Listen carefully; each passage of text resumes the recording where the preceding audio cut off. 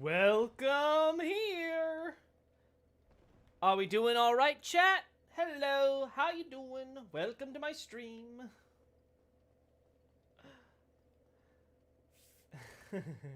Hello, 90's gonna say the same thing? You survived. Yep. Yeah, I know, it's very impressive. I went all the way down to Ash Lake and made it all the way back up in one piece. I'd be impressed too. ONS time! Yep, Scanty, that's it. It's gonna time for some Ornstein and Smough. Ornstein and Sumo. Oh boy. That's gonna be an experience. Now, I've done everything I can here. As far as trying to make this sword viable, I should say. It says here that my R2 and R1 are at least comparable, though this dagger, still better. I don't have my dex up as high as I would like it to be, but we'll keep on working on that. We'll see how this does. It's just nice to be able to actually have a dex weapon here. Hey-oh! Hey, Arberg! Hey, Johnkick! My Aldrich shirt came in the mail today. Oh, that's cool. That was a really cool shirt you showed the other day, so... I'm looking forward to seeing you with it. Please, send pics. Let's see.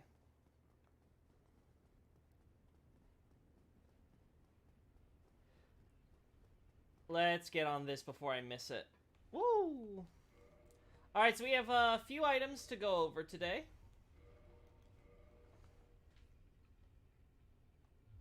Yeah.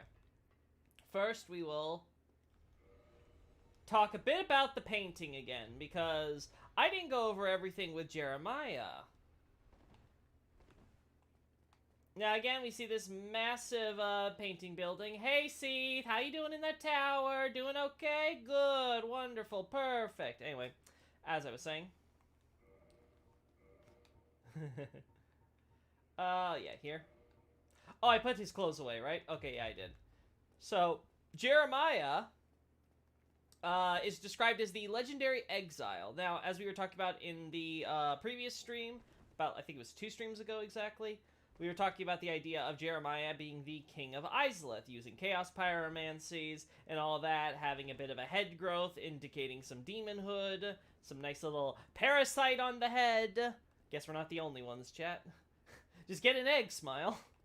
But then there's the idea of then, okay, well, why is he exiled then if he's the king of Izalith? Why would you exile your king? Well, that's the firstborn, but we're getting ahead of ourselves there. The idea, of course, being is that, well, what's got him exiled and why so legendary? Well, as far as the exile is concerned, we can imagine that something big must have happened that would get him exiled, because the only one who can exile him is probably family. Obviously, his quote-unquote wife, the Witch of Izalith, is the lord, as it were. She's the real king in this household, so the idea that her hubby, the father of the daughters of chaos, might be thrown out by her. Yeah, that sounds about right.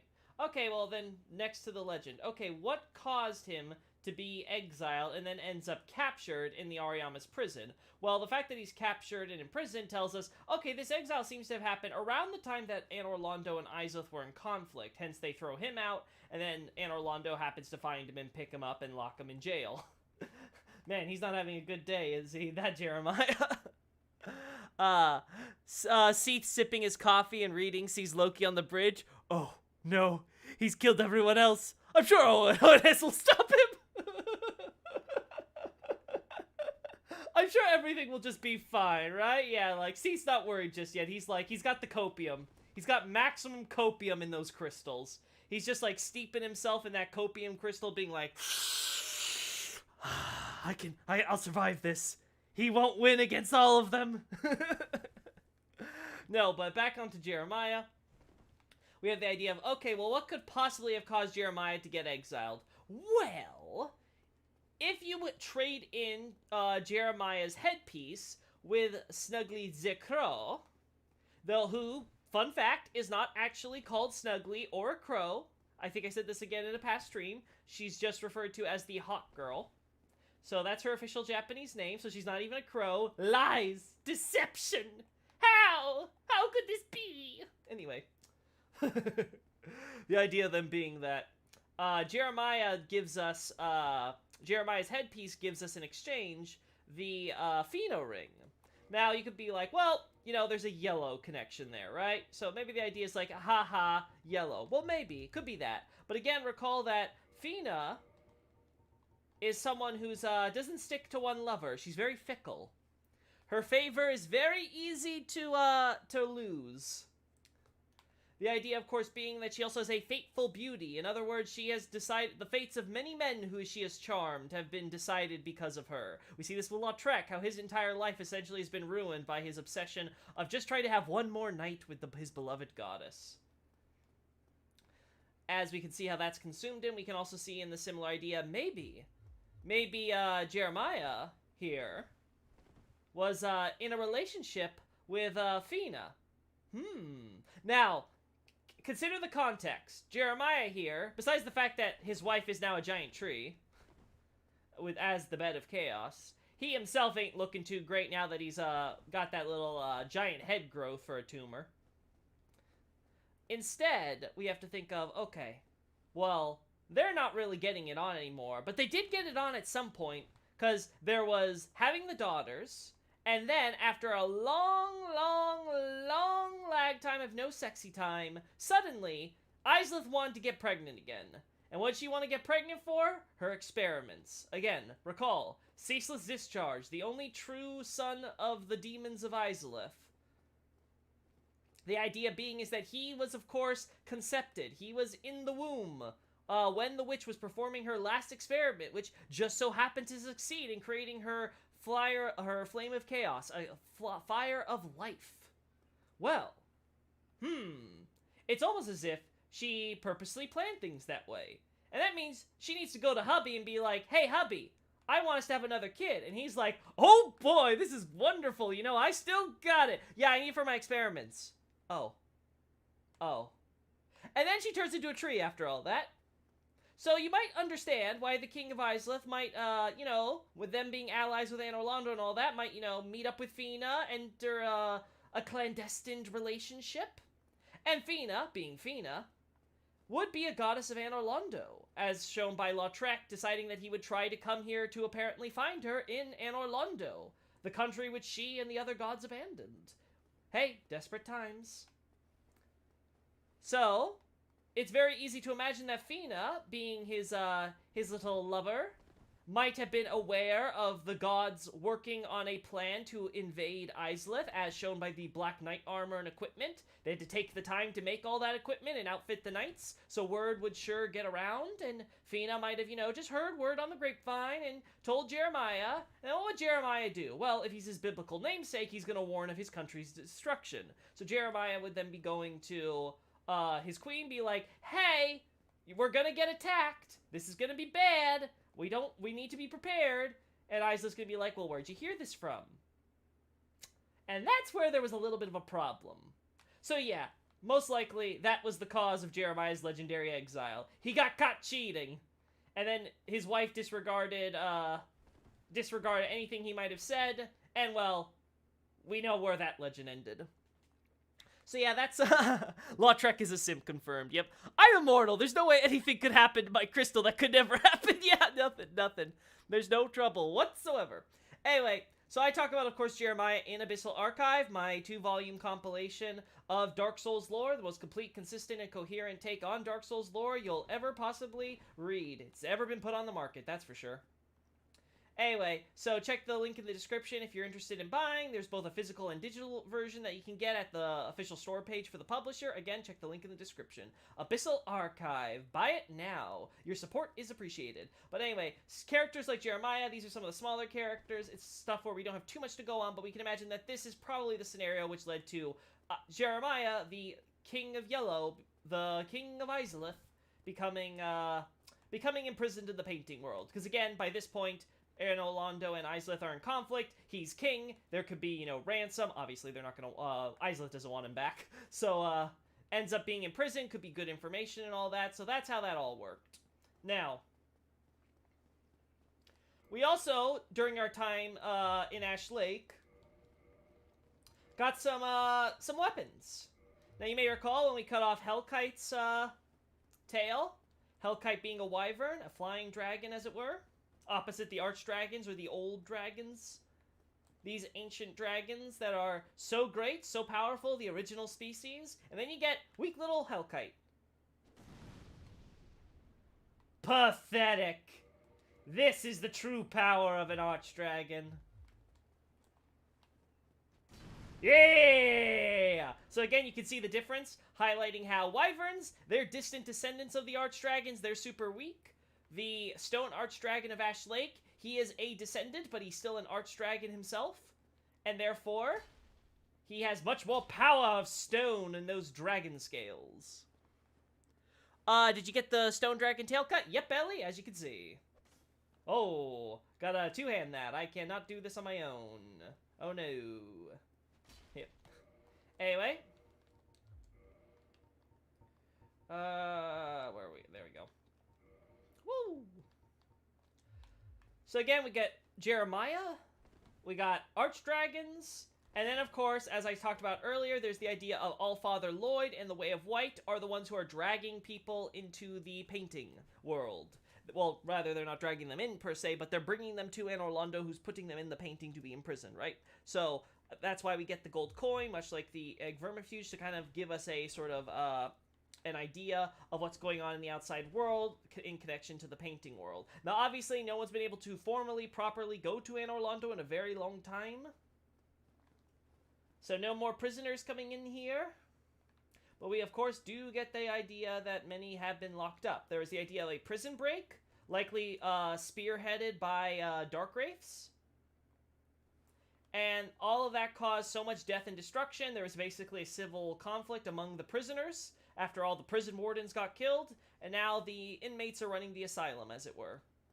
They were protecting, of course, Priscilla, who they love and respect as the daughter of Sif and Velka, especially Velka, who is again the goddess of sin, who many of them are transforming into crows for, because those crowmen of Velka so love their goddess. They're so obsessed with her and wanting to be closer to her that they are literally transforming into crows, an animal which, as we see, is closely associated with Velka, the black-haired witch that she is. Oh, there you are, finally! Hey, Rico, sorry, today's I started a little bit later than usual, because, well, one, I've been skipping my off days because of just so much stuff happening. I've been wanting to get back to it, but, like, just, vacation. Never really a vacation. But then there's, of course, today I had a bunch of stuff that just had to get done right away. So I had to put this off a few hours. But now we're here. Everything's good. I was wondering, the four knights are pretty public figures, no? Then why would they put an assassin in there? I thought assassins shouldn't be known and live in the shadows. Well, here's the thing. It doesn't matter if you know that there's this great famous assassin. Like, here's the thing. The Lord's Blades are supposed to be known. They're not supposed to be this secret where it's like you don't know that you're being killed by them. They leave a calling card in the form of, well, cutting of ears and stuff is obviously with the Dark Moon Blades, but the entire point of the Lord's Blades is that they are, again, the King's Blades. They are Gwyn's, they kill the god's enemies, specifically Gwyn's enemies. The idea being is that, they leave an example to others, so that way they know, hey, if you do something bad to the gods, if you piss off Gwyn for any reason, piss off Anor Londo, you're dead, and everyone's gonna know that we killed you, and therefore, yeah, don't go against the gods. So yeah, they want to be public. It's not like, what's Kjaran afraid of? Like, she's gonna get assassinated? By who? She's in Anor Londo. She's in probably the safest place for an assassin on Gwyn's payroll to be, like, yeah, that's... The issue with being secret would be, hey, you don't want to get caught in the middle of an assassination job. But that's just a matter of her hiding. That has nothing to do with whether or not people know she might exist. Aye, Shemai, and good day to you. I'm sad, BB1. Oh, sorry to say that, man. So for those that don't know, we did a poll on Twitter because I got a PS5. And I'm like, okay, I can play Demon Souls Remake, and then I realized, oh wait, I can also play Bloodborne. Oh no, decisions, me, with agency, oh no. So I punted it off to you guys on Twitter and in the Discord, and the votes came in, and well, Bloodborne ended up winning. It was really close though, like, holy gosh, you guys really made that decision not easy. It came down to the hour.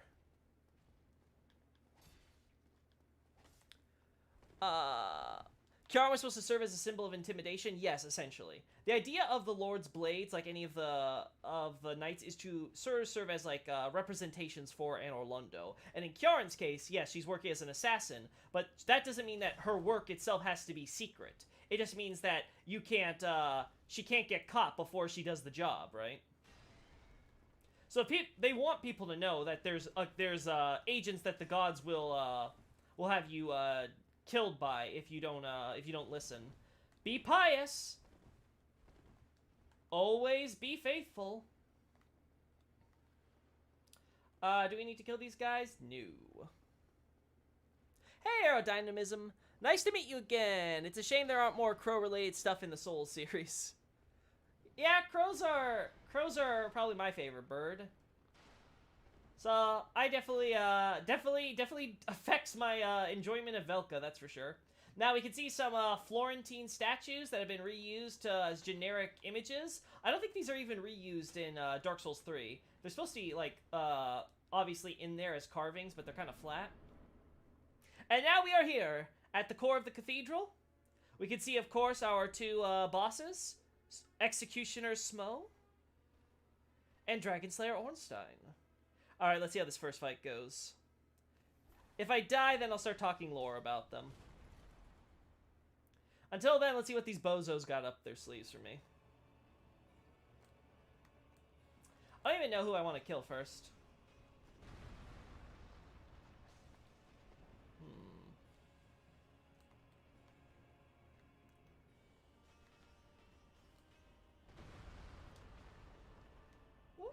Oh, that was not the plan.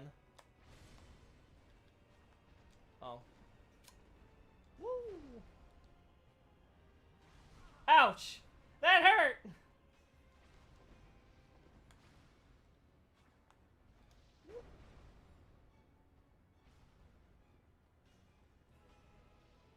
Oh boy. We're gonna be doing last strafing this one, I get the feel. Oh! Dang. That was fast. I gotta predict that. Oh! Oh, that wasn't right. I don't got 8-way rolling. I can't go diagonal. Oh, right. Oh boy. I almost imagine the Lord's Blades like bards in court, where they would be all mixed up in rumors and blackmail, etc. Yeah, the idea of the Lord's Blade is, of course, it goes on the rumor vine, right? You have to think of the Lord's Blades as the precursor to the Dark Moon Knights. People know the Dark Moon Knights exist. They know that when the ears are cut off, that the agents of the gods have acted. You could argue how much information is known about the group, but there is the idea that there is this group that will kill you, if you go against the gods, and that's the point.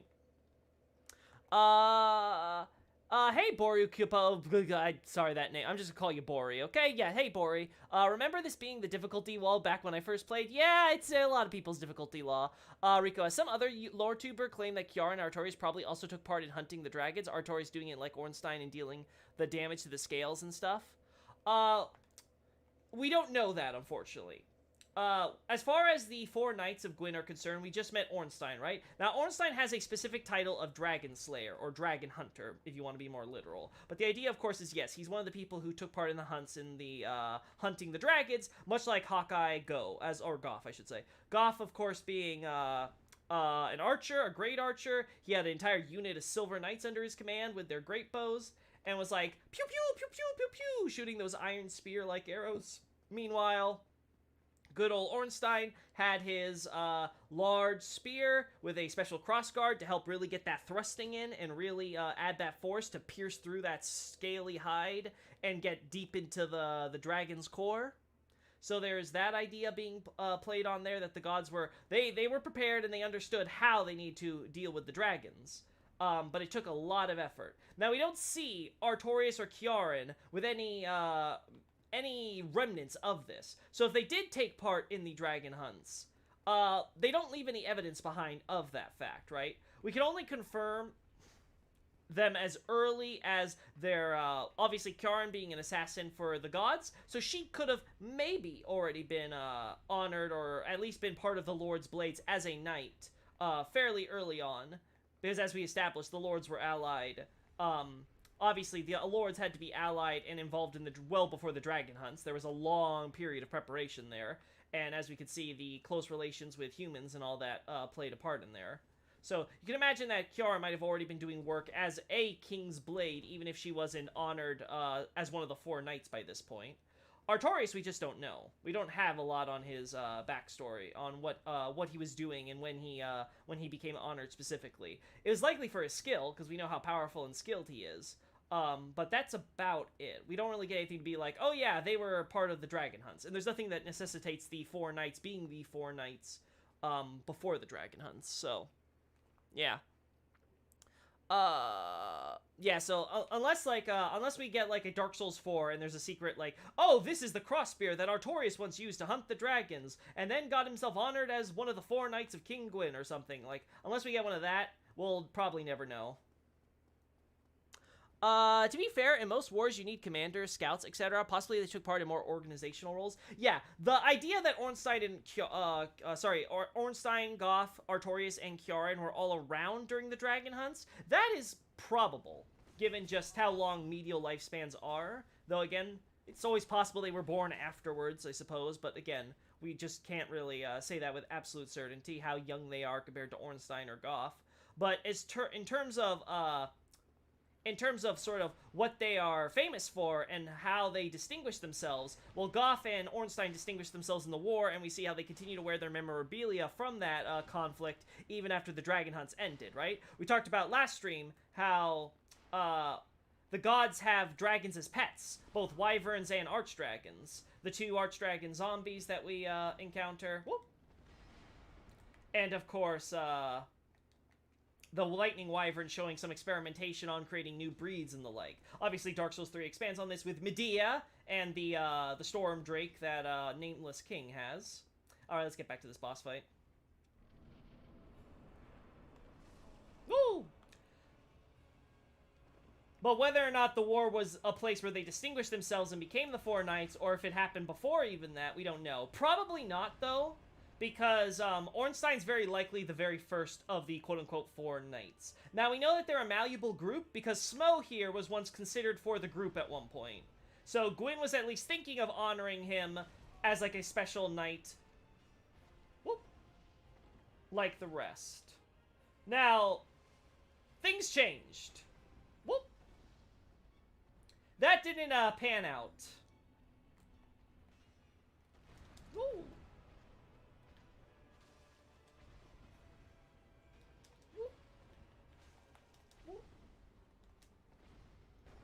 Alright, can we get you over here? Thank you.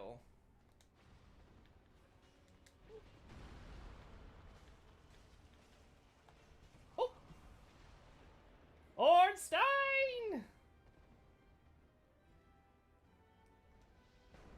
Get over here. Come on. Now, it should be noted that while they're called Executioner Smough and Dragon Slayer Ornstein, the person I would prefer if Dragon Slayer was one word, but c'est la vie. Oh. Stop it! There we go. There we go. It should be noted that the Japanese is written a little differently. There's a little more nuance there. And the nuance being that they essentially use, well, it's essentially the equivalent of kind of using quotation marks around the names. The point being, of course, to show them as titles, not as descriptors. So, for example, when Quelaag is referred to as Chaos Witch Quelaag, that's because it's describing her, say, like her occupation or her status as again, a Witch of Chaos, a Chaos Witch. Now here, instead, it's sort of highlighting Dragon Slayer and Executioner as titles. Now, as we know, Ornstein is not currently a Dragon Slayer. He's not hunting dragons anymore. That time is long since past, much to Goth's sadness. Those glory days are behind them. So Ornstein just continues to wear the equipment and the title of his former work. Well, what does that mean for Smough, then, who has a similar title as Executioner? So we know that Smough definitely was an Executioner. We know that he killed many. Well, gosh, you really went around the side there. That was a mo. Oh, that's gonna happen a lot during this. I get the feeling. Oh boy, oh boy. So where does that put Smough? We know that he was an Executioner, but is he one currently? Especially with that armor he wears. Well, we'll talk about that after I die, probably. Whoop! Stop it! Stop it! Whoop. There we go. Oh, thank goodness you saved me there. Thank you, Smough. You saved me from your little brother. Whoa! Ooh.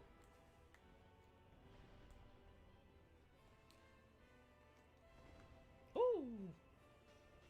Yeah. Oh! Thank you, Ornstein, but can you, like, get over here? Ornstein? Ornstein? You're scary. I just want to... Oh.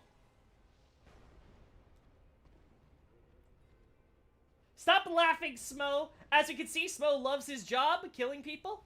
There's nothing he loves more than being able to get a good old crushed on the bones and the blood and the sinew and all that stuff. As you can see, unlike a traditional executioner, who the honorable way to kill someone would be with the sword, beheading. Instead, Smough prefers a big giant hammer to just crush you. We can imagine that Anor Londo executions were quite the grisly affairs. Now, in the end, Smough, being a bit too kill-happy, caused Gwyn to be like, you know what? I allow a lot of stuff, but I'm not going to allow a literal psychopath to be honored as a knight. We have a kind of an image to maintain here on our idea of knighthood. You know, chivalry, honor, you know, do good for God and country. Can't let the humans have a bad idea about us. Oh. Woo. Oh. Oh, this is going to hurt. Oh. Dang! That was close. I almost got out of there.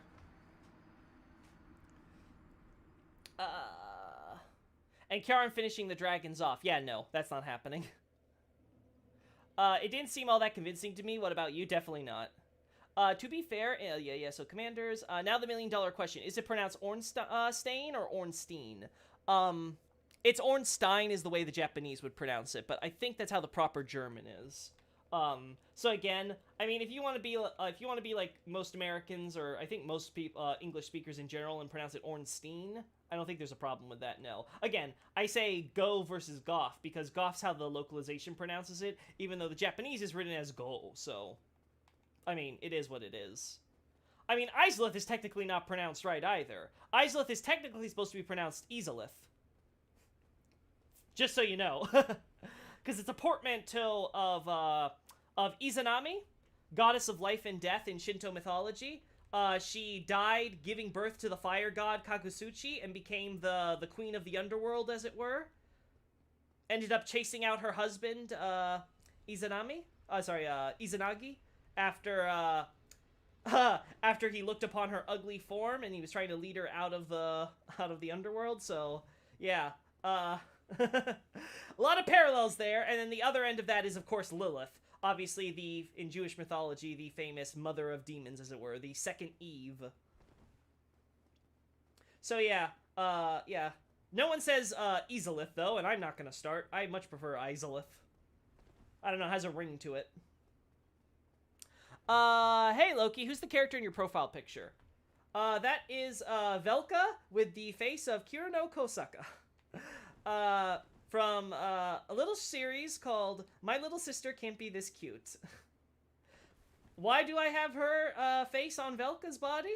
Because I thought it was really funny to imagine Velka as a little sister who likes playing hentai games about big brothers trying to romance little sisters. I don't know. I find it funny. And it's been the running gag I've stayed with for a very long time. Woo! Yes, it's proper German. You nailed it there, Loki. Woo! Oh, so I pronounce it, I pronounce it right. Yeah, I guess. Yeah, I know most people say Ornstein, especially like lore tubers and stuff like that, but it's, at least the Japanese is pronounced Ornstein, but I'm not gonna stop you. It's never said in game, so like...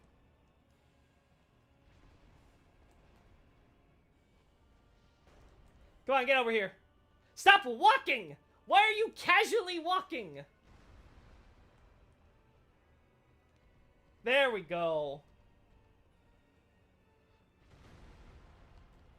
I'm just saying that's a little unbelievable. With that tiny ass spear. Oh my god. Okay, it's totally believable. I'm sorry. What? No, I'm sorry. I'm sorry. Oh boy, this is gonna take a while. Confirmed Loki's a weeb, we always knew. Gosh, what gave it away? Was it the anime avatar? Or the fact that I just revealed what the anime avatar is about? Do you consider it possible that Artorias became a knight merely because he was so strong and honorable? Else, which achievements would you consider he has done? The former. I think it's possible that he was just super good, he proved himself more than any other Silver Knight, and so they're like, oh hey, I'm gonna honor you. Kjorn, it's obvious it was for her work as an assassin, hence why she's now the leader of the Lord's Blades, right? That's why I say, I can imagine Artorias and Kjorn might have been around. They could have been involved in the dragon hunts. We just don't see any evidence that they are. Because they clearly weren't honored for it in the same way that Ornstein and Goff were, and therefore keep their memorabilia as like, kind of like a badge of honor, as it were. But Ornstein, I think Ornstein just, he went out to Darkroot Garden, met a wolf, became friends with the wolf, learned how to fight like a wolf, taught the wolf how to fight like him, and they became the strongest together. There. That's what I think happened. I don't go too in-depth in this in Abyssal Archive because we don't get a lot to work with, as far as Artorias is concerned. So, most of what I talk about with Artorias is, like, other aspects of their history, but as far as, like, how and when they were honored, again, it's open enough that I don't think it's something we'll ever be able to say for certain. Confirmed, Loki likes hentai. We always do. Ah! No! Slander! You can't prove anything!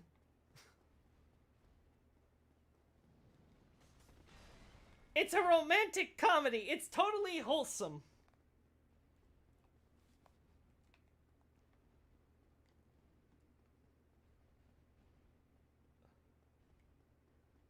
Wolf things in ER. Yeah. Wolf things in ER. Artorias and Radagon would be best of friends, I get the feeling. Just a hunch. Alright. Can you, like, yeah, you do that. There we go. Can you, like, yeah. Oh. Oh, sure. Yeah, that's a thrust, alright. Whoop.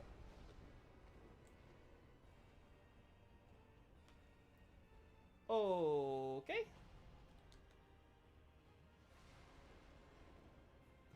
As we can see, Ornstein uses lightning along with the spear in order to highlight again his expertise on dealing with dragons. Oh, that was nice, but then you stepped away and I can't get you. This is the sucky part about a dagger. I have no range, so I really have to be careful. Oh, dang it. Too early. Oh, too early. Alright, that was too late. Ay. It's totally wholesome for the whole family, including siblings! Especially siblings, Scanty, clearly.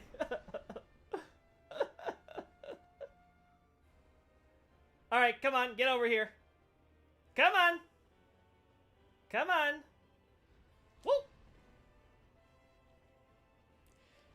Now again, back on the topic of knights, when we were talking about the idea of these being titles and that they aren't necessarily true to their current status, we see how both Ornstein and Smough are guarding Gwynevere. They are both blocking our way as a trial.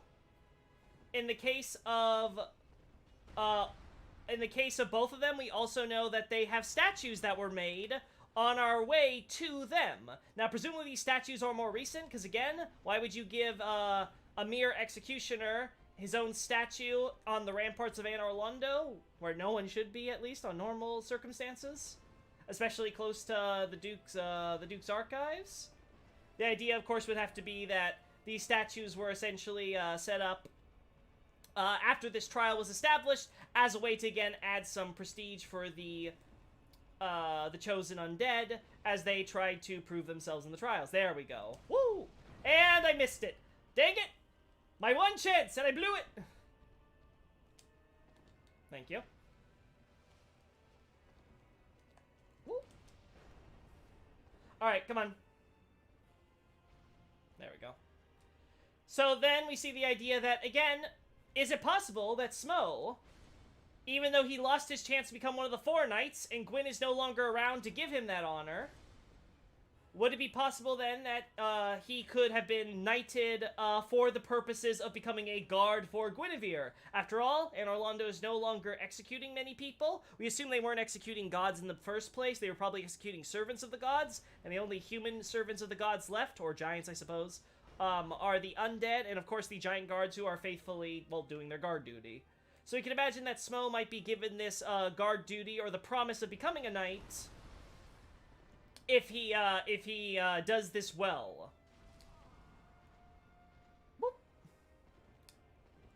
Dark Souls 3, of course, confirms that he is in fact a knight here, so that implication can be put to rest. But again, just worth noting how the game sort of set that up here. Okay, I gotta take the chance. Go on. Get over here. I swear, I might just kill Smough first just because. At least he doesn't make me wait. He's not a tease. Woo. See, he just wants to have a good time. You can hear that with every swing of his hammer. Thank you. Oh my god. Ow. But Ornstein's so fast. Oh. Oh my god, I can't believe I timed that. I was like, there's no way that works. Oh right, but your combos are forever.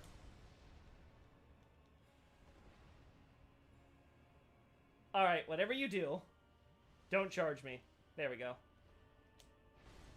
Oh my...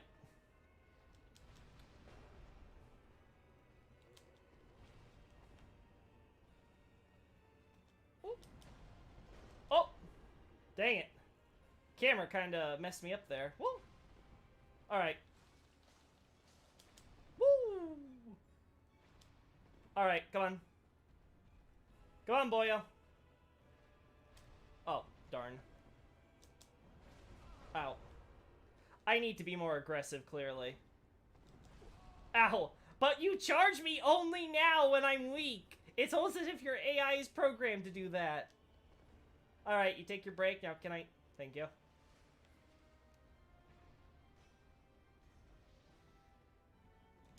Oh. But you don't go that far. Okay. Come on, boyo. Over here. Good. Good, Ornstein. Good lion. Whoa. Oh. Darn. Man. Ow. I should have seen that coming, huh? Damage, I'm doing good, though. I just need to get in and find the openings. Why aren't you using Falchion? Because I don't have an upgraded Falchion, that's why. I see you lopped Priscilla's butt off. Oh, I lopped more than just her butt off there, Night Scout. Scanty. Why aren't you using Falchion? With how long Anor Londo has been abandoned and how few people Gwyndolin has, I figured the statues were actually old. It's not actually that old, Night Scout. The Anor Londo hasn't been abandoned for that long, which is a point I've been making for a bit now. Actually, I'll talk about that more once we get to Gwynevere proper. To a degree, I felt like poor Smough, he only wants to be Patrick Bateman a bit. To a degree, I felt that Smough was always a knight, hence ever being considered to join the Four Knight status in the first place. That could be That could be possible in terms, but the idea of a knight being an executioner is a bit mutually exclusive, so I would say I doubt it. But hey, maybe. He was just also infamously an executioner. Again, I have my doubts. It'd be weird to give 4 knight status to a guy who was only ever an executioner. Well, you have to get your start somewhere, right? But yeah, I see the logic. Huh. Should rest in the Anor Londo mansion bonfire. Do you think? Either one, I think it's going to take longer. This one, I don't care about the enemies as much. I feel like running past the Silver Knights could be more of trouble. Especially the ones where you have to climb the stairs and stuff like that.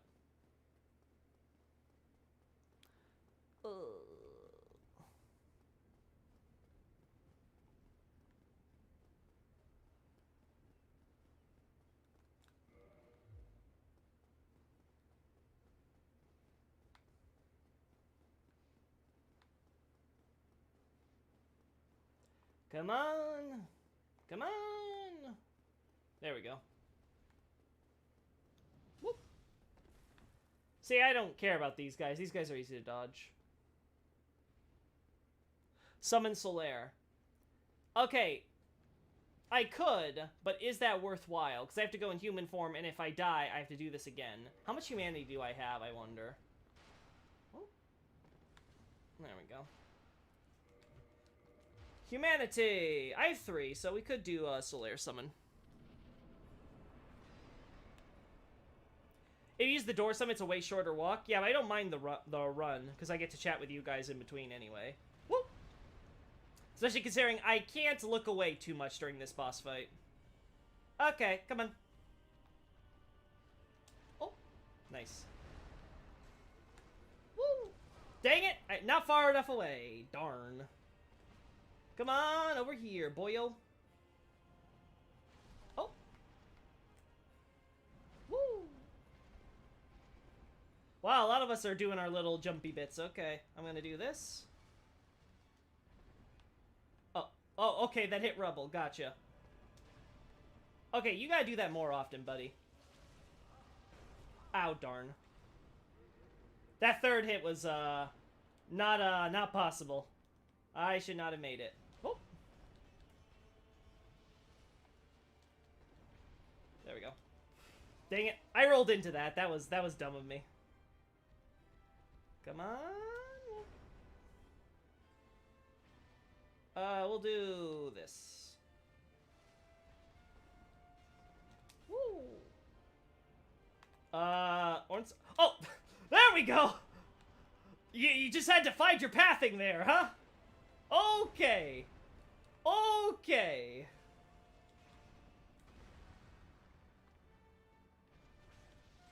Oh. Ow, I got double teamed! Ow!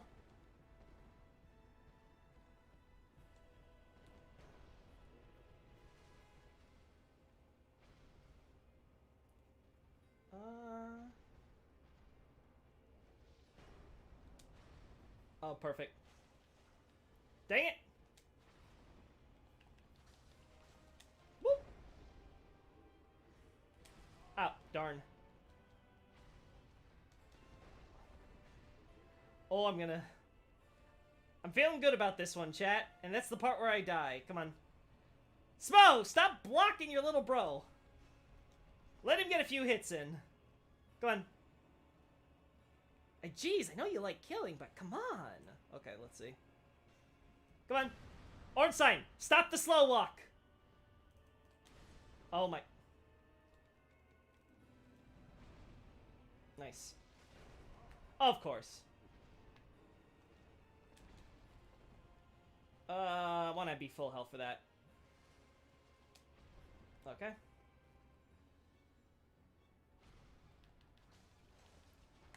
Dang it. Didn't get the third hit off. Not getting any bleed off of this guy, so... Now, Ornstein, of course, is weak to the heathen element as a medial. Smough, however, is not. We will also talk about this more with the second phase, but there are certain qualities indicating that Smough is actually a giant, which may explain, in part, his place as an executioner, rather than starting out as a knight, as I mentioned earlier. As an honorable knight. Now, besides, of course, him being depraved and perfectly suited for his job, Hello? Hello? Oh. Come on.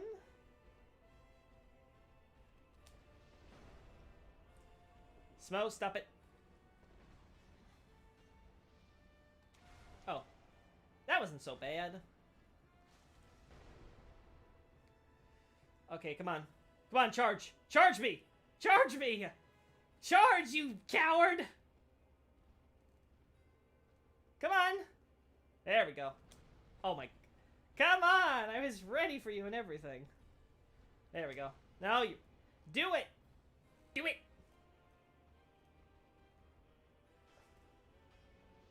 Ay, ay, ay. Come on, boyos. Ooh! Dang it, you had to... There we go. Come on, a little farther. Come on, do your Superman fly. Get over here. Yay.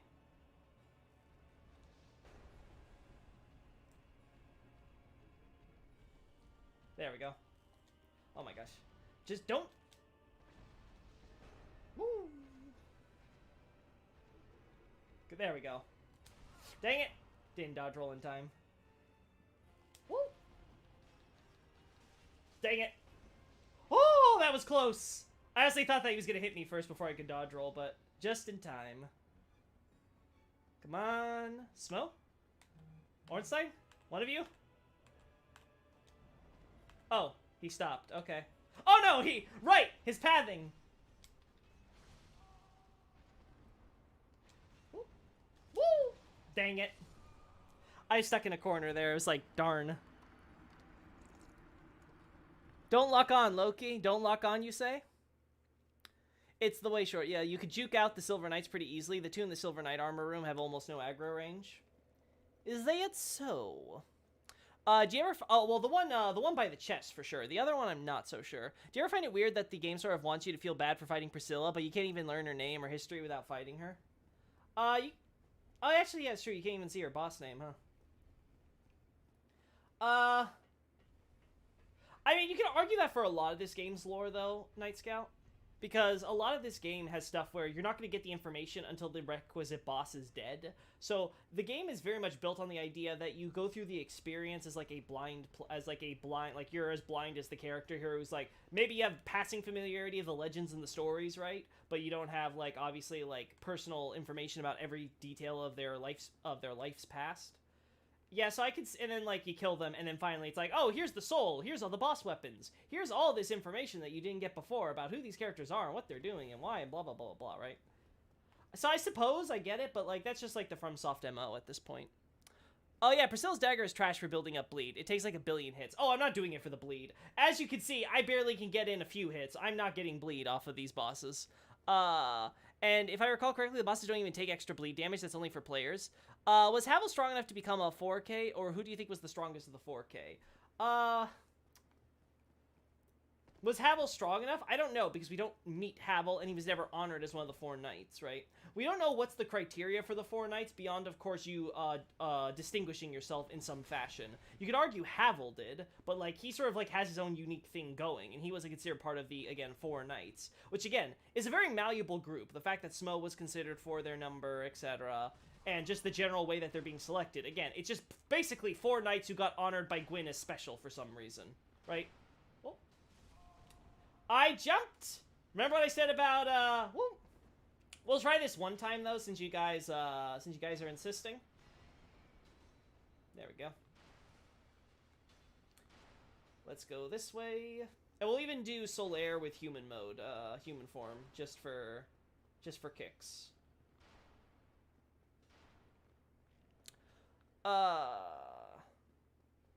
But in the case of Priscilla, history is optional, even walking into the boss room. With, if I recall correctly, a raise to the sin counter if you fight her, but you can't even learn her name otherwise. Well, she increases the sin counter because she's technically a peaceful enemy, right? She's not a mandatory fight, right? She is optional. You don't have to fight her to get through her boss area. That's why she gives you sin, like various other peaceful NPC encounters. Yeah, this is fine. Ah, Solaire's gone. Okay, I can... Alright, let's go in human form for this first time.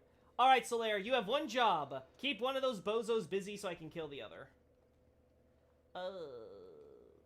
Reverse hollowing.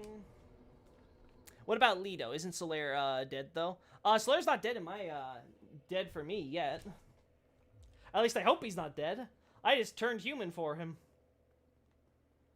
Alright, let's see how bad the walkthrough here is.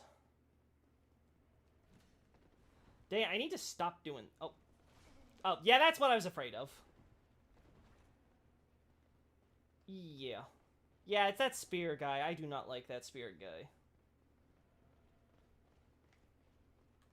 He could probably hit me through the wall there if I was too close to that railing, honestly. Give up! Stop it.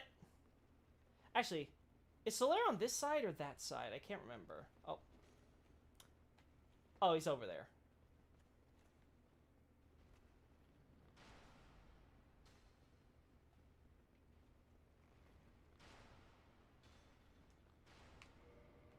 Oh! I got my summon off, that's all that matters. Loki, back to my questions, please. Rico S. Oh yeah, so the question was about Havel, right? So I think Havel was probably strong. Was he strong enough to be warranted called one of the 4 knights? Maybe. Again, the idea is that Gwyn distinguishes you. And the idea that Havel's already a comrade in arms, he already basically seems to have... He's still allowed to be a, like, a royal guard, from what we can tell. Again, see access to the castle and all that. Plus, while wearing his own unique armor and weapons and stuff. So, personally, I think he's probably comparable.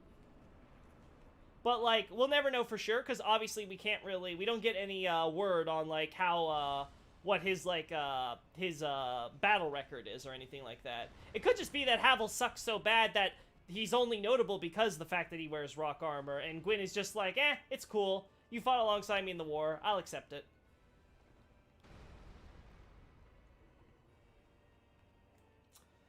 Ooh. Hey, Crest, good to see ya. Ooh. Now, forgive me. Whoop. I'm going to be, Oh, no. Darn it, and you were caught on the thing. Ooh. Ow. Ow. We didn't even get, Solaire in here, did we? Darn. I think you need to fight those guys to help Solaire. He might not enter the fight and aggro them instead. Oh, darn. That sucks. So we have to kill, okay, we'll do that one time, chat, but if that keeps on happening, yeah, no, I don't have enough humanity for this. Is that a challenge run? No, it's not a challenge run. It's only a challenge so far as I'm not using my normal class, which is Pyromancer.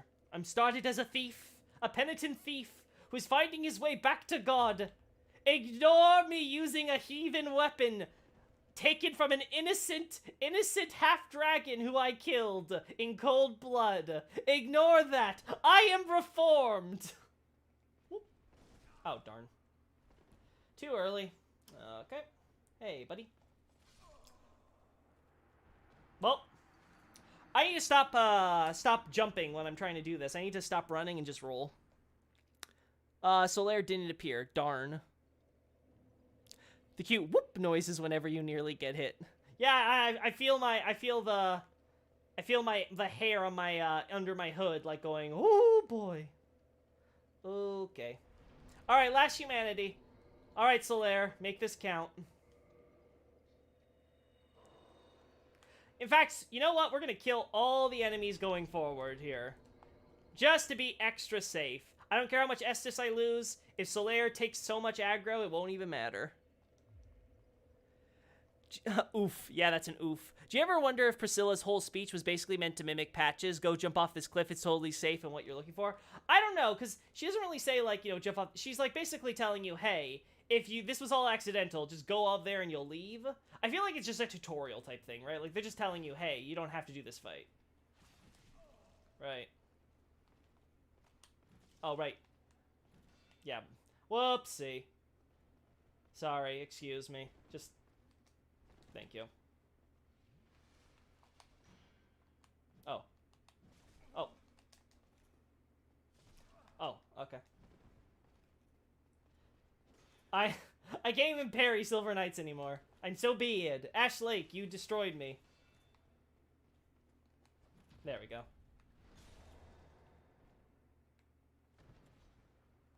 Yeah, you die. That's how what I thought. Die. You have a hood? I mean, what else did you describe this thing as? It's a mask, it's a hood, it's everything I want it to be. Which of the 4 knights do you think is the strongest? Oh right, that was another question you had, wasn't it, Rico?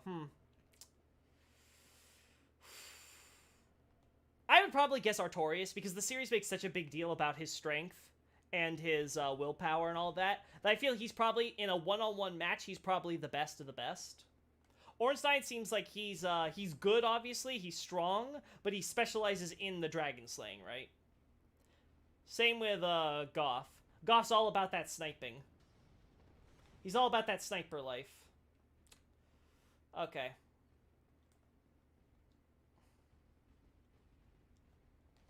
Oh, you have got to be. Do your shields. Oh my. One of you coming? Yeah, there we go. Darn.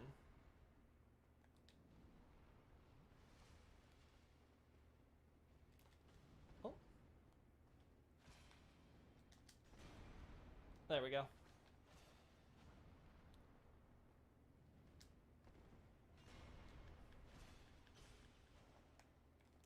I think this one's better with the bleed chance. Oh. So, we'll do that.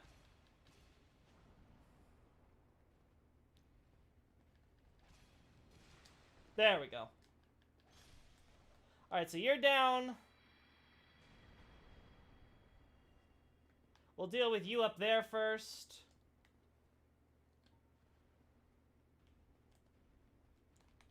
Oh. Oh, right. Get down here. Oh, never mind. Get up there! Get up there! Up there! Quick!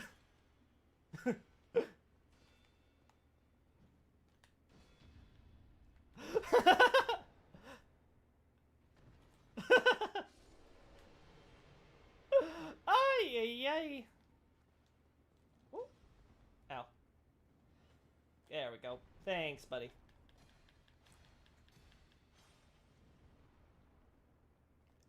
Come on.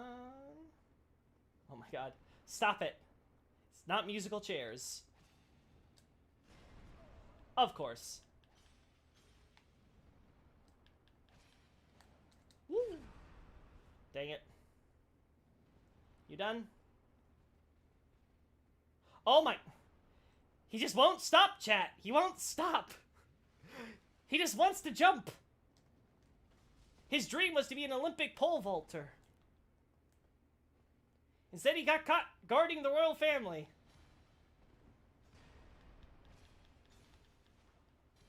There we go. Jagged Ghostplay has way better bleed build-up, yeah. It has the better bleed build-up, yeah, but that's not going to matter against the boss. All I want is to get Ornstein down with my heathen weapon. Alright, let's summon Solaire. Let's see how this goes. Last shot, so. Yeah, but a lot of people didn't. I could see why. Oh, wait, so let's see, yeah, but the thing she says is to jump off a nondescript cliff, and with every other drop down, there's a fatal. Mom, get the camera! Loki parried! Along with the seeming lie that the painted world is peaceful and kind, the people put each other on pikes, they're not peaceful or kind. Well, again, Priscilla's talking from her perspective, so yeah, for her, yeah, they're peaceful and kind because they love her. She's Velka's daughter. Like, they're gonna treat her like she's a freaking princess. She's like the best thing since sliced bread. So yeah, I understand why she's saying, like, I get why people don't pick up on it, though, yeah. I can imagine a lot of people being like, oh, hey, you're a boss. Hey, I fought, if they've done the patches thing, because it's possible people haven't done Tomb of the Giants yet. But it's like, hey, I don't trust you. Every time I fall off a ledge, I die. I get a giant big smack, you died message every time this happens. So, like, yeah, I get that. I didn't personally have any issue. I was like, oh, okay. I ignored her, and I moved on. I don't think I even killed her in my first playthrough, to be honest. Giant ballerina. He wants to be a... Who wins, Artorias or Goku? Well, Do I need to answer that? Obviously, Artorias, duh. Anyway, Jagged Ghost Blade, or I guess it depends on which boss I'm going to fight first. Jagged's definitely going to be for Smough, because he's not weak to heathen weapons. He ain't a medial. Woo, come on. Get over here. Whoa! Ow.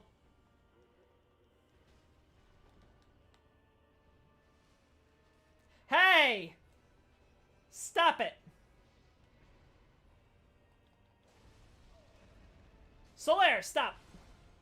Solaire, just...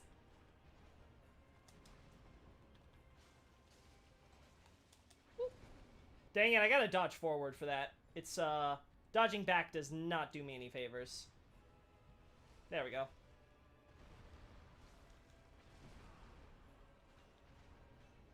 Woo! Oh. Oh.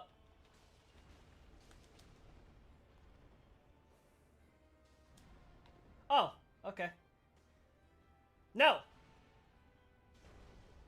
No. No.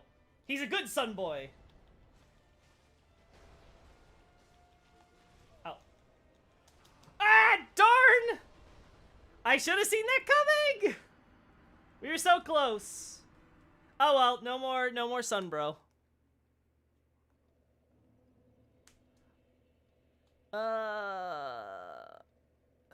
I think Priscilla just hasn't left her room for a really, really long time.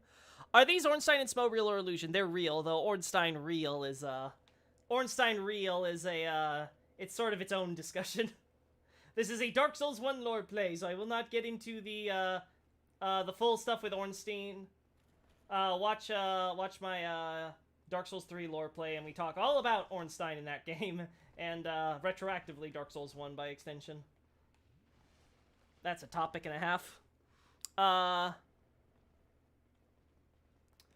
Also, if you treat her nicely, if she could mingle with them, she'd be seeing that they could put each other on pikes all the time.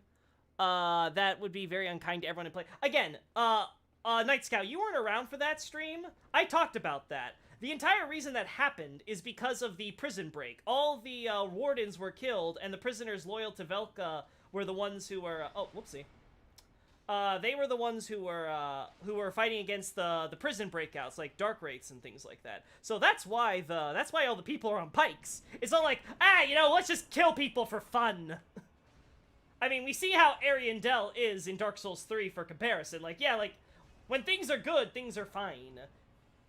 The bigger problem in Ariandel is the fact that the crowmen have another civil conflict among themselves. You got Ornstein. Yeah, I got Ornstein. I think, number 1 raised her, I think. Yeah, she's probably, she's definitely innocent. And she raised her kids pretty innocent, too. This fool not murdering Smough first, shake my head. Listen, I would gladly go for Smough first if Ornstein wasn't this quick little critter who's closing in whenever I get near his big brother, okay? Big brother, big brother. I want to fight against the chosen undead too. We have a chosen undead at home, little Ornstein. Ouch. Now that was just me being stupid. Oh no, you do not, we're not doing that. No. There we go. Whoop. Darn. That was not the choice, clearly. That was not the play. I'll be honest, I don't know how the hell you didn't catch me there.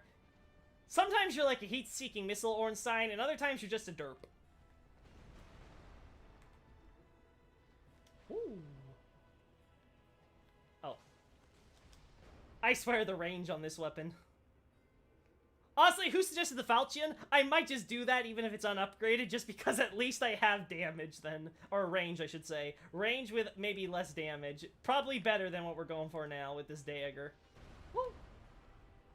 Come on. Woo. No, no, no. Stop with the range. Do that when, like, Smough is after me. Oh, there we go. Oh. Come on. Come on. Come on.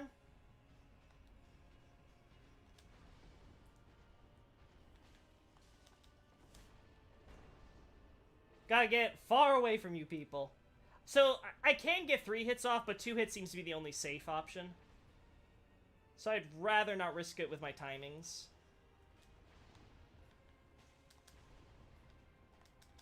Dang it. I can also get a hit. Oh, nice!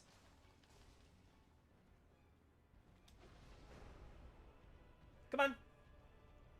Come on, big lion boy. Come on. Come on.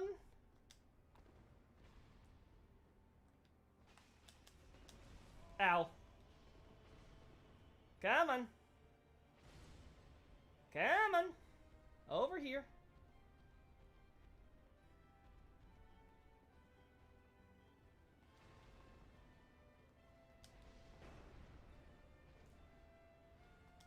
Ah, darn. I didn't see him quite. Woo! Okay, yeah, you do that. Alright, get over here.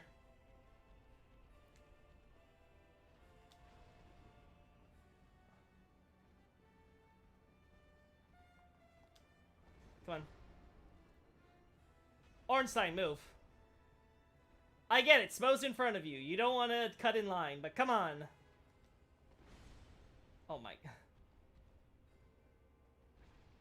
I swear.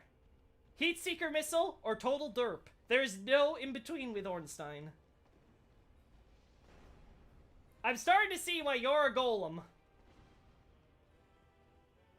Come on. Come on. Come on, you little shit.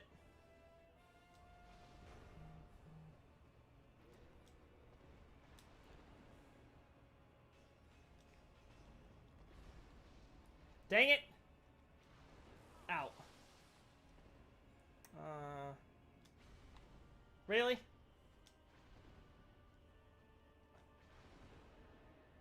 Come on. I just need to get these guys separated for 1 second. I have to go counterclockwise. That might be better, because the way things are, it seems like Smough's constantly pushed. Oh, wait, this might be my chance. Come on. Come on. Come on.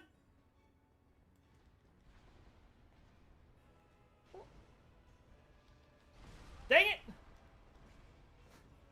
That was so close, too. Smough pushed him right into position, but he was in the middle of attack. Come on. Ow. Ow. No.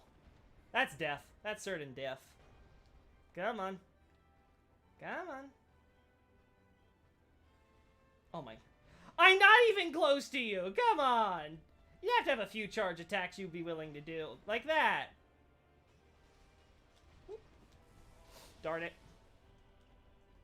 That did not work as planned. There we go. Come on. Whoop. Dang it! So close. He's walking at you menacingly. Hey, Waphilios. Makes me doubt there even a happy ending for the Dark Souls verse. Hey, FPS Ninja, good to see ya. Yeah, there isn't.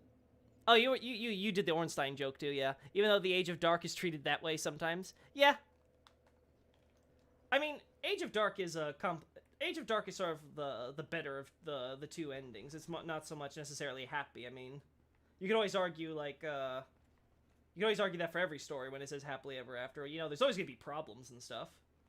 The question is that the best outcome? The architecture reminds me of the Undead Asylum, and there are cages lying around implying people were dumped in the dimension. The Undead, the painting world was originally developed as a tutorial level. Like, that's why it has similar basic architecture. Though it is a different style. It's not completely, like, copy-pasting assets or anything. Oh, right, I went the wrong way. Whoopsie. I'm like, wait a second. This isn't how I get out. Alright, we're gonna go this way. I know it's the size of the lightning bolt, but what you do, it's the, oh, I know it's not the size of the lightning bolt, it's what you do, okay. Okay. But I struggle to believe that Ornstein could take down a dragon with that little shock. Listen, gameplay isn't lore. I'm sure in real life that lightning shock instantly kills us. We go psss, and we like die on the ground or some shit. But in game, it's like, hey, you waking up yet? So is Velka still around? Yes, most of the gods are still around in this game at least. Velka's also still alive in Dark Souls 3, but she's gone through a few identity changes. Andre Restora lives forever. It's a good ending. Any timeline where Andre is undead and can forever be our blacksmith is clearly the good ending. Is that what you're saying, Crestfallen? Oh. Oh! That was quick.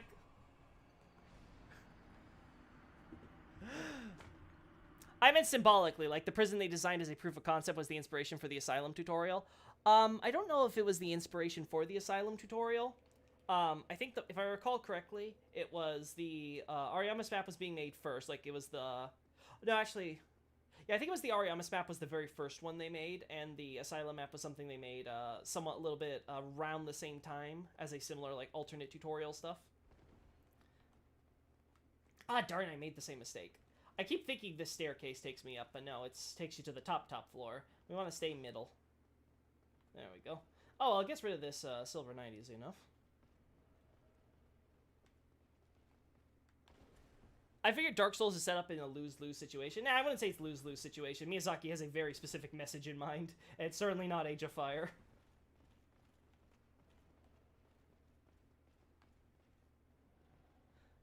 So are the big guards with the shield Silver Knights as well? No, because they don't have Silver Knight armor. They're considered separate. They're just considered giant royal guards. Again, the ones outside the cathedral are regular guards, and the sentinels inside are considered royal guards. Whoop. Ouch. Ouch. Whoop. There we go. That was not the way I wanted to start this off, but that's fine. It's only one Estus. Don't you dare. Don't you dare.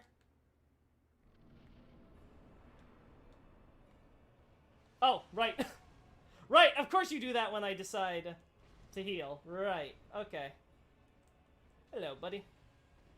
Hello, my friend. Curses. Oh, yep. I feel like I'm getting progressively worse as we do more battles. First few fights is like, oh, we almost got to second phase. Now it's like, okay, 5 seconds. But Koth is setting up the Pygmy Soul for nothing good. Define Koth is setting it up. Koth is just trying to help the world along its natural... Right? I keep making this mistake. Along its natural progression. Whoop.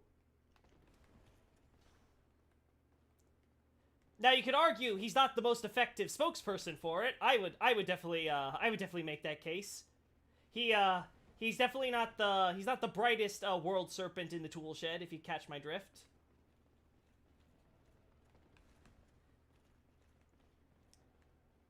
But that's not really like intentional or anything.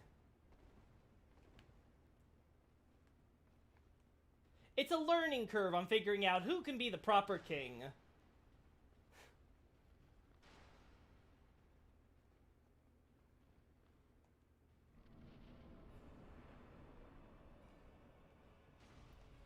The Pygmy's Lord Soul is bright and fiery, Night Scout, because it wasn't split into the individual humanity pieces. There's a reason why it's smaller than the other Lord Souls, because it's dark. That's why it takes that specific shape and size.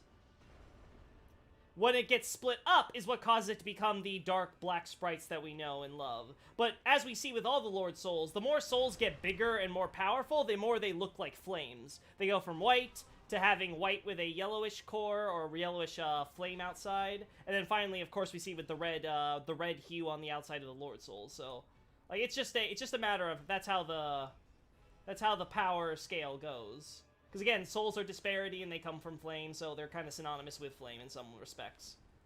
At least in terms of their appearance. Woo. Ooh. Come on. Gonna get separated from the rest?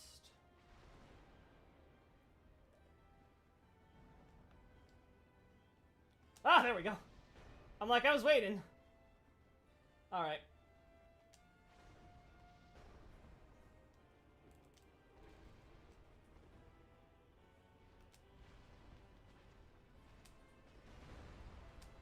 Ah, darn. Ow. Should have dodge rolled anyway, clearly. Dang it. So I felt some, let's see, figurative world tree, but it's corrupted to be unhealthy and dark, but the pygmy soul was always tiny, and when huge chunks of it's in a mass, like with Manus or Dark Souls teamed up, it's still black. Well, because it's not big enough to be a Lord Soul. Like, again, a Lord Soul is a Lord Soul. The Lord Soul is supposed to be the largest and most concentrated form of, disparity that we ever encounter. It's not supposed to be comparable. Even Manus, a powerful dark sorcery, isn't supposed to be comparable. Again, keep in mind, the pygmy literally split it up, and every single human that has ever existed has a piece of the pygmy's dark soul in it. Manus, for all the humanity he has, doesn't have all of humankind's humanity absorbed. So, like, again, no comparison. Loki still suffer. Listen, Loki needs to stop being an idiot. That's what he needs to do.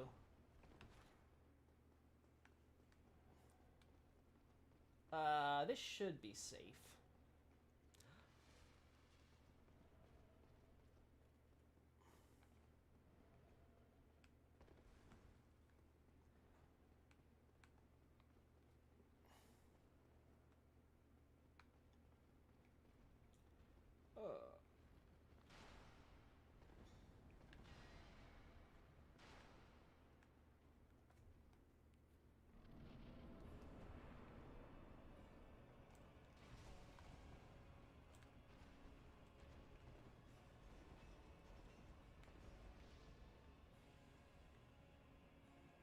There we go.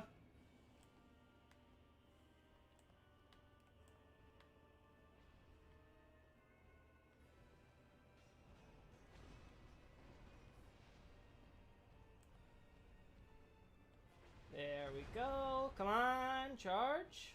Charge. Actually, honestly, it might be better to actually use my shield for this fight rather than dodge rolling. At least for Ornstein, because I have to get through his attack several times over. So if he does the next charge attack, let's see how his shields do. I might have enough stamina for it, if nothing else. There we go. Of course, Smough. The one time I go after you. Oh. When he doesn't have lightning, preferably, tipping that spear. Oh. There we go. There we go. Oh my.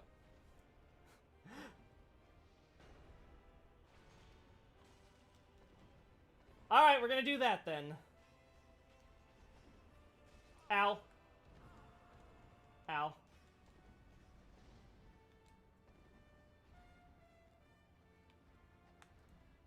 Whoop.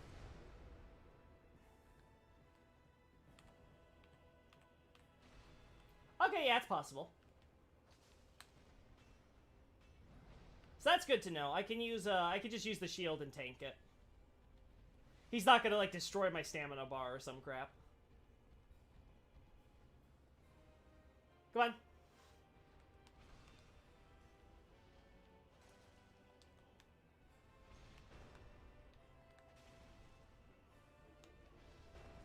Woo!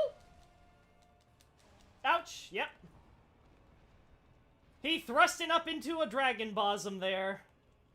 He don't see anything else. Ooh. Oh, there we go! Oh my gosh, that pathfinding, huh? Woo! There we go. Dang it. Can't get that in before Smough, though. Woo! Yeah, dead. Yeah, he gets me on the first hit, I die on the second.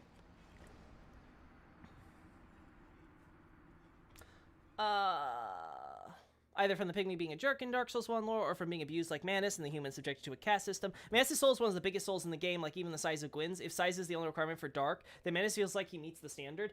You're using, like, hard numbers for the soul currency stuff. for the idea of, like, value on, like, oh, it must be equal to Gwyn's Lord Soul then. Again, Gwyn is supposed to have the most powerful soul, so, like, literally, just the idea that Manus is his, quote-unquote, equal in size, because they both have, like, 20k souls or whatever. Oh, dang it, I keep making this mistake. Is, I think, silly.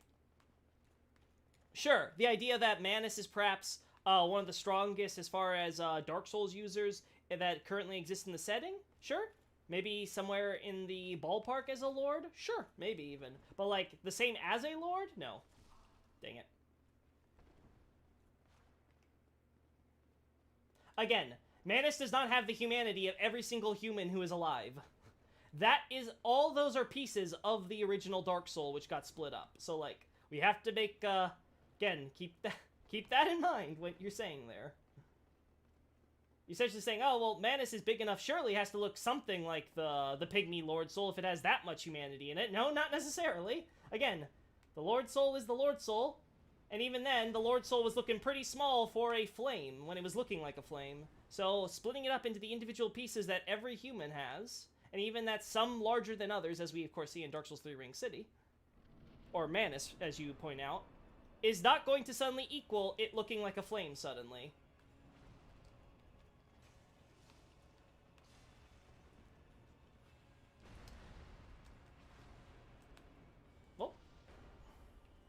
Get over here.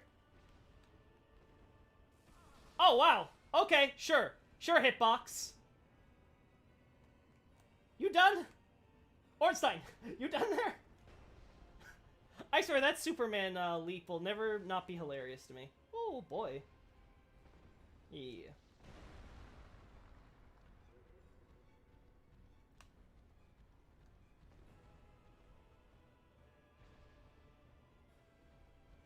There we go. Come on. There we go. Come on. Come on. There we are. Now just do a little forward. Do a little jump forward. Come on. See? Smough got the idea.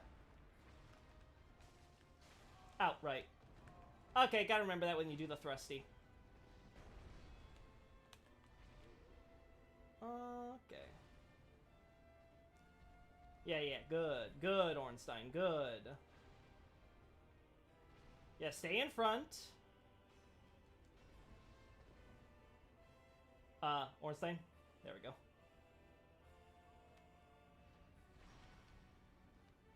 Up. Okay.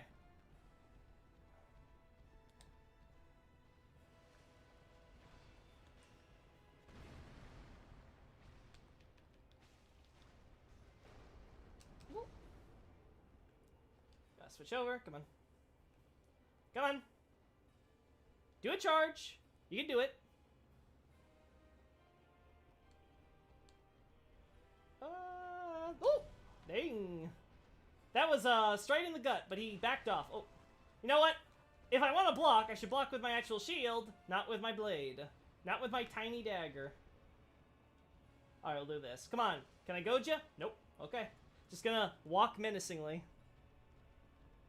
Gotcha.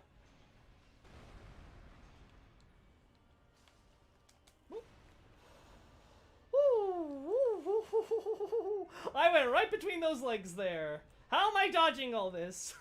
This is impossible. There we go.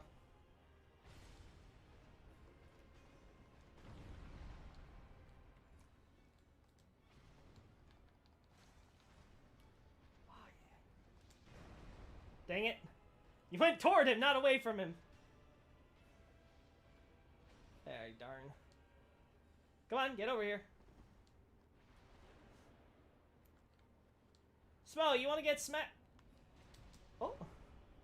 Never mind. Ornstein did not like me suddenly wanting to switch targets. Oh my god, stop backing off. For all that is holy. Listen, I know I got an unholy dagger here with your name on it, but please. Just get smacked. Get over here. Come on. There we go. Dang it, Smough's right there.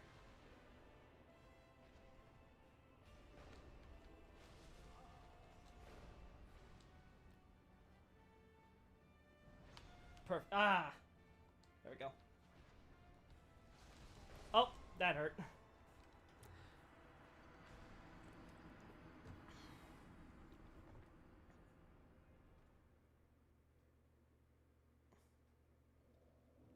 No, I don't mean the numerical size. I mean the literal sprite for the soul. The icon Manus' soul is huge. I mean, you're looking at that based on the size of the sprite. We know humanity, and it's a relatively small thing. Like, I don't know. That's still, I'd say, stretch if you're trying to say, oh, it's the size of the soul. Like, you can be big but not dense. Like, there is a difference. Again, we're talking about power that's a super huge concentration of disparity. So much so that even pieces of Gwyn's Lord's Soul have similar graphics being used, even though they're just a fragment of it, and the others are so big. Like, again, like, we're talking about super huge numbers here. Trying to, again, comparing to Manus on that regard, like, no. I think it needs every single piece of dark, but if it's strengthening and growing or something, it seems odd that it never gets brighter again. Other Lord Souls don't seem to dim from splits. Again, we don't know how much relative power that is, again, in terms of that nature. So just saying, oh, well, it doesn't dim with some of the other, like I say, with some of the other fragments of doing so. We're talking about just a huge amount of power that it doesn't look like regular lesser souls, then. So again, it's still huge or stupidly huge. If you're saying, well, maybe if Manus had that, well, we don't know how it would work with the Dark Soul by comparison to, say, the Light Soul or the Life Soul or the Death Soul. Again, it's possible, like, say, if Nito split up his soul more, we would be able to see, say, more, something more like humanity appear with Nito, and it would be hard to get what we see with Nito's soul looking like, dang it, I keep doing this. Thank you.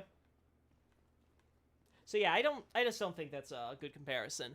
The concept of this fight is just cool. Yeah, I really like it. It's a cool fight. Ornstein and Smough are awesome for having such great individual movesets and tactics and then complement each other super well. Yeah, I don't even know if it was fully intentional, to be honest. I wouldn't be surprised if the devs just kind of accidentally stumbled on that. Because they haven't really had too many boss fights that are quite like that in terms of synergy. Manus is true cleric beast. I'm a fool and I'm trying to get 50 Loki, Lois souls in Dark Souls 2 DLC. Yes, you are a fool. I read that as Loki souls for a second. I was like, wait, 50 Loki souls? Wait, what? No, but Lois souls, yeah.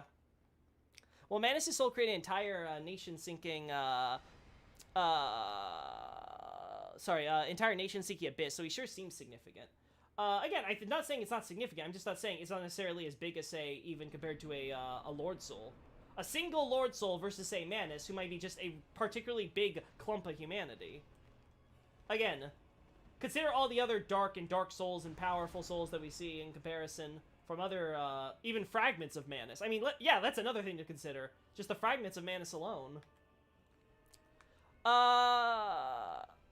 Then Gale, Midir, and Aldrich. Again, yeah, we see a lot of stuff with different affinities related to Dark, which again is similar.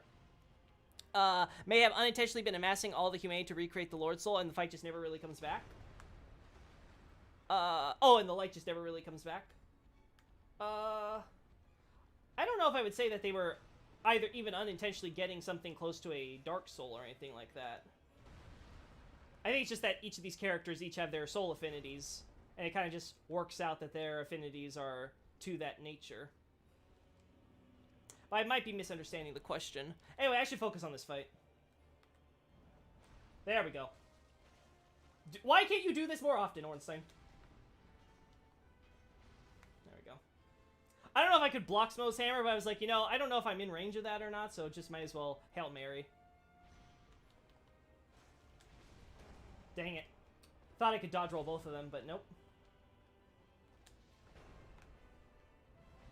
That's... you got some, like, pent-up aggression against Smough there, Ornstein? Like, what are you doing? There we go. What? What? I swear, this tactical missile ability. I'll be honest, I was supposed to get hit by the hammer there. I thought I could maybe dodge Ornstein, but I was thinking Smough was still gonna grab me. You... Yeah, get over here.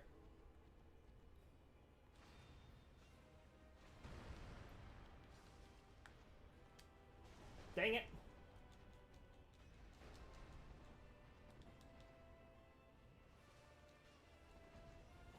Alright. Okay. All stream is going to be this, I get the feeling. Whoa. Ornstein! Okay, thank you.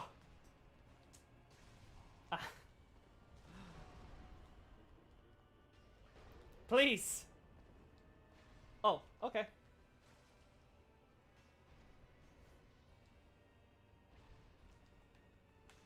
Woo. There we go.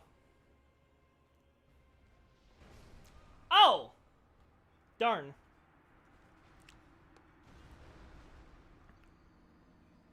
Maybe the pigsy accidentally injured the soul beyond repair by splitting it when it was too young and weak. I don't think there's not a matter of being too young or weak. It's at its strongest because it's just a concentration of power aligned with the dark. Again, that's the reason why it's residue around the first flame nearby it. So I don't know if it's like, oh, it's too young or weak. Like, what were you expecting it to... Oh, right? Not gonna make that mistake again. Hello, buddy. Hello, other buddy. See, if you don't run, you dodge roll instead of jumping. Gale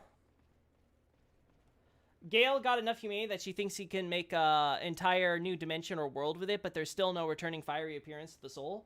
Well, yeah, again, I stand by what I say in the first place. The Dark Soul is the Dark Soul. Anything less than that isn't necessarily going to look like the Dark Soul. Again, because it is by its nature dark. And when it is a Lord Soul, it looks smaller than all the other Lord Souls. So it looks like a flame, but it's a really tiny flame. So again, if it's less than that, it might not even look like a flame at all compared to the others. That's... Again, I feel like I'm talking circles, so I'm going to drop this conversation, not answer that anymore. Because I don't think we're getting anywhere. Whoop. Oh. Hey! Gotta focus on the fight.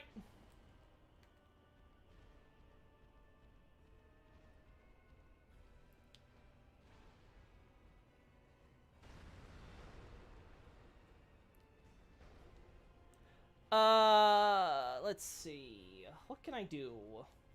I can get you by yourself here. Yeah, stay like that. Dang it. I didn't take out my shield first. Whoop.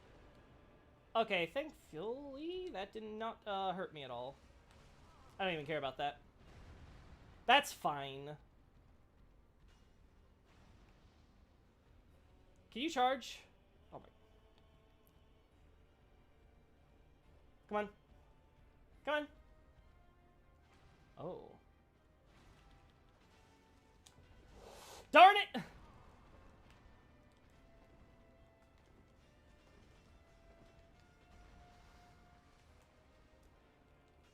Dang it. Now I'm caught in a really bad spot. Oh no. Yeah, this is bad. This is not the position I wanted. Whoop. Dang it. If I calmed down a little, I might have been able to dodge that, but yeah, that was a bad position. Residue near or around it. Are you saying the pygmy soul isn't truly from the first flame? Did you put... No, I mean, what I mean is, the Lord Souls are residue from the first flame, like, right? When the first flame comes into existence, the reason why Lord Souls are found near the first flame, not within it, because again, that's the localization on the cinematic, the actual term is nearby. Quaylana also echoes this sentiment. The idea is that the first flame, when it first pops into existence, as it were, and with it comes disparity, which is brought along with it coming into existence, there is this idea that larger concentrations of it are naturally going to be found around it, because when it's bursting with all this disparity, those large concentrations would naturally be found near the flame. So again, think of, like, say when you light an actual fire with the kindling and stuff, the actual, like, little bits and ashes and bits are going to be found around the flame. Sure, you might find some embers that are farther away and around or in the vicinity, maybe. But, like, the mass amount of what's getting burned or is being created to cause the burning is happening in the vicinity of the burning itself. Same idea with the Lord Souls and / disparity. That's all I'm trying to say.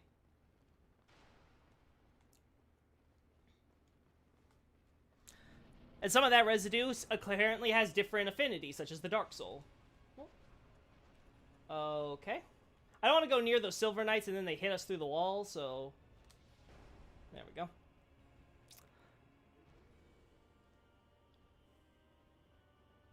Yeah, it's not inside the flame, it's near it, Night Scout. Yeah. Same thing that Quaylana says. Yeah, if they found the Lord Souls within the flame, they ain't getting those souls. They burn it. Like, Gwyn would have been toasty a few millennia too early, I think.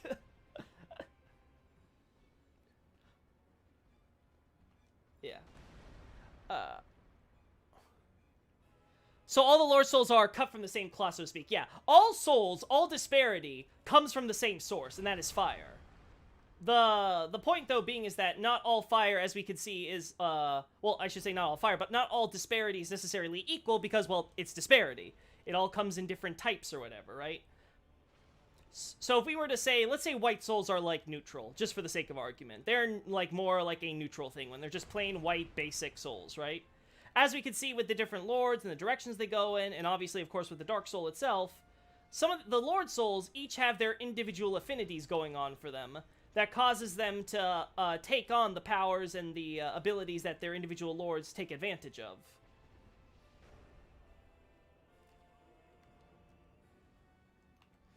As we can see with, of course, other souls and stuff, disparity can, of course, just, you know, be disparity and just cause random mutations and stuff, as we see with those, like, dragons who gain souls.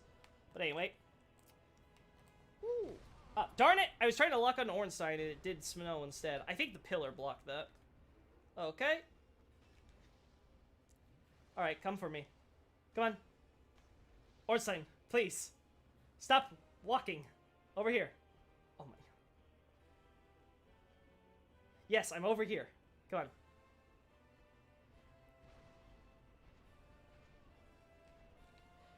You know what? Just for testing, let's see how much better Jagged does.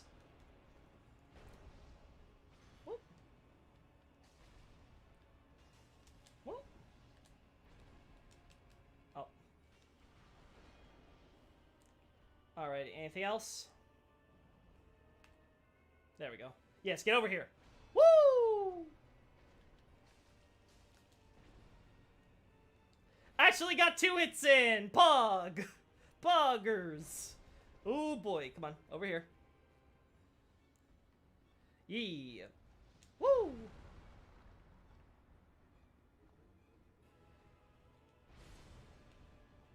Okay.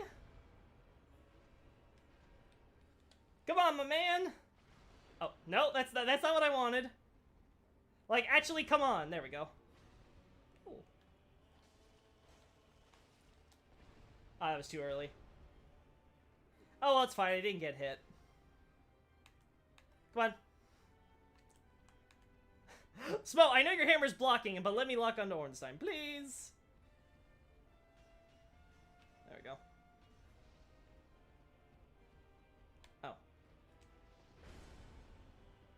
Oh, no, that's a bad idea. No, no, no. That's gonna end terribly. I can already see that. Woo. There we go. Come on.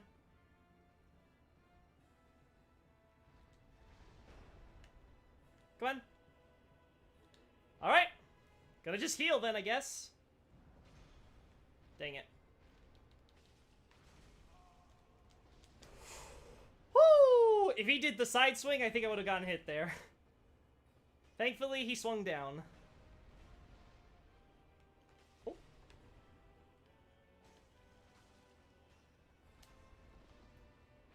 There we go. Come on, buddy.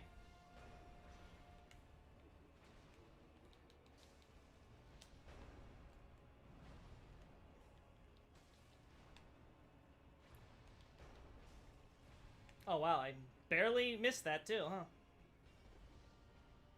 Barely got out of the way there. Come on. Come on! There we go. Dang it. Okay, I can only do 2 hits safely, so I'm only gonna do 2 hits safely.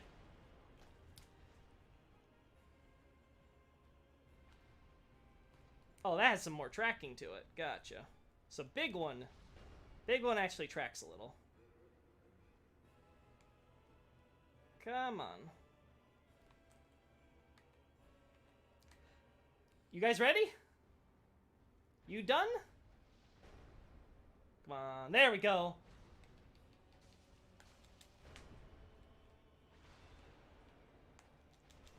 Woo! I was not prepared for that. Dang it. You had to dodge back into Big Bro there, huh? Under the protective arms of your big brother. Coward! Fight me one-on-one. Ignore the fact that I raise a shield like a little bitch. There we go. That's what I wanted. Oh, you... Ah! Ornstein, you're starting to frustrate me here. Come on. We're almost at phase 2. Yeah. Ah! Darn. I should have dodged back, not to the side. When in doubt, Occult Club +5 it out. How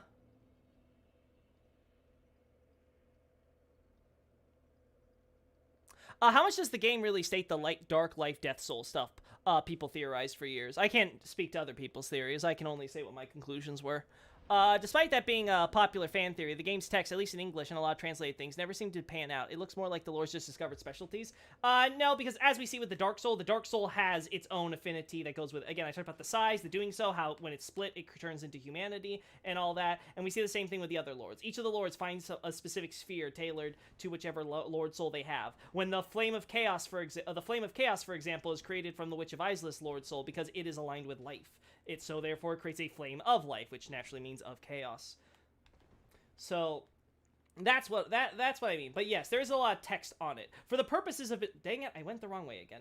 For the purposes of Abyssal Archive, I just use the term life, light, and death souls for the sake of simplicity when I'm talking about their specific lord souls, so people don't get confused that I'm not talking about, oh, you know, this lord soul compared to that lord soul, blah, blah, blah, blah. That type of thing. Again, as Dark Souls 3 makes abundantly clear, souls have affinities. Like, if Miyazaki could go back and redo this game right now, you can bet your stars Quelaag would be having a different soul compared to the other, like, say, Gwyndolin, or for example, as far as their boss souls look. They didn't really start experimenting with that until the Dark Souls 1 DLC. Dark Souls 2 kinda dives into it a little bit more, though it's mostly rehashing old stuff. And in Dark Souls 3, of course, they decide, hey, you know, let's actually properly express this.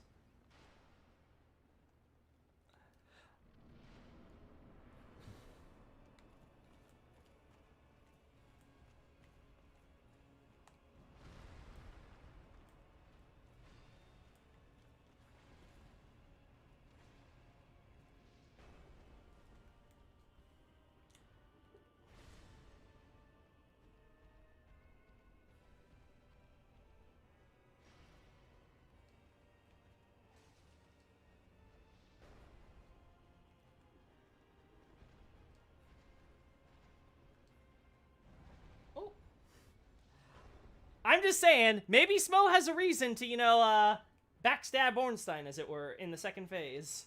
There seems to be some passive aggression there, aren't you, big old knight boy? Come on, get over here. Get over here. We were pretty close last time, so I think we can do it. I'm also very sad that I don't have enough dexterity to make Priscilla's blade better.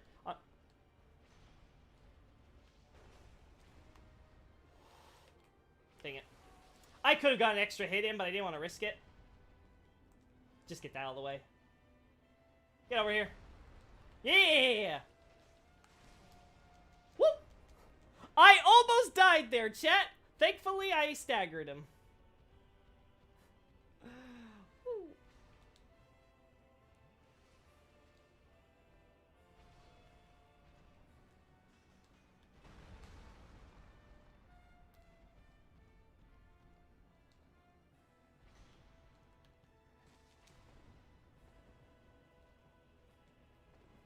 I hear the rumbling. I hear the smowing. Hey, executioner boy. Get over here. Oh, darn.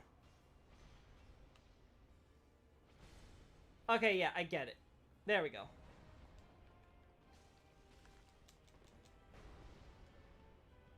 Get over here.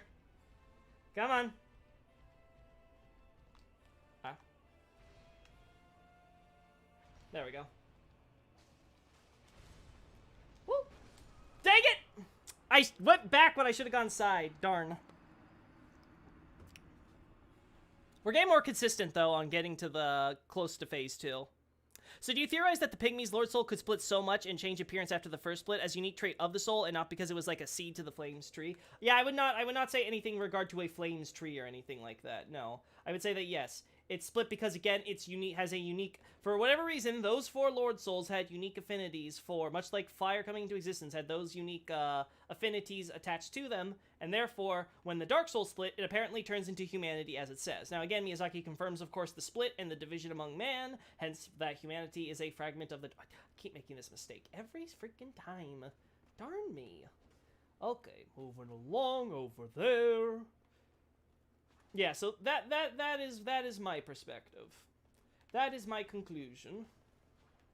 Thanks for clarifying. My impression was the various souls. Sorry, kind of hard reading here. Various souls were sculpted by the wielders, then more types were born as the universe aged or was corrupted. Yeah, no, that's not exactly what happens. Like, Miyazaki talks about, like, what quote-unquote corrupted the age, as it were.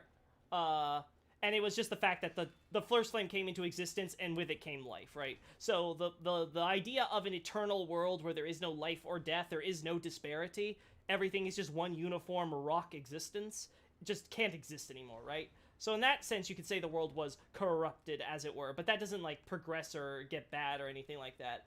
The only issues that come for the universe is after Gwyn decides he's going to keep the fire past its expiration date, and as we see, that causes long-term problems with the stagnation. Would going back and grind out a few more levels help, or is this just gotta kind of fight through it type of thing? I think, the problem I don't think is my level, I think it's just, I don't have a lot of range with a dagger, so I'd have to upgrade a new weapon, at least, if I really want to, like, change things up. Because it's going to cost me 40k souls for a level up. And I just don't think we are in a position to farm for 40k souls per level up. Just throwing that out there. Again, I don't think the problem's damage or anything. It's just that I don't have a lot of range, so I got to be extremely careful when I'm finding windows of opportunity. I got to run in there, get a few hits in, then run back out. Because if I mess up with the timing, I miss. I whiff. Pretty bad. And that we don't want to deal with. So I just gotta get Ornstein separated a bit more, because he's not letting... I'm never gonna get Sumo at this point. Every time I go for him, Ornstein's, like, right there ready to charge. There we go. Dang it. See, that's the problem, the whiffing. I can't get 3 hits off consistently.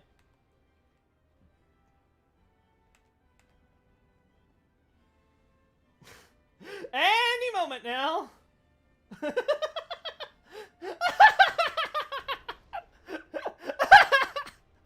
I swear! That is the funniest shit. Ay, ay, ay. You done?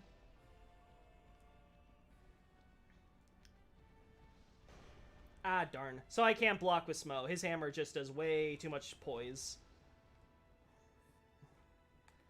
Ay, ay, ay.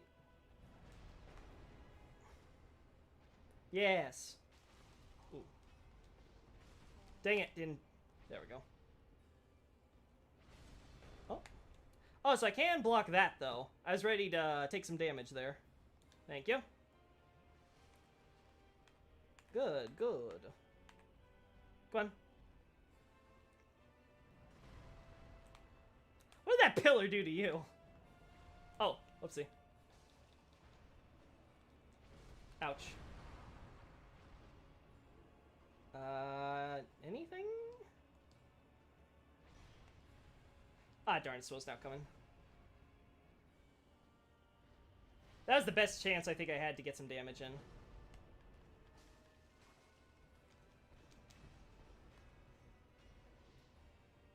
Alright. Come on. Charge me, boy.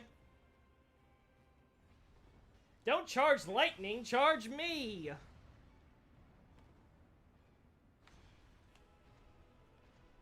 Ah, dang it.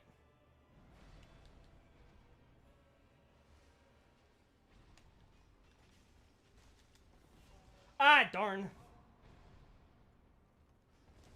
Ah, darn. Woo! Oh, boy, oh, boy. You guys are looking a little mighty more intimidating when you're in that little corner there. Oh, boy. Oh, boy. Okay, you get stuck behind a pillar, please. Thank you. Perfect. Whoo, that was close. I was like, if I mess up this timing, I'm dead. Oh, boy.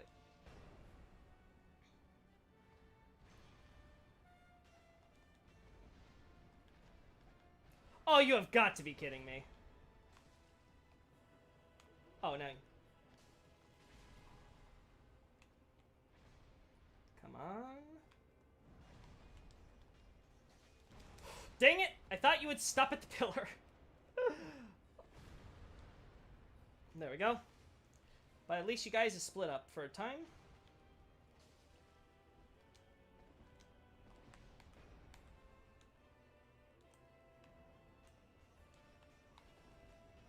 Oh! Well, okay. I swear, every time I want to go after Smough, he telepathically knows. I'm like, you know, this might be a good opportunity to get some Smough damage in. Nope.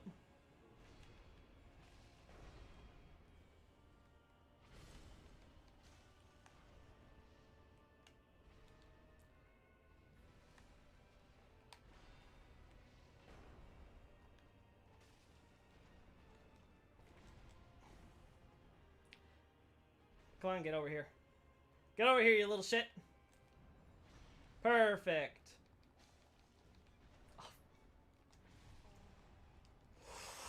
Woo! I saw that shadow! That shadow! Oh my goodness! Oh boy! I was like, oh no. He's jumping me, isn't he? Come on, do your big Superman leap. Come on, over here. Scale skyscrapers. I know you can do it.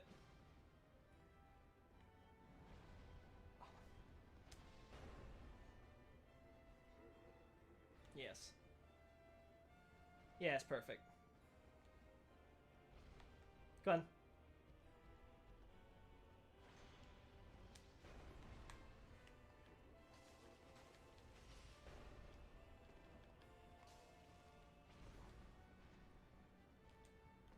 There we go. Almost, chat. One more good round like that, and I think we got him. We're into phase 2.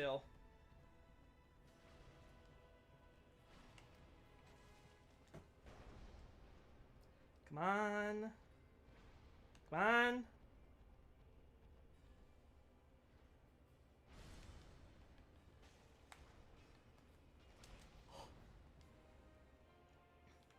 You're not leaving that boss fog, Ornstein. Just telling you now. You're stuck here with me. Just as I'm stuck here with you. Come on. Die like properly. Die like a man. Woo! That could have ended poorly.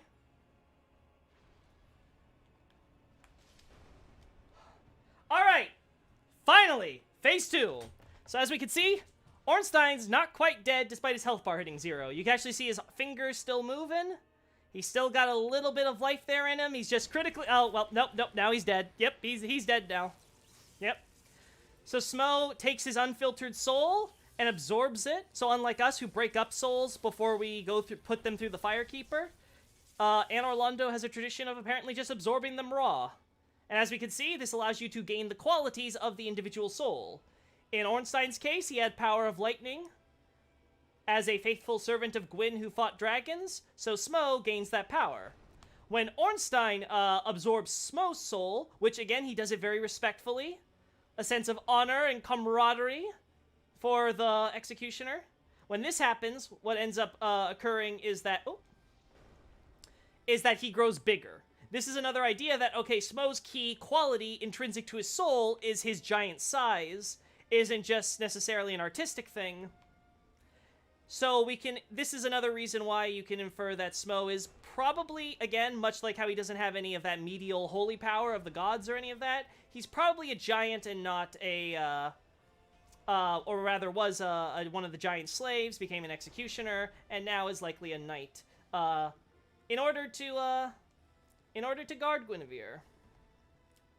Now, as we can see, Smough does not have any qualms with killing Ornstein prematurely when he lets his guard down. He's truly a despicable person through and through, which is exactly what Miyazaki wanted him to be. Alright, so... Okay, yeah.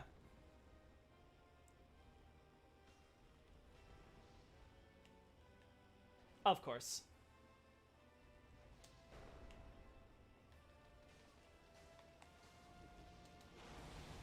Ouch, darn. Okay, so I just need to run as soon as I see that.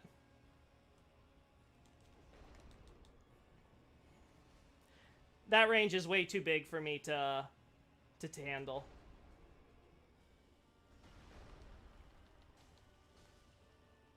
Oh, but he doesn't do it there. Okay.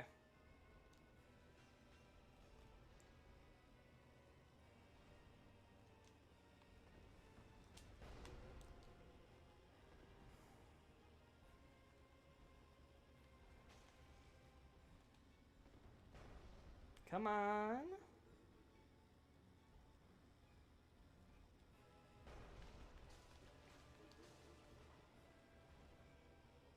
He's not doing that butt slam as much as I thought he would, honestly.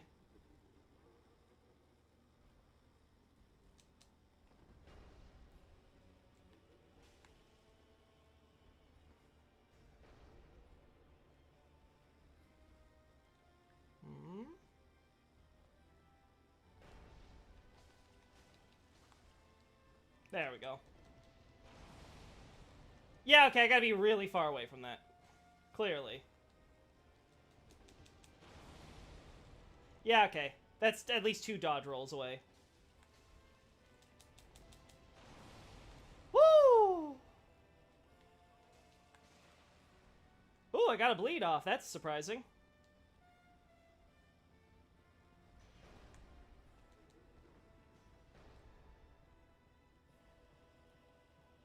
Nah, come to the center of the arena. I need room. Plenty of room.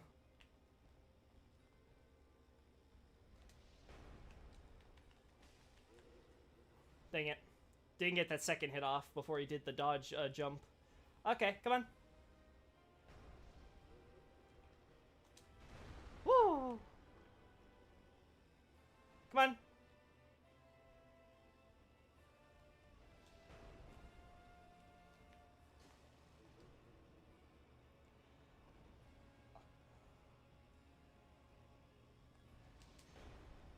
Oh, okay. I thought I was dodge rolling, but no, I was just blocking. Okay. You know, because I have extra Estus, let's do this. Just to be safe. Woo! Dang it! That stupid iframe! Alright. Chat, how much do you think I'm gonna throw? I don't know. I feel like I'm throwing. Nope. Not throwing. Yeah. Finally. We got some humanity. You can do it. Yeah, I did it. That shadow, thanks, game. That shadow, like everyone saw that, right? That shadow there. That magical little shadow. Thank you, Anor Londo. Thank you for being at sundown. Because I didn't see that shadow in this. Was it here or here? Oh, it doesn't matter. I saw that shadow in the corner. I was like, oh no. Let's see. Yeah, they have a lot of range on you, and Smough makes it hard for you to get inside Ornstein's guard. This is like the Gordian knot of boss fights. He certainly charged you up. Yeah, he did. The lighting in the arena is great. The lighting in the arena is great. Yeah, I like, whoo! That lighting, that decided that run right there. That shadow was like, that made or break that that time. I think Ornstein's body lingering for so long after Smough killed him proves this was real Ornstein at the time of Dark Souls 1. Dark Souls 3 either did a retcon or time to get so messed up that undead came, or it's like got disillusioned and left and then finally someone came. It's not, again, going back to the singular timeline thing with Dark Souls and time and all that. The reason why Ornstein is still there, quote-unquote, and is, again, quote-unquote, alive, is because he's probably a golem. And that's what the... Again, you can argue whether or not it's a retcon. All I can say is, when I talk about an Abyssal Archive, full disclosure, I can't get to the conclusion Dark Souls 3 gets me. I'm not saying that Dark Souls 3 just came up with it that game, or that they didn't, or what have you, right? I can't say either way. All I can say is, there's weird stuff going on with Ornstein, and if Dark Souls 2 and 3's answers do fit, in the explanation of what it is. It's just I can't tell you with any degree of certainty that that was the intention, because the evidence is a bit vague, and in order to get to the conclusion that Dark Souls 2 and 3 want you to get to, which, as I say, is the idea that this Ornstein was a golem, you have to basically assume that when you get the soul of Ornstein, it's not necessarily the full soul of Ornstein. And I can't find anything in the game to lead me to that. I can accept that with old Dragon Slayer in Dark Souls 2, with Haida and that culture, and the reason old Dragon Slayer is there, and just the general implications there from there. And then Dark Souls 3, of course, gives you the other side, which you're like, okay, yeah, that makes sense, given that but bunch of different stuff with Ornstein. Like I said, this is a Dark Souls 1 lore play, so we won't talk about that. All I can tell you is there's weird stuff going on with Ornstein, with the way that Framp devalues stuff related to Ornstein compared to other medials and things like that. The way that Ornstein and company works along with Smough and all this stuff, like, there's just a lot of little weird things compared to, especially considering Smough. Like, Frampt hates Smough. Frampt is like, Gwyn would not have approved. It's like, listen, Gwyndolins in charge, Frampt, shut up. But anyway, N.A. Loki is a weeb, he can't throw. Yeah. So, I can't say if Dark Souls 3 did a retcon, or Dark Souls 2 did the retcon, or what have you. I could just say that I can't get to the conclusion that 2 and 3 necessarily want me to get to without those games. Dark Souls 1 kind of is one of the areas where, if we just had Dark Souls 1, Abyssal Archive would just be like, there's something weird going on. I don't know exactly what it is, though. The Smough Shadow saved the day. He really did. Just 3 hours. It just took 3 hours. No, it can't be 3 hours, because we started at, what, 2, right? So it's only been 2 hours, I think. He bleeds, he laughs as a giant, he leaves a corpse even after Smough smashes him. I think it's true Ornstein in Dark Souls 1. Dark Souls 3 answer doesn't seem to fit, in my opinion, either. Like I said, Golem. That answers that question. Again, Golems bleed. Iron Golem bleeds. So Night Scout, like, Iron Golem's just an empty suit of armor, but blood is a medium for the soul itself. It's produced by the soul. That's, again, because everything in life has to go back to the soul. So the idea is that if an Iron Golem can bleed, then and same thing with Golems in Dark Souls 2, so can Ornstein and the old Dragon Slayer and all that. So, like, yeah, that's not an answer. If it's a Golem, it's somehow a clone with all the memories. Well, again, if you have Ornstein's soul, a piece of it at least, then yeah, that's possible. We see Gwyndolin's Golems in Dark Souls 1. Ornstein just doesn't fit the bill. Gwyndolins Golems. I don't know about Gwyndolins Golems. We don't really see anything that's necessarily a Gwyndolin Golem. We see the Iron Golem, but that's just a creation of Anor Londo. You could argue that's just leftover. In the same way that in Dark Souls 2's old Dragon Slayer is just leftover, could be leftover Ornstein armors for, repurposed for the Haida trial. So again, that's a separate discussion. I'm cutting onions and weeping a lot, and I got new lore perspective for this. Congrats, Iman. Alright, so continuing on to what we were talking about with the gates up front, how there's smaller gates that are fit for humans, but larger gates fit for giants. We see something similar where there's this very large lift fit for a giant, and a very small lift more fit for a human. Now, we've kind of destroyed this cathedral here, but as we can see, instead of an altar, we get statues worshipping Gwyn. We have some smaller statues for Gwynevere and presumably the firstborn before he was disgraced. So the idea, of course, is Gwyn takes center stage. He's the big god, the big G. So he wants to be front and center. Again, notice the Anor Londo style base that we see used for other statues in the Undead Burg, and of course the catacombs for the statues of baby Gwynevere. Gwynevere we see here, though, is in her adult form. We also see how these statues of the Silver Knights raise their swords in the presence of Gwyn. We'll see a similar thing when we're going to the mausoleum. Oh, right.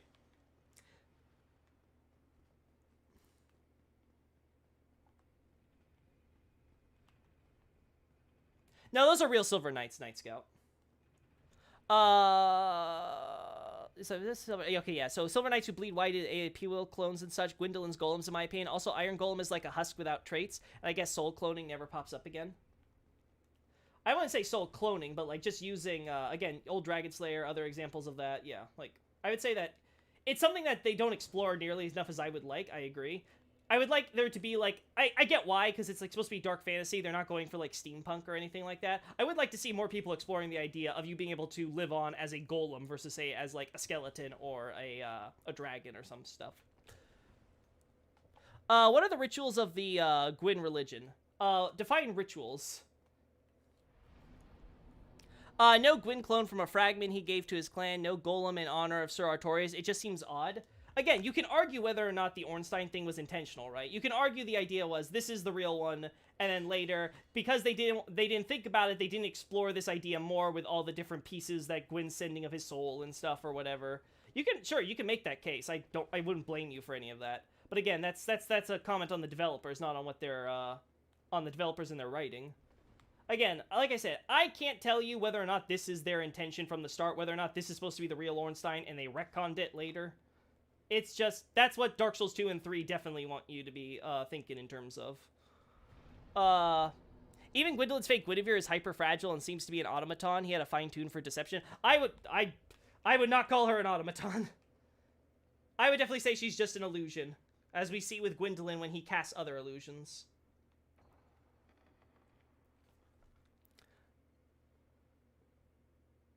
No need to fine-tune a fake Ornstein. You don't need to fine-tune anyone. Again, like, you can argue how the illusion thing here works. Hey.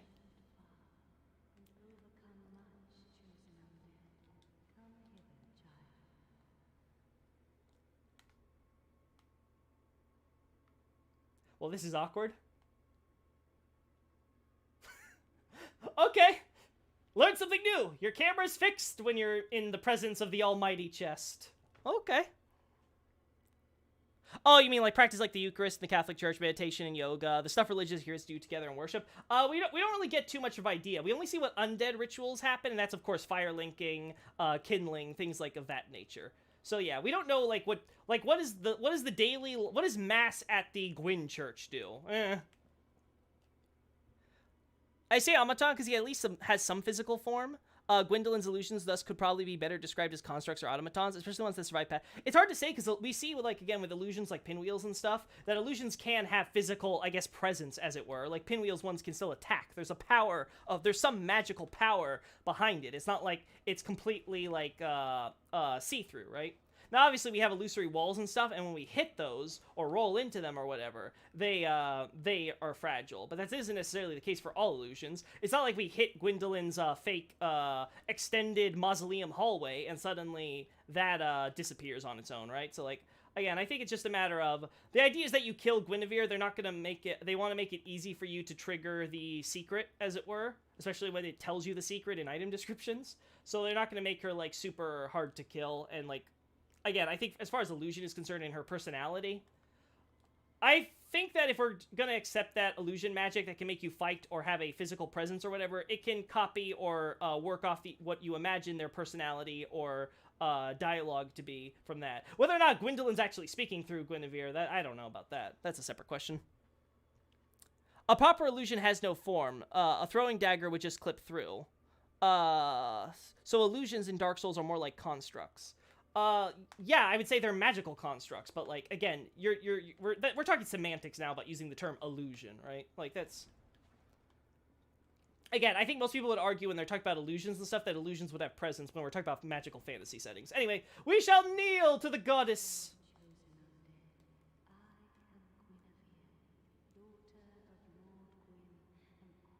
Oh, we're gonna talk about that in a sec.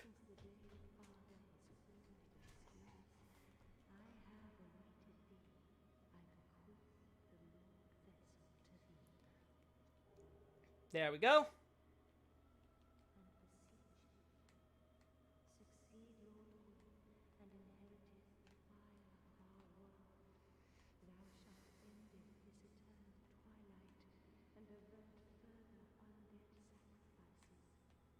Yeah. Alright, so basically, her dialogue where she calls herself the Queen of Sunlight. No, she's the Princess of Sunlight. Bad localization. I don't know how you missed that up. It's literally the opposite way to read the kanji. Like, whatever. She's not the Queen of Sunlight, she's just the princess. Because again, as we can see, the current chief god is not the king of Anor Londo, it's Lloyd in Thorland. He's the one who's the head of the pantheon currently. Because he's a man. He's Gwyn's uncle, so he has at least some stake as a male heir. Compared to, say, Gwyn's daughter.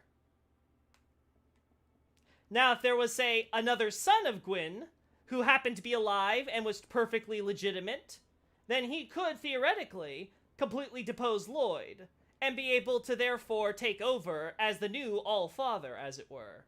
But thankfully, Gwyn only had daughters after his firstborn, right? Right? So yeah, nothing to worry about there.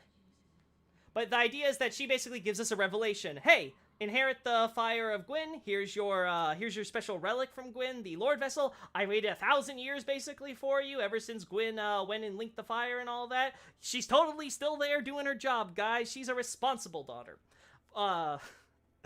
And all of that is to say that she's basically just telling us, hey, you are the chosen one. You are the hero who shall link the fire, succeed Gwyn as the great king, and be able to banish the night. Again, they say twilight, but again, they're referring to the night that's referenced in the cinematic. The idea is to banish the night of undeath, which is causing all of this suffering, right? There'll be no more undead. Though I think the localization says, what, something like, the undead will no more undead sacrifice or whatever. The idea is like, okay, the undead will be gone, it'll be over. We promise you, totally do it. This will definitely work.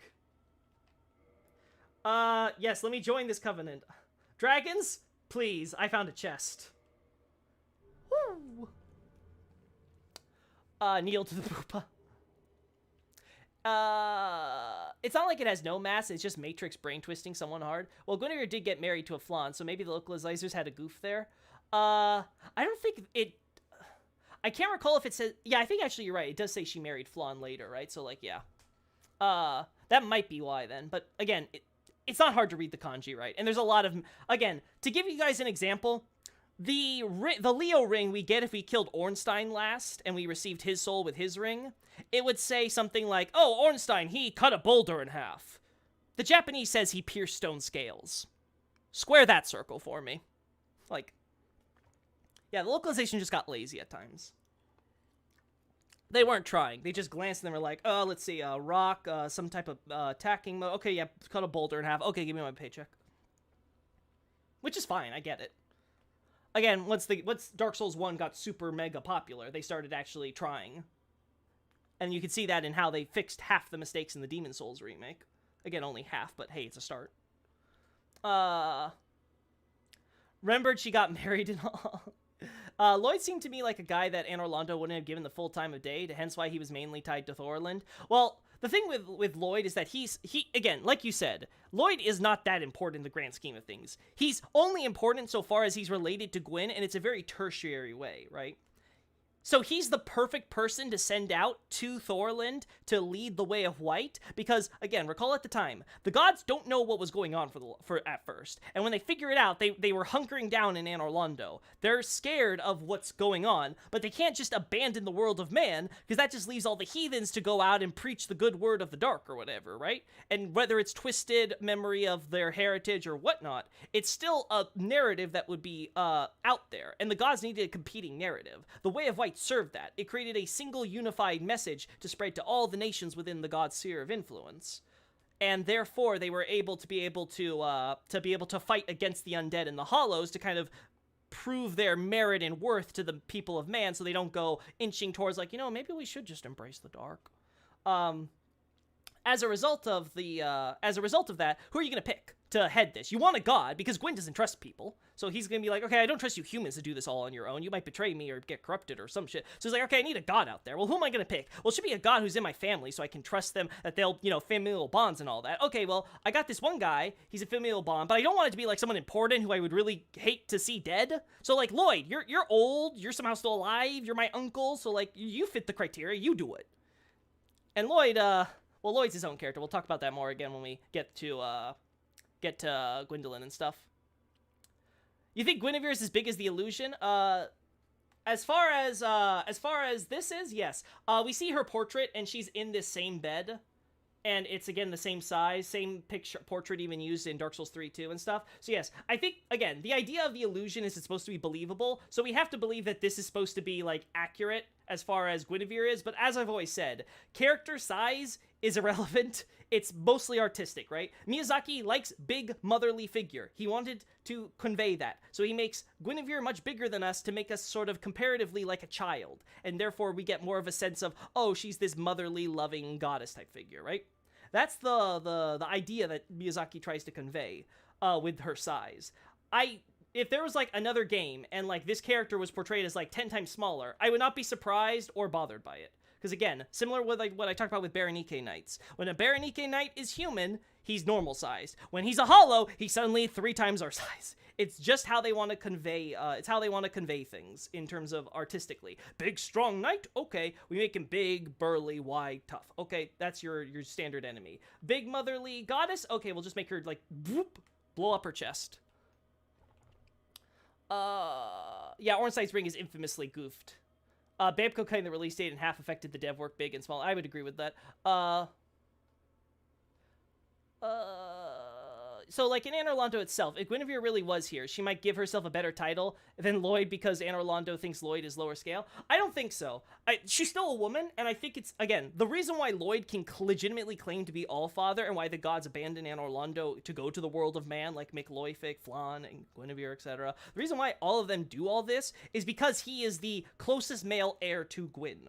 Again, like I said, if there was a son of Gwyn in the main tree of the family, as it were, the main trunk, as it were, rather than a side branch of the family, again, Gwyn's uncle is a tertiary member. Again, this is not like Dark Souls 3 lore play, so we're going to save some of this stuff until talk about Gwyndolin, but that is something to keep in mind, is that Lloyd is currently replacing Gwyn as is the successor to Gwyn and the Firstborn as the head of the Pantheon, only because there isn't another male to contest the throne, and Gwynevere, therefore, is just left as a princess. That's sort of the point I'm trying to make.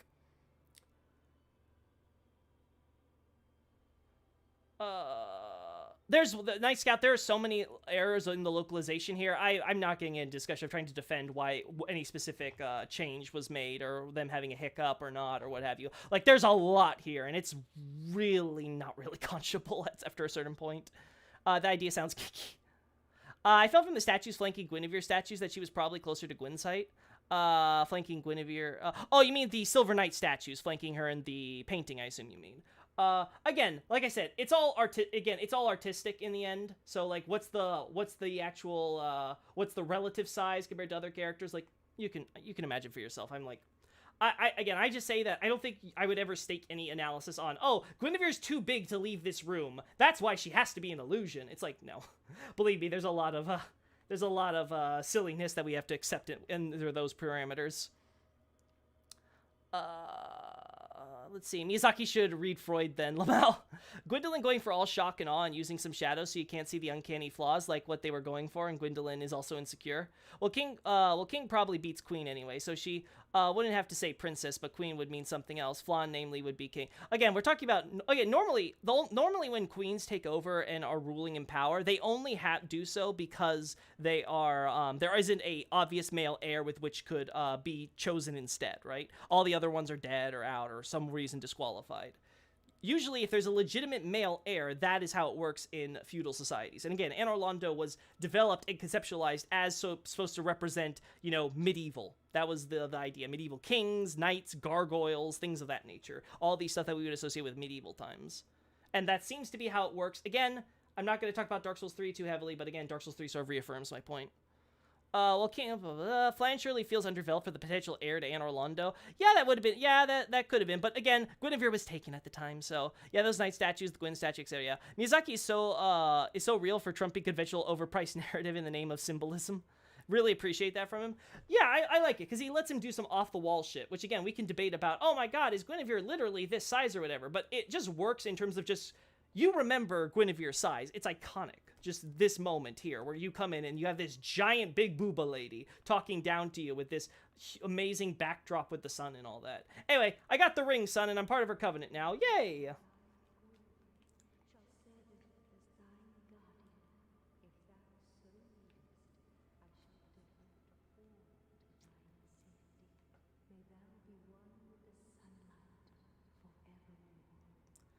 So we have joined the princess's guards. Yeah, undead hero, blah, blah, blah. Yeah. Yeah, yeah. Okay. Let's talk about her ring. Now, one thing to note is the ring works with miracle synergy. This is something that we see, of course, with the Way of White. In other words, with Lloyd and the whole white halo effect, where when you cast miracles, in terms of online play, that will cause little white rings, or, again, white rings of light, or, again, aureoles, halos, whatever you want to call them, to appear, and being near those causes certain synergy with certain miracles. Mainly the miracles that we see the Way of White mainly use, plus their origins, such as, Great Heal, Wrath of the Gods, etc., etc. But it also works with Gwynevere's miracles, and this actually improves the synergy effect of this. The idea, of course, being that we're told here, oh, Gwynevere's actually not here. Huh? Looks pretty here to me, but nope. As we've been discussing earlier, this one is supposed to be an illusion. Yeah, up here.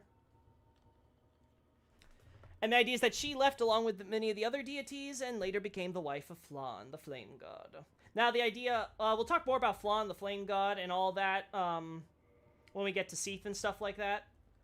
Anything interesting to talk about with Smough besides what we've already said? Yeah, no, he's just, he really loves killing. He loves his job murdering. He wants to be a knight so he can murder with honor. There we go.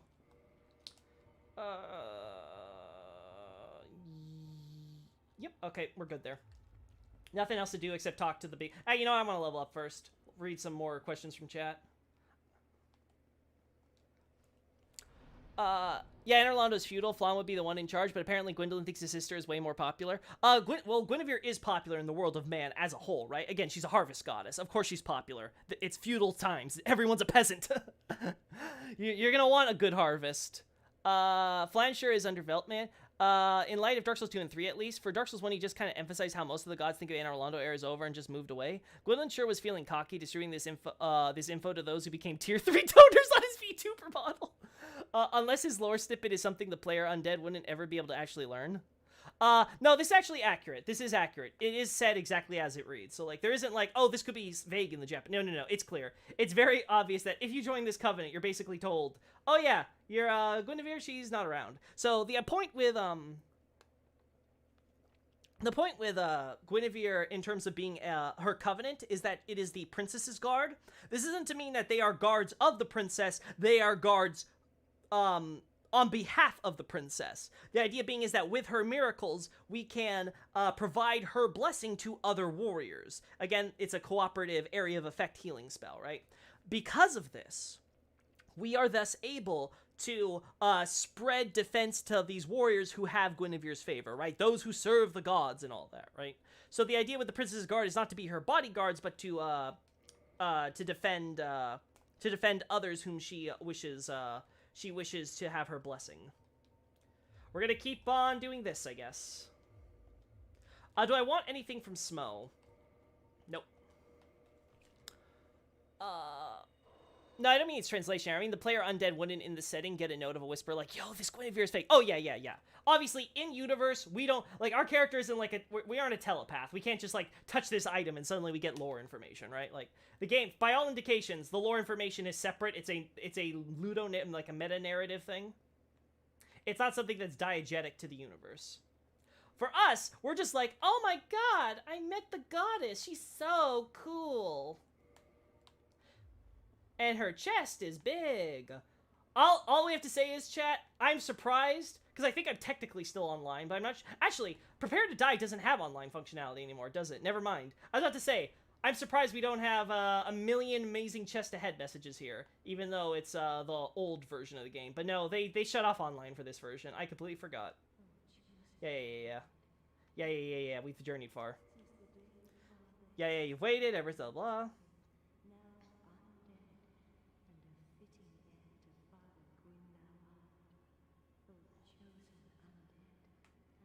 That wasn't in the subtitles.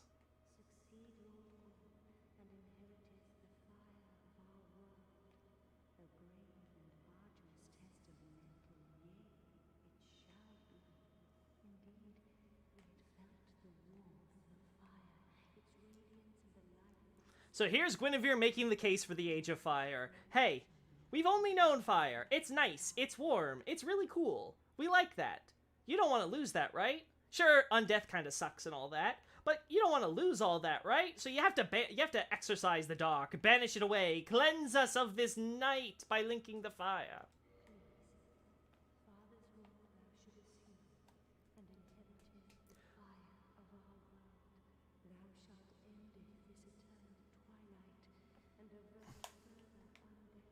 Yeah, okay.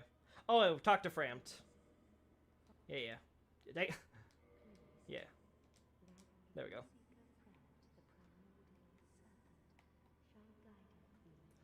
So we have the idea, of course, that Framt is in on this.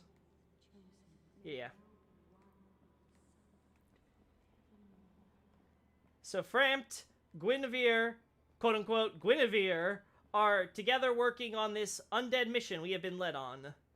Now, a common question, which I think is did Smough know that he was just being used as a trial? Honestly, I don't know. I honestly wouldn't be surprised if Gwyndolin was just like, oh, this is a great way to get rid of this asshole. I really wouldn't be surprised. It definitely would seem odd if Smough, selfish as he is and completely obsessed with his bloodlust, was like, oh yeah, it's okay if I get killed one day as long as I get to do this. Or hey, maybe he's just that confident he'll never get killed and the trial will never happen. Anyway, we can now get out of here. Is how Fram really likes the Lady of the Lake style characters. Oh, FromSoft. I said FromSoft likes the Lady of the Lake style characters. Arthurian Legends seems to influence a lot of From Software stuff. Miyazaki is on record stating that he's read a lot of the Celtic and Anglo-Saxon literature. So, like, he's familiar with stuff like Beowulf and all that. So yeah, I imagine that all these, any influences or like references or inspirations you might derive in that regard are probably accurate. Like Dark Souls 3 does something similar with Gundyr, right? Like, because Gundyr or Gunda in the Japanese is a reference to, of course, Gundahar. So like, there's a lot of there's a lot of that. Hey, buddy. Ouch.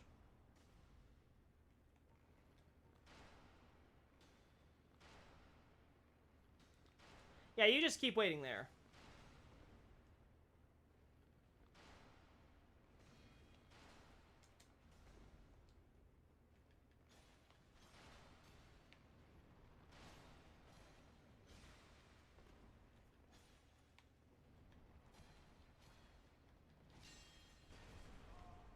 Oh, darn. Oh, you know you don't. Yes, you do. Okay. Okay, I see how it is. Ow. Come on, buddy.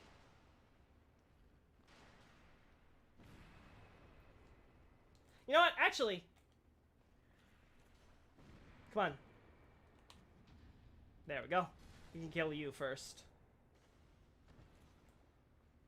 Oh, you've... Now we can deal with you. Ah, darn. Thought I could, woo! Thought I could, make that work, but we can't. Scout is.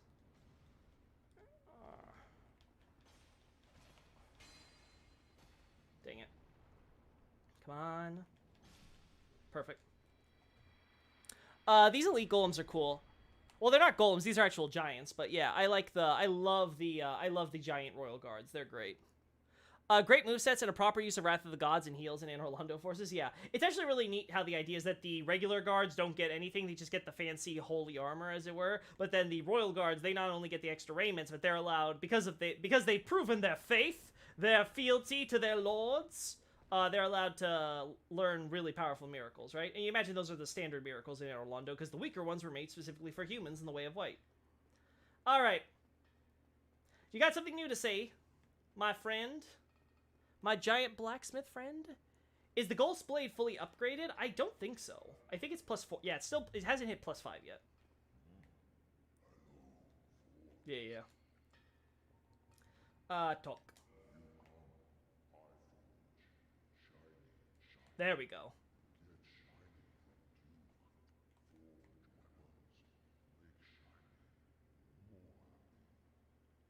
Yeah. Yeah, okay, now you're normal. So as it shows, the giant blacksmith is already familiar with Seath's crystal ember and how to work it. He just wants us to take it out. So there is the idea that the crystal weapons and things of that nature were shared with Anor Londo and the royal smithy for a time before Seath went cray-cray.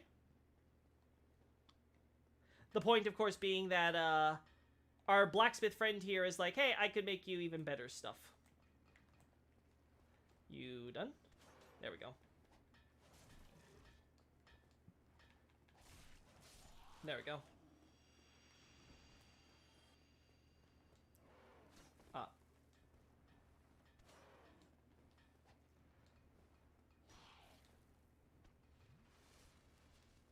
There we go. Perfect. He likes to subvert Arthurian legends, though, like how with the Lady of the Lake, it isn't there to help the characters, she's there to help the powers that be. The chosen undead is ultimately alone, yeah. Did these large guards take bonus occult damage? Yes. The giants do, with their holy armor and stuff, they do in fact take some heathen, they do in fact take damage from the heathen element, the occult. Those heretics. Those dark worshippers.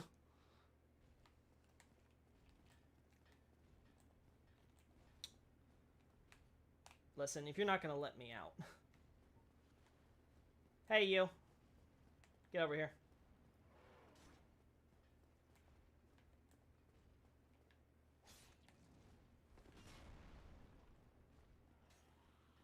Oh my god. There we go. Thank you. Ah, darn it, I didn't dodge roll in time. I was a little late. Oh, darn. I thought I was out of range there. Okay, let's get the heal off before he does a little charge. There we go. Batwing, you're not needed anymore. Oh, yes, I was expecting the second swing. You dumb there, buddy? Darn. Thought I could get a bleed. Okay, fine. If you guys are going to be like that, I'll just leave. I'll just leave, then. Gosh, if they didn't have the shield up, I would totally just throw freaking, throwing knives at him. Yeah, that's what I was expecting. There we go. Don't you dare think about it, buddy.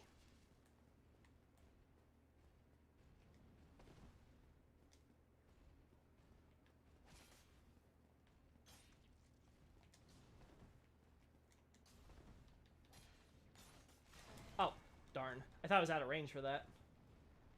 Alrighty.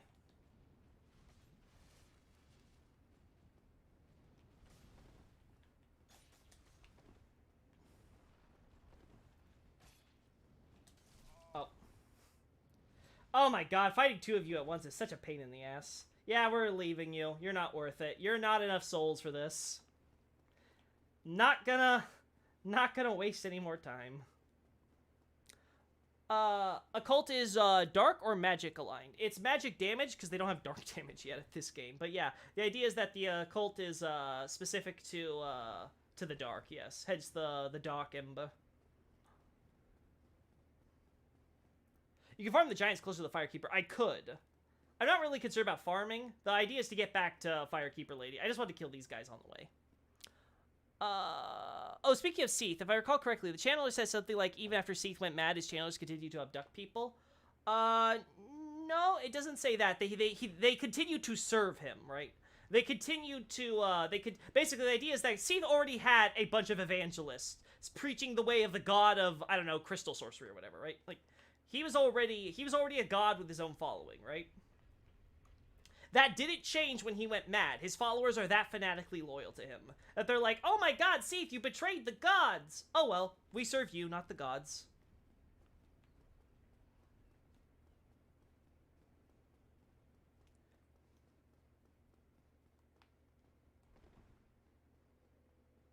Yeah, the idea with the both occult and divine weapons do some degree of magic, but they have special modifiers for specific types of enemies, such as say the giant guards, Ornstein, etc. Basically, the idea is that those who are either medials or have their holy equipment become become weak to the occult in some capacity. Obviously, it doesn't work when you use the divine element on it, but that's again a separate thing.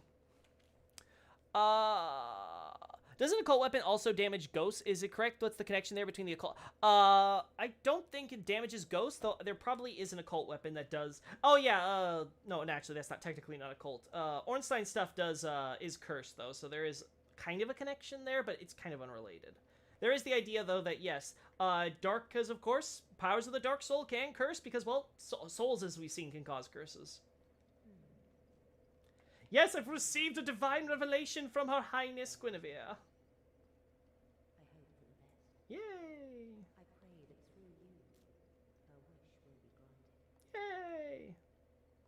Have you heard of Seek the Scaleless? Oh? In legend, he turned against the ancient. Yes, he betrayed them. Became Lord Gwyn's confidant. He became his ally, then got dukedom for it. Yay! At the Regal Archives, The Gods' Archives?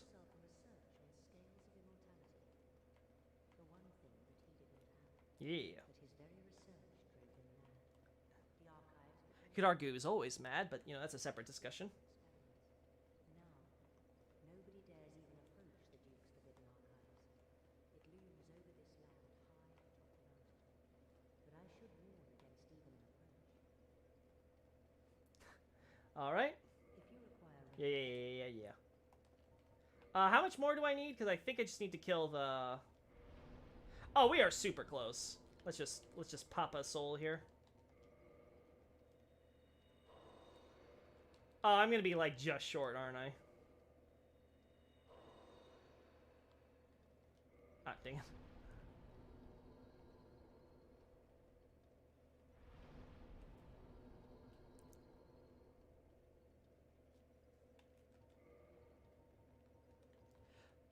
Let's see. Oh, it works, just barely. Cool. Keep on increasing that. We'll eventually get to about equal decks and stuff. I thought the occult thing only worked on actual gods. The divine gear wouldn't matter. The idea is that, yes, it's made for hunting the clan of the gods. But as we can see, it doesn't necessarily work on just medials with their sunlight affinity and stuff. Obviously, if the criteria was just being a god, obviously it would work on, like, Izalith and Quelana and all that stuff. But that's, again, a separate discussion. But Artorias sword, yeah, Artorias sword, yeah, that's cursed. Don't think it works for players either. Well, a lot of things don't work for players. If stuff in the lore worked in the gameplay for different players, I can promise you we would all be using divine element and be knocking down those undead. No more revival for you. Yeah, of course that doesn't work. Occult was like a Velka thing with a dark overlap. Well, no, occult is the dark. Like, it is dark. It's the dark ember. It works there. It's the thing that heathens who worship dark, like the ones with the effigy shield in the gang that went after Nito and stuff. Like it's a bunch of dark worshippers who understand dark through the lens of faith because their memory of it has been so twisted. Again, like they don't have a Manus or anyone to pass down memory of. There are 3 different Artorias swords in game. Yes, Dark Hand dealt occult damage, for example. Priscilla stuff does too. Yeah, the idea, of course, is that, yeah, occult heathen is the dark element, right? They don't have dark damage here, right? Like, keep in mind, Dark Souls' big thing, its big credit to fame, was plunging attacks and lightning damage type, which didn't exist in Demon Souls. Oh, and chests. They added chests. Plus mimic chests. So, like, you have to keep in mind, like, the game is still, quote-unquote, primitive compared to where we get with Dark Souls 2 and 3 in terms of how we can express things through gameplay mechanics. If divine stuff could permagill undead as opposed to skeletons, it feels like they wouldn't be so many asylums, countries falling to the undead curse, etc. Well, that's why the Way of White's so great, right? Because it has that special stuff that deals with reviving enemies like skeletons and undead. That's the lore, but like they're never gonna show that in gameplay because holy hell would that be broken. All right, let's get our Seath stuff first. Come on, let me through. No, wait. I need to place the Lord Vessel. So yeah, we're gonna do Gwyndolin then and do 4 Kings. Ow. Ow! Yeah, okay, we're gonna do 4 kings and summon Koth.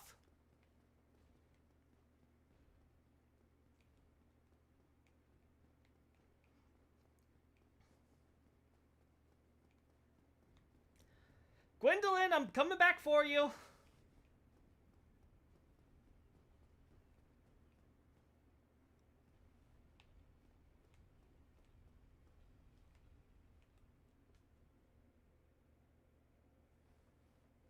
Occult is murky because it was basically pieced together in a rush after the Elusial stuff missed out in the base game, in my opinion. I don't know necessarily if the Occult thing would have had any effect on the Elusial side quest, because we don't know when the Elusial side quest got cut exactly. There's a lot of stuff that probably, there's probably a lot of stuff that ended up on the cutting room floor, because again, I've seen a lot of cut content. I've seen a lot of cut content got recycled into Elusials, mostly as side characters. Like, there's definitely a lot of let's just say that Dark Souls had a lot of interesting ideas that didn't make it into the base game, thankfully. I wouldn't be surprised, though, if Dark Ember was something where they were like, okay, we might have originally planned this for, like, the Ulasil side quest or whatever. Unfortunately, we don't know for sure what exactly the Ulasil side quest idea was, if it was still going to be the idea of Dark Wraiths, or if the plan was always to make it involve Manus. Unfortunately, the only thing we have in terms of cut content concept art for the DLC, besides, of course, Miyazaki's comments in a podcast about the basics of the questline, is, oh wait, we have to lower this, is the fact that, what's she called? The Artorias concept art is on the unused designs in DesignWorks. So we do know that they, at the very least, they already had the idea of, oh, you're gonna fight, like, corrupted Artorias and stuff like that. Oh, no, this is the wrong way. I think we have to go lower. So we go this way.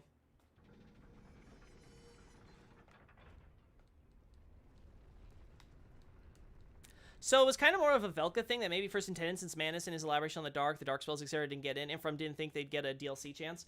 Not exactly, because the painting world itself is a last-minute thing. The idea was they had a bunch of stuff they couldn't fit in to they couldn't fit in with the final game as it was, so the painting world was sort of created to fit that stuff that didn't have a place to belong, right? So the idea is like, oh, and that became the meta narrative, right? Like, okay, this was an area that doesn't, this is all this stuff that doesn't have a place to belong, so we use this tutorial map as a way, this unused tutorial map as a way to give it a place to belong. And that's sort of the lore, right? Stuff that doesn't have a place to belong gets its place to belong in the painting world. So I think the general idea seems to be that Dark Ember, the Crowmen, there's actually a lot of content related to Velka, which didn't make it in. NPCs and tons of stuff like that. So it's like, yeah, there was probably a lot of stuff that they just couldn't fit in time. And they're like, okay, well, we can't fit this stuff in anywhere else in terms of connecting it to areas, so whatever. All right. Here we go. Bonfire here. Now, as we can see here, some graves, seemingly of silver knights, being represented here. Some of the knights of Gwyn have been honored alongside a statue of Gwyn himself. We cannot do anything to this illusion, but we can find the Ring of the Sun's Firstborn. Now, the point being made here is that it is a dirty ring, so the idea is that it's kind of been left discarded around here for a while before this person, now dead, apparently found it in this area. We will see that this ring was likely left behind along with something else by the Firstborn. Oh yeah, the English doesn't mention how dirty it is, but yeah, that's the point being made. It's an old, dirty ring, right? It's not like some of the other rings we find, which are at least left here. It's like, okay, it's been here for a long time collecting dust out in the open. Lord Gwyn's Firstborn was a god of war, but his foolishness led to a loss of the... Blah, blah. Okay, so the idea being is that, okay, so his foolishness caused him to lose his... he was basically... he lost his godhood along with all records of him. And as a result, even his name has now been forgotten. Now, as we learn, if you're a priest of Gwyndolin, and you have your Gwyndolin priest ring, this illusion is set to dispel. So the idea being is that, again, it's called a seance ring, but it is actually a quote-unquote priest ring, because we collect it from a priest who was buried in the catacombs. There we go. There it is. Woo! It's gone! So again, you can see illusions can have quite the firm physical presence. This is the tomb of the great Lord Gwyn. Tarnished, it shall not be by the feet of men.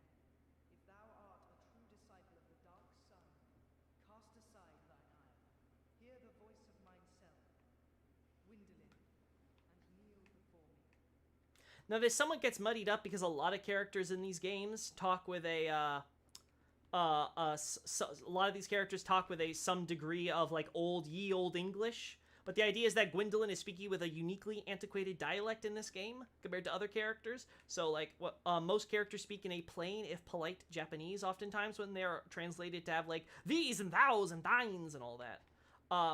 But Gwyndolin is in fact actually supposed to be talking like he's old, right? Now this antiquated dialogue, similar to say like, you know, the God in the Bible, etc. The idea of being like, oh, it has this old, ye old sound to it, so it kind of feels like there's some weight to it, right? So this idea that Gwyndolin is trying to make himself sound like he's this super, you know, godlike entity with the way he speaks, that even his sister Gwynevere doesn't speak this way. Although, yes, she speaks Old English, but again, she just speaks regular, polite Japanese, essentially, to us. Gwyndolin's really being a tryhard here, trying to be like, guys, I'm a legitimate god. See, I sound so godlike here. Anyway. As we can see, rug of gold and purple. Yeah. Uh-huh.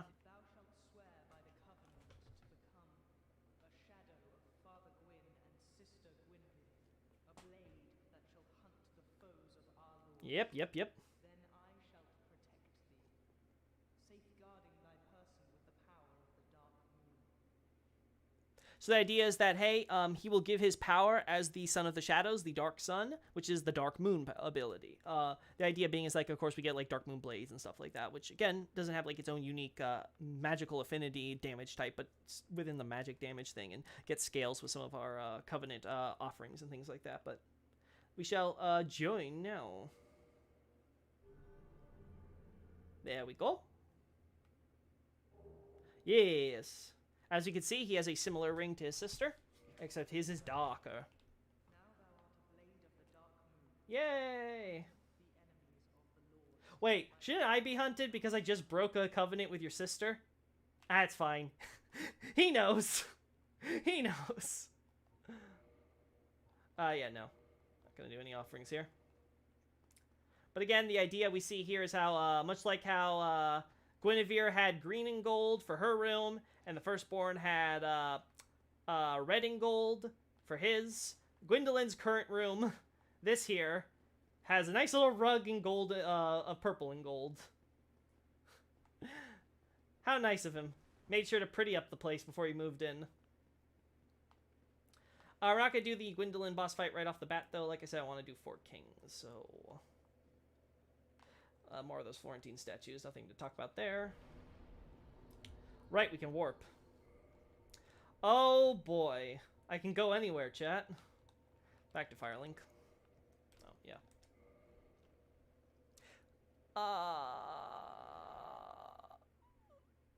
Did you beat Ornstein and Smough? Yes, I did, Rico.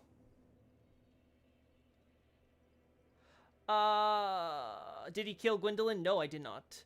Lucian statue wouldn't be upright. Yeah, that's very true. I didn't see the statue when I asked. There's the infamous Loss of the Annals mistranslation. Thankfully, the Sunlight Metal got it closer to the right in the same... Yeah, exactly. Sunlight Metal at least got it. Anor Londo sure doesn't have a blank lot for a burned down... Oh, wait. Anor Londo sure doesn't have a blank lot for a burned down library, and he still got his archives. Yeah. Loki, can you talk about the amazing chest ahead in Anor Londo from a lore perspective? What, that Gwynevere's got big mommy milkers? Well, she's a goddess of fertility. And, well, as Dark Souls 3 will show, yep, she's a goddess of fertility in every sense, so... That's what I gotta say for the amazing chess moment. She was born to be a mother, I'll say that. Mother of many children. None of whom will be happy. None of whom will be happy.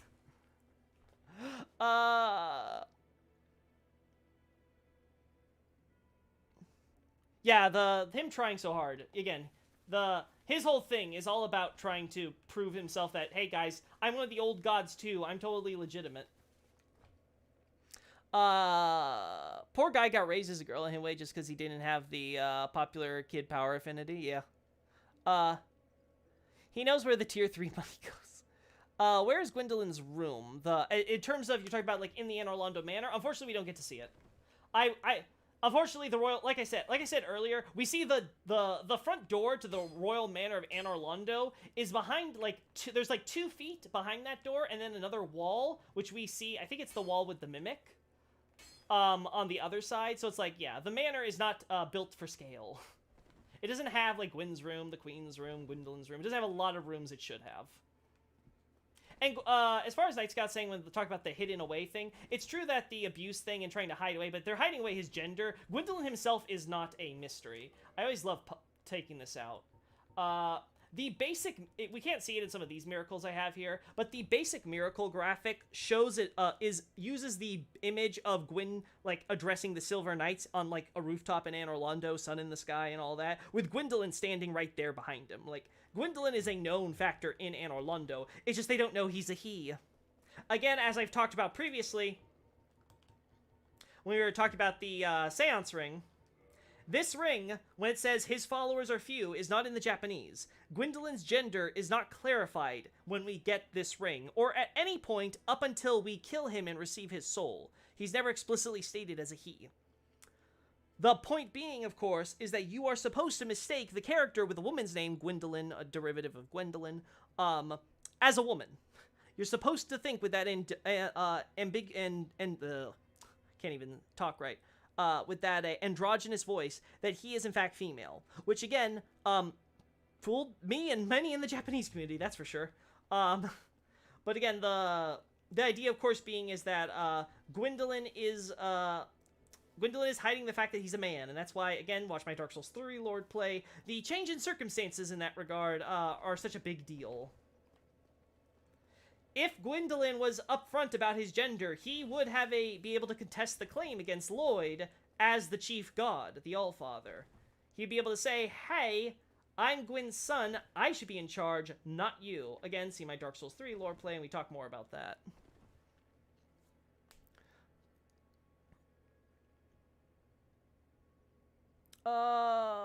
They were probably happy for a while before the Aldrich and Sullivan not actually friends, pal. Yeah, very, very, between Sully and Aldrich, yeah. Also, the birth defects as the universe dies. Oh, yeah, speaking of cut content, your articles on your site often cite things like, originally you'd fight him human a lot in the old one, but not, like, where the info is from. Oh, because a lot of it's when me talking to, like, modders and stuff behind the scenes and things like that. So they don't have a lot. Like, if I can, I try to link to a public, like, video or something, if I can.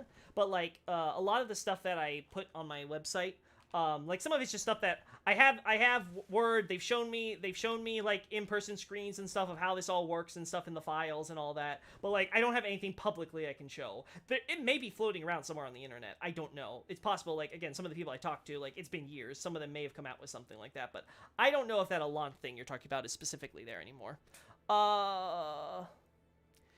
Gwyndolin himself still doesn't get any statues, has few followers. Yeah, the idea with Gwyndolin is that he's still very much a minor god, right? Like, he's someone who is, again, there's a reason why in the Image of Miracles, he's standing behind his father. He is the son of the shadows, a dark son. He's not supposed to be up front like his siblings or his father. The idea is that he's very much, a background type of god, right? He's supposed to be the one who's always kind of there behind them, just doing whatever he can to support his family. He's not someone who, and obviously because he has a moon affinity and not a sun affinity, he doesn't get as many followers in this sun-worshipping world. So yeah, there is that idea, is that he's relatively obscure outside the fact that it's like, oh yeah, it's Gwyn's son, named Gwyndolin. We know that. Or I should say that it's Gwyn's daughter, the Princess Gwyndolin. That, we all know that. Why vow of silence don't work on Gwyndolin? Probably because he's a boss, and they don't want to cause any like raffle just die boss type of things. Same thing with like Moonlight Butterfly or something like that.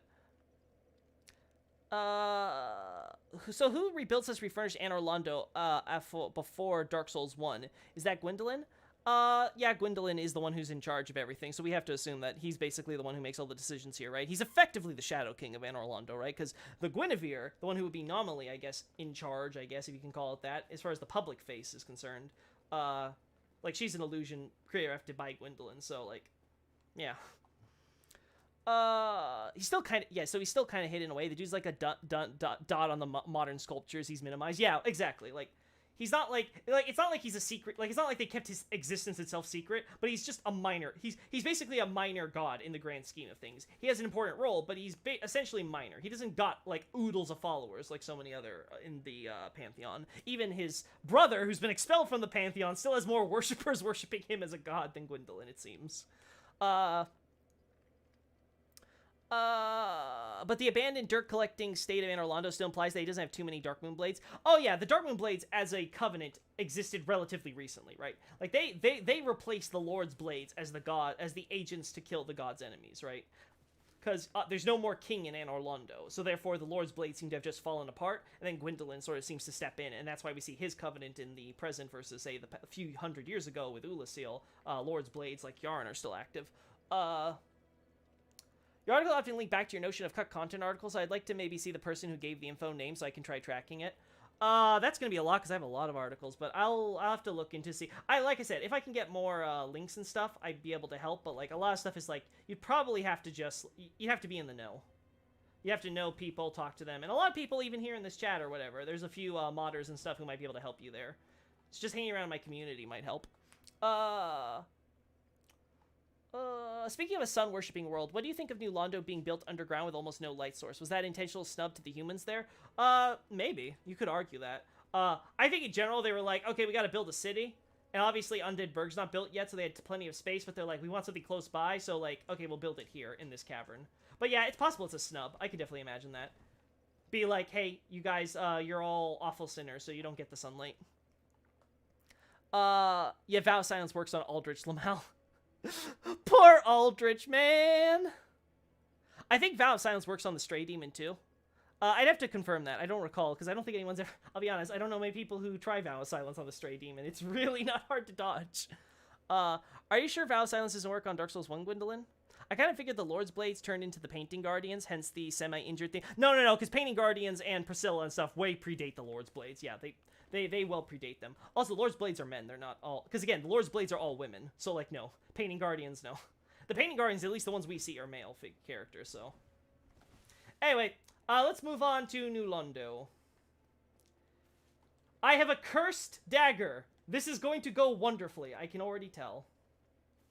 Hey! Okay, sure. Gotcha. Whatever. I kind of figured the turn into the paint. Oh, yeah. Also, I think in an isolator you said the Daughters of Chaos at the Bed of Chaos' Foggate was real to be named something like Gwaylana in a radio interview. Is there a transcript? It's not in a radio interview. It's just official guides and stuff.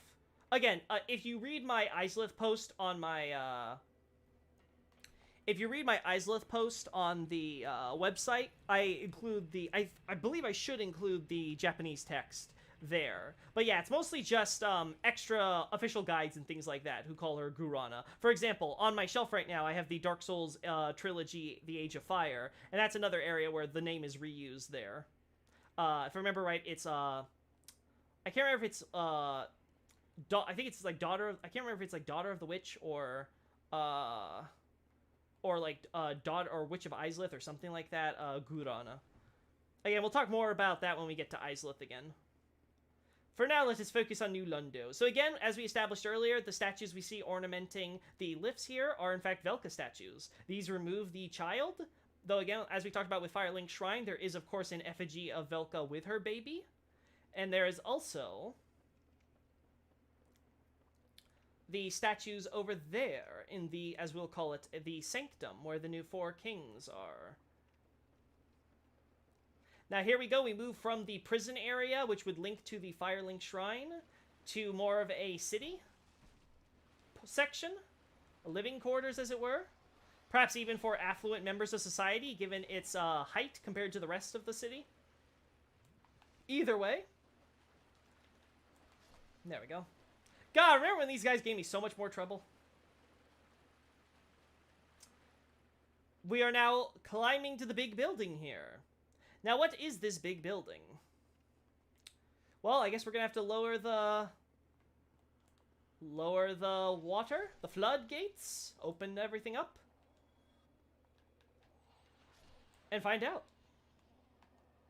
Alrighty. Hello, room service. Hey, buddy.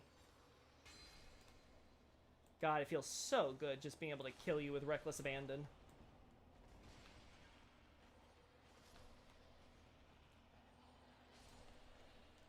I love having cursed weapons that interfere with your ability to turn transparent and not be hit. I love that. Alright. Moving in. Go on, get over here. Oh, fine. You deserve that.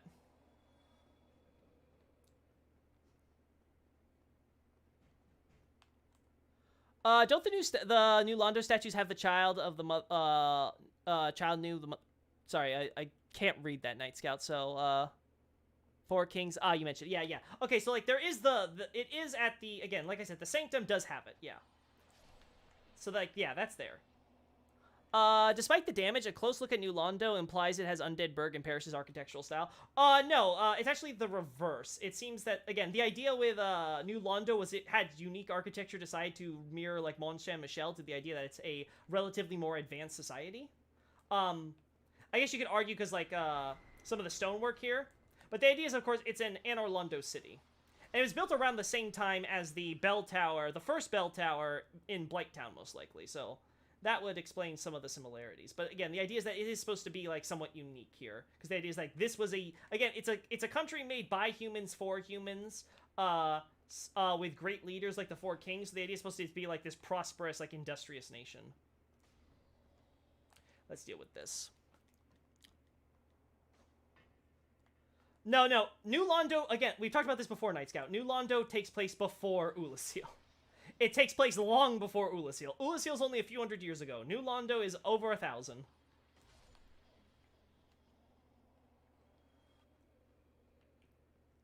Gwyn gives the Four Kings a piece of his lord's soul. Ooh.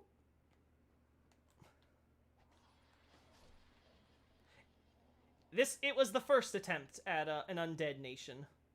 A nation for the undead mission.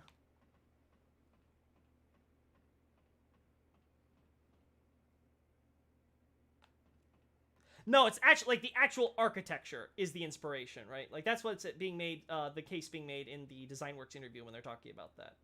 Like, the actual look to here was actually taking up the, in the architectural style and stuff. Was like, okay, we want to make this look relatively new, advanced, so we're going to base it on Saint-Michel, because it's a later medieval work compared to some of the other stuff we're, crafting in the game.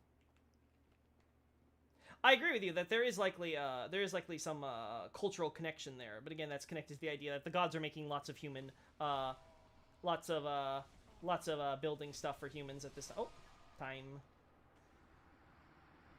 Ouch! I rushed. Hey, Thens, welcome in. See, this is what I'm talking about. Wonderful modders like Thens, who's doing a great job on Northern Limit. Last I saw. Oh, I gotta rest. I need to rest! This is the one thing I don't like about Dark Souls 1's warping system. It's like, go to where I teleport to, not where I last rested. Count this as a rest. There we go. Why didn't Seath do his research on how to stop the Abyss and help Gwyn? Because Seath doesn't care about the Abyss and helping Gwyn. He cares about his stone scales.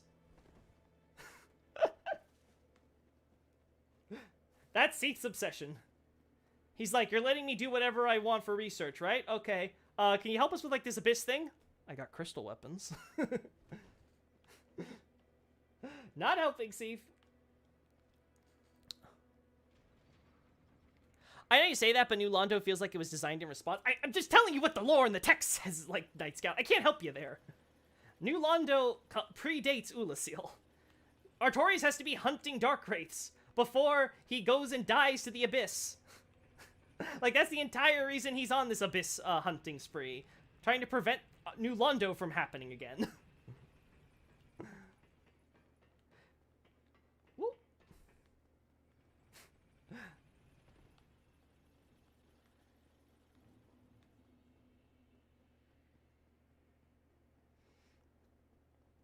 There we go.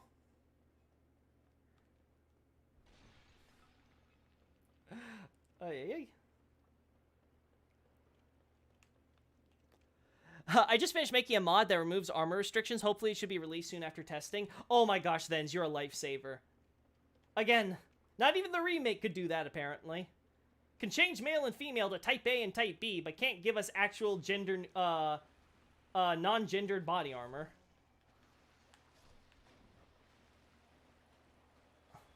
Couldn't even make it like a bi add-on at the crazy Nexus lady statue.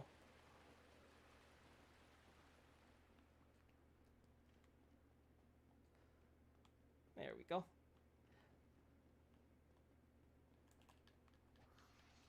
There we go. Yep. Yeah, I know. I almost saw you coming.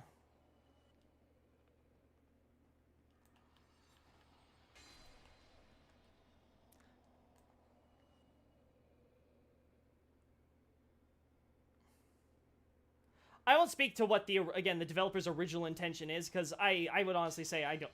I would honestly say, like, we're just giving Not Real too much. We know Ulasil is a different time. Oh. Oh, no.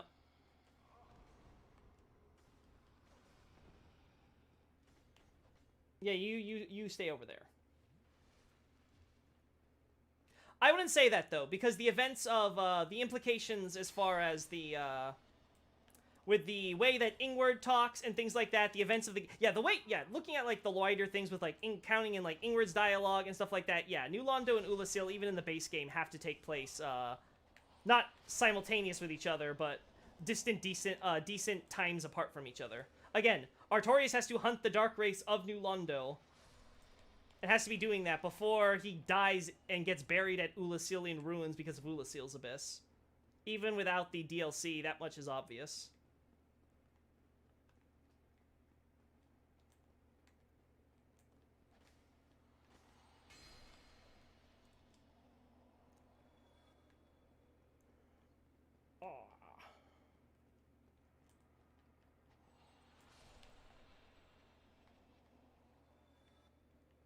Oh, I left that over there.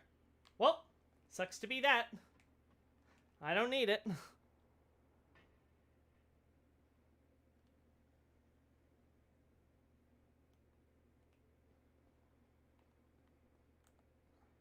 There we go.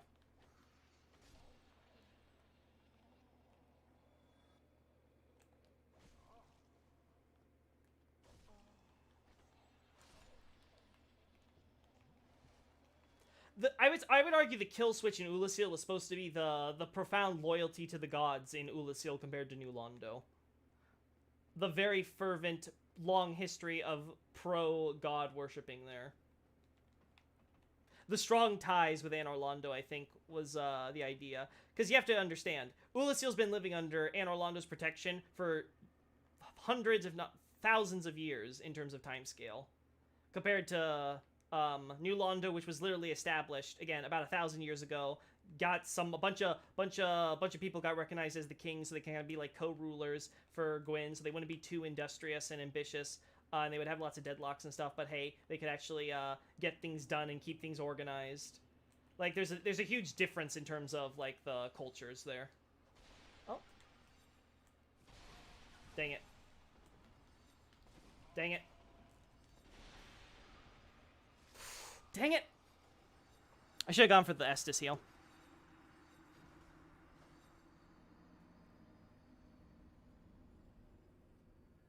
Also, level design-wise, with the interconnected map, the Four Kings Abyss overlaps with Manus' Abyss. Seems weird that they would make him up for... Okay, no. Listen. We're gonna talk about that when it gets to the DLC. And believe me, that is the absolute worst argument, because map data does a lot of weird shit with the maps when you get underground. Like, the moment we stop seeing things above ground, the map data gets a lot more, shall we say, creative with what can fit where. So, like, no. The idea that, oh no, well, they overlap in the map data, so no, just no. They're on separate sides of the valley. This is very much visible in both the game and, like, it's very, very clear. It's underneath Darkroot Garden, that first area we're at, or I think the second area, one of the two, where the Manus' Abyss is literally directly below the giant hole in the Ulasil DLC on the opposite end of the valley where New Londo is. So no, the abysses aren't overlapping. As you can see, the abyss in New Londo is, well, right below New Londo. It's just, again, underground maps do weird shit. Again, the Blight Town, a lot of the depths where we fight the Gaping Dragon literally overlaps with Blight Town. Like, a lot, same stuff with, like, Tomb of the Giants and New Londo. We wouldn't be able to get into the Four Kings boss arena if we included Tomb of the Giants. So, like, yeah, no. That's just stuff where it's like, oh, okay. It's underground. They're not gonna... They're gonna do whatever they want. Because we can't see it from above ground to make a connection. Yeah, no.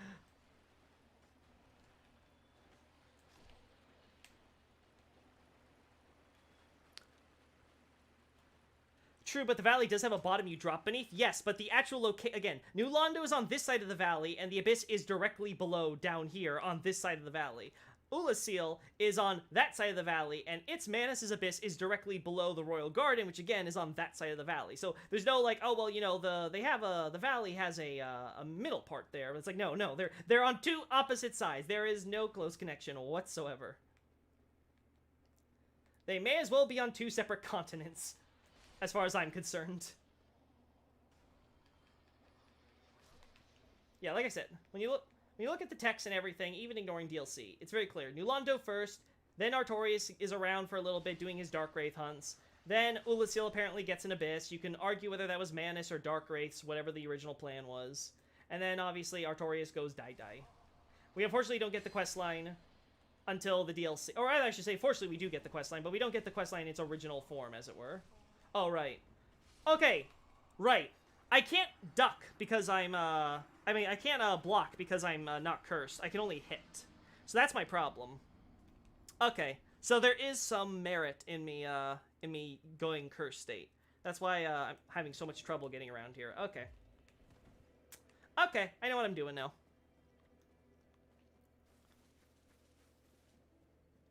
Yeah, the mountain gets cramped. This poor mountain here, Catacombs, Tomb of the Giants, New Londo, then you had Ulasil and all that stuff. Like, it's like, oh boy, the mountains of Lordran, they are their own little clown car. Much like Anor Gwyn's house. It's like, oh boy, you can fit so much and yet so little. Oh boy. You done? There we go.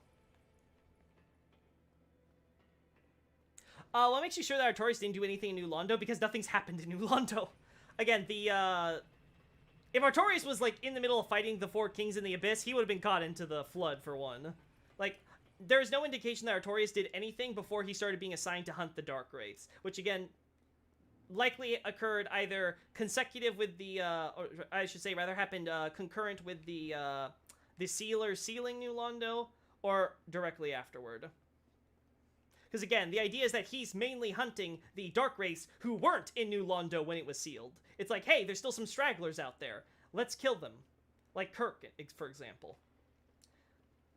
Artorias is going around, okay, I'm gonna go talk to my friend, the Fiend of the Abyss. Have her give me some cursed power. Oh, I lost a sword. That's okay. I can replace it. The sword... Oh, right. What did I just talk about? I cannot block. I can only attack. So let me fix that. This... what do we want? Probably still stamina, right? Stamina's still best. Yeah. We don't want this. We don't care for this. And then we want to add this. Oh, I left it in my box. Okay, well, Ingward, I'm sure I'll get to you no problem.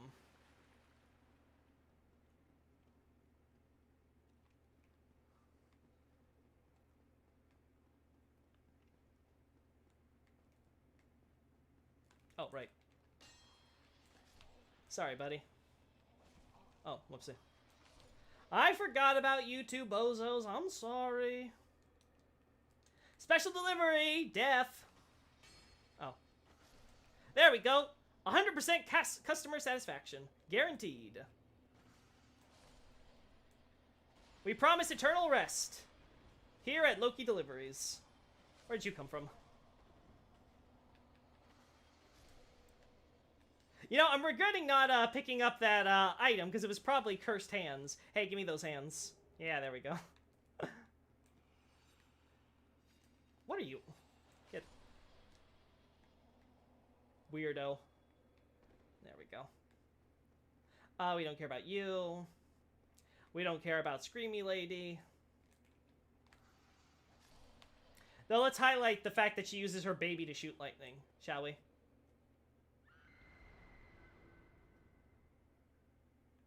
Oh, no, wait. I can't because I don't have the curse on. Curses. I need to remember. Okay, that's equipped, though, now. Alright, let's do this. That way I can actually block in this situation.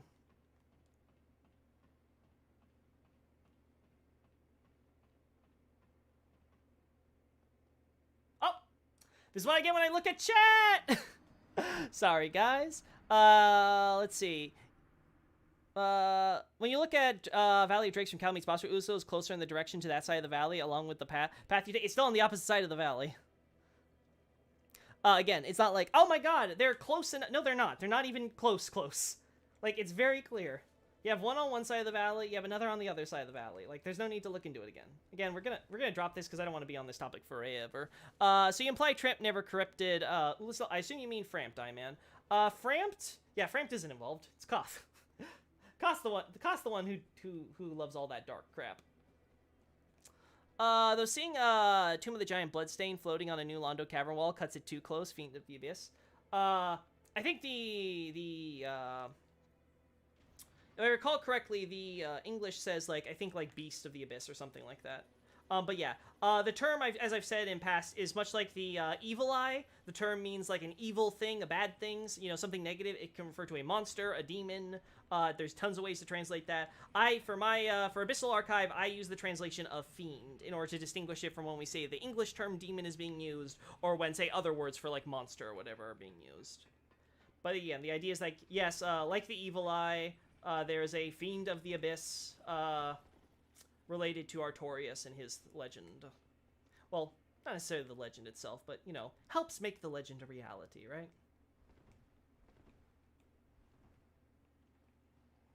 Yeah, I meant Koth, yeah. There's some people who really put the copy and be like, no, you see, it's actually secretly Frampt who really wants Ulasil to be destroyed. It's like Framp's all about Gwyn. Like, it's like, no, he's secretly trying to trick you. It's like, yeah, okay, sure. Okay, boomer. That was close.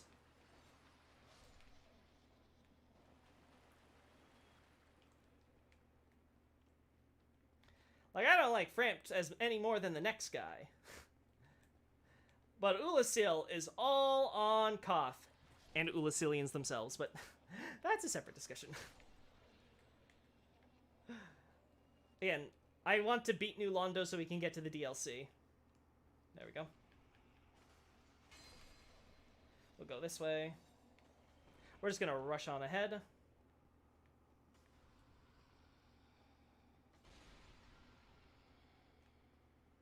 I think we should be good here.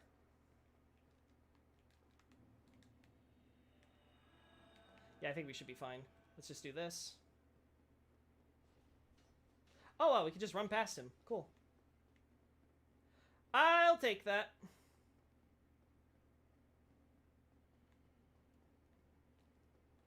We'll go this way. Nope.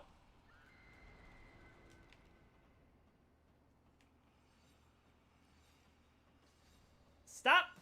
Cease and desist! Cease and desist! Stop at once! Ghosties! Don't come near here! There's an NPC here! He beckons you away! Back! Back, you foul creatures! There we go. We made it up here. Just ignore the enemy, smile. I like Frampt, big floppy smush staff. Frampt and Koth really play on the same real team as that people from the Dark Lord ending, so the actual serpent didn't matter in their eyes. Well, the idea with Frampt is that Frampt is just ultimately Frampt is like, well, guess I gotta be on the winning side.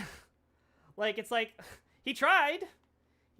He tried, but it's like, well, if you pick the dark ending, well, what you gonna do? Gonna still try to, like, oppose the inevitable? It's like, there's no point at that stage. Well, I guess unless Solaire's left, but that's another discussion. Oh, hello. You've acquired the Lord Vessel. Very impressive. I know exactly what your intentions are. Yes. You seek the 4 kings, whom I guard over. Exactly. Is the key to the seal. Yep. The 4 kings slumber in the deepest chamber of the ruins. Use this key to break the seal and open the floodgates. Oh, and do not forget, the dark wraiths reside in a dark void called the Abyss. But the Abyss is no place for ordinary mortals. Although, long ago, the knight Artorias traversed the Abyss. If you can find him and learn from him, the Abyss may prove surmountable. There we go. So Ingward here is clearly in the know. He talks to Frampt. If we talked to Frampt first, we would actually be told that he apparently had a conversation with Frampt on our way from Firelink down to here. The idea, of course, being that, he knows, okay, I'm supposed to give you the key. Now, he sees the Lord Vessel, so he's like, okay, you got the Lord Vessel, you accepted the trials. I know my part now. Now's the time to allow the 4 kings to be freed, because you're gonna go in and kill them all, right? It's like, yeah, sure, totally. As we can see over here, this is where the 4 kings are, connected to this building that Ingward is on. Now, as I've said before, the sealers were sorcerers. They were also healers, so they seem to function the same role as sort of spiritual guides. They are people of the cloth, as it were, which makes sense because the idea that Velka's quote-unquote priests in New Londo would be sorcerers, again, that just fits, right? Again, we can also see with their attire and things like that. Can we get a good... No, we can't. We can see, for example, stuff like sun and moon medallions on Ingward's clothing, sort of giving us the idea that they are not strictly sun worshippers, as it were. They are, again, like Velka, have a more wide, varied interests. You can also, of course, see that in the bird-shaped mask that they got wearing. Little beak there. The point, of course, is that once they sealed New Londo by flooding it to keep the Dark Wraiths from causing any more terror out in the world of man, again, aside from the ones that Artorias need to hunt, the idea, of course, from there is that, okay, so they're gonna just stay here for atonement of sacrificing so many innocent lives because of how dangerous the Dark Wraiths and the 4 kings were. But now, he's like, okay, I'll give you the key. You are someone who's proven your strength to Frampt, etc., and we shall go ahead. Now, originally, Ingward was actually going to have a little bit more. He wasn't going to be satisfied with just that. They were at least considering the idea that he would be like, hey, see that big dining hall over there? You go on top of there and fight a Dark Wraith. Now, how you're supposed to get up there, I don't know what the idea was there. Maybe it was like using the lift or something there, and it wasn't going to go down, it was going to take you up. Whatever. The point is that he wants you to go fight a Dark Wraith that would be stationed up there. Now, many people have connected this to a cut enemy known as the Undead King Jar-Eel. Now, Jar-Eel, or Zaire, is the way the Japanese should be read there. The idea there is that he's one of the 4 kings, but this is talking about, like, a regular plain old Dark Wraith, not one of the 4 kings there. Again, the cut content internal names, I talked about this more in Abyssal Archive. You kind of see the idea that the developers were having with, at least the idea of a more human 4 kings boss fight. But we didn't get that. And ultimately, it was kind of silly that Ingward's like, ah yes, go to this Dark Wraith who's been conveniently stuck on the roof for all this time. You know, just doesn't try to apparently get himself down or leave or anything like that. Ingward just left him up there, and he just left himself up there, waiting for someone to come in and kill him at, like, part of a video game quest. So, like, yeah, they got rid of that, thankfully. Yeah, that was dumb. Hello there. What is it? Yes. The key to the seal Yeah. is now in your hands. No, it was this building. Help you in any way possible. No, it's not this building here. It's actually talking about the what happens is Ingward, where he's standing, he's talking about the giant dining hall over there. This is the dining hall we're talking about over there. And we'll talk more about that when we get to the actual in-game stuff that we still have left for that idea. Purchase, resist curse, nope. New Londo Yep. Does water have some inherent ability to stop spreading of the abyss? Why 4 kings are slumbering? They're not necessarily slumbering. We're not really told what exactly the seal does to the 4 kings. It seems to water does seem to have an anti-time effect, though, as we'll talk about in a second.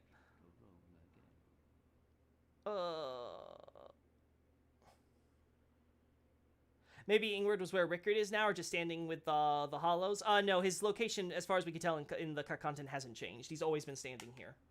And again, this makes the most sense for his location, given his design and background that we have. Because again, the area we see here with the Velka statues is directly connected to this building where Ingrid is. So this is very likely his quote-unquote church. Hence why he's up here. So it makes sense that why the developers would place him up here and all that. The idea being is that this is the most prominent building here, but the second most prominent would be this one. And of course, it relates to their spiritual leaders. And, well, we'll talk more about our little dining hall over there.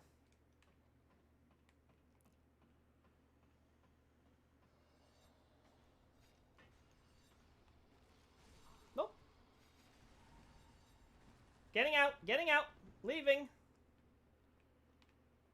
I should be able to, oh. Ah, darn it, I don't think I can actually, I don't think I can make that jump. Darn. Or maybe I can't. Oh, no. Look at that! What is that? What is that abomination?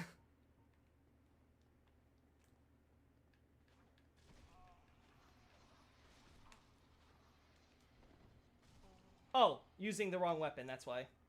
I'm like, why isn't it working?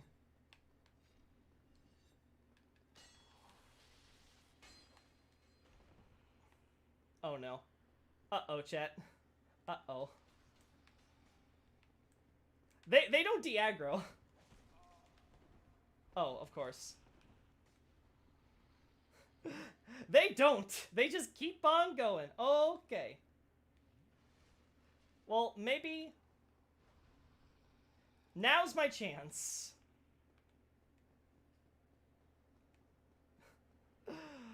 All this just so I can open doors. Yep.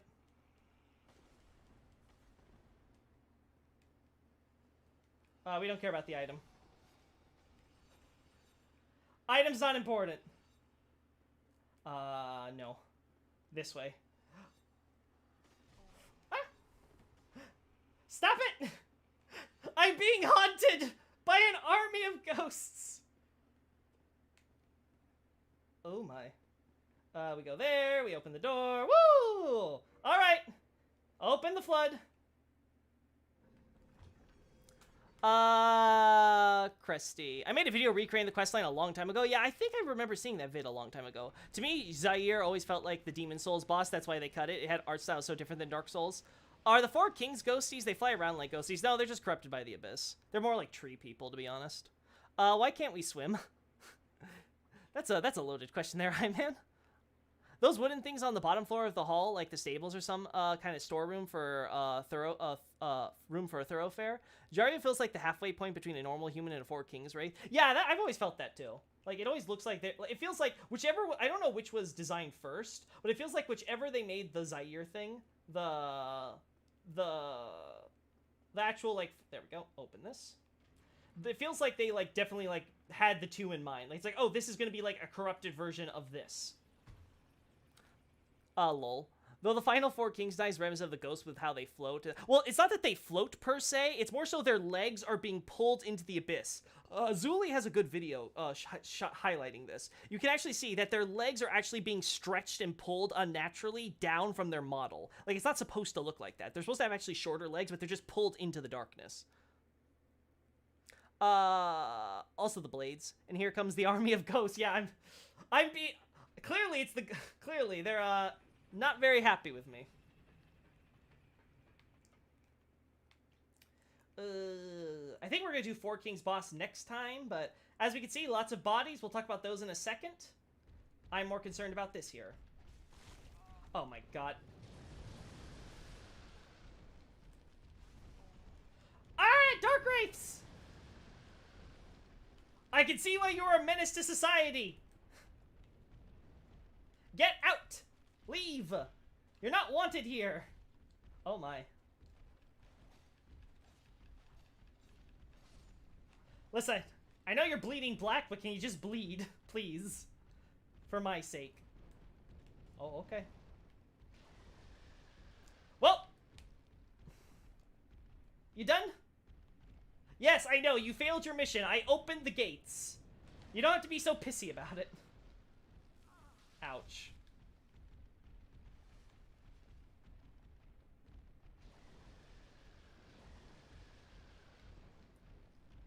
When do you guys de-aggro? We'll talk about you in a second, Mr. Bonepile.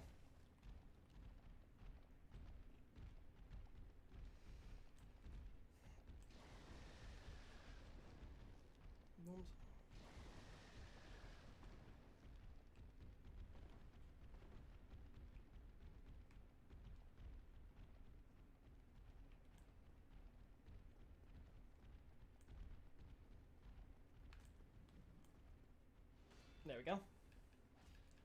Not getting a backstab off of these guys, huh? Well, to be fair, I'm being very bad with my backstab.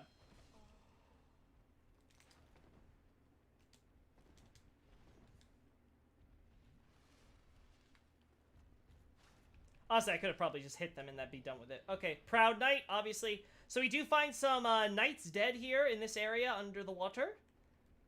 We could talk about that probably, maybe this stream, maybe next stream. Are the wyverns done? As Night Scout pointed out, we see these wooden constructs that were built next to the dining hall. You'll see why, besides the content, why I'm calling that in short order. But we have the idea again, pots, signaling activity, movement, transport of goods, that sort of thing being done here. So and then it leads into the back where the main area is. Outside, though, is where we find the bodies. Now, you can see these bodies under the water beforehand, but let's just assume that's all unintentional, right? Like, the devs don't want you actually looking down here and seeing that. What you can see, though, both above and under the water, for sure, is this bone pile. You may notice, then, why is this a bone pile when the rest here are regular corpses? So, apparently, the seal, whether you want to blame it on the water itself or it being some type of magical water, has more or less kept things frozen in time. So this stuff, by the Four Kings boss room, a bunch of stuff which you could argue was stripped of its flesh and then discarded and left to pile up here next to their boss room, versus all of these bodies in the corners here. Now, the common idea is that, okay, these are the bodies of New Londo, of the citizens who were sacrificed, right? And all of them got dragged here to be dumped out when the gates were opened. Okay, that doesn't quite necessarily explain why they're all in the corners here, much like this bone pile, which, again, didn't move, clearly. They didn't get dragged in with the water. So most of this stuff stays on the edges. It doesn't all pile up near the gates where it should all the water naturally flow. But, you know, okay, maybe not. Are you gonna come here, buddy? Can you, like, fly? I'm trying to talk about corpses here. Very important. Very important lore. Oh my god. Get over here, you little shit. Come on. Oh my. Fine, whatever. You done? There we go. There we go.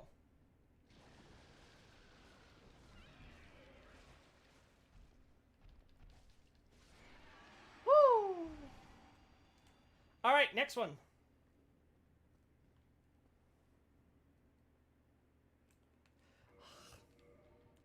Okay. This is what we have this for. Oh, of course it gets both.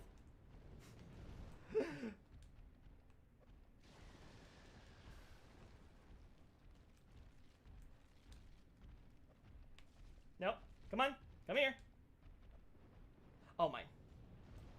You little shits!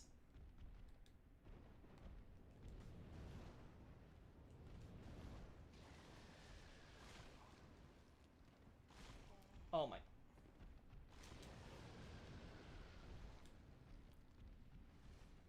Can I please just have one of you little dipshits? Please. There we go.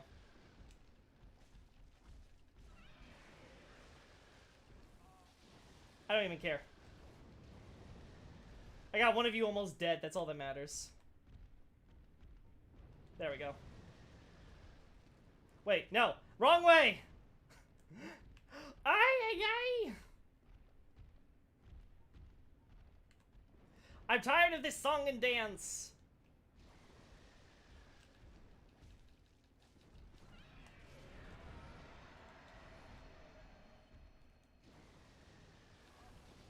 There we go. Alright. I don't have to care. Die. All I want to do is talk about dead bodies. Is that so hard, Mr. Wyvern?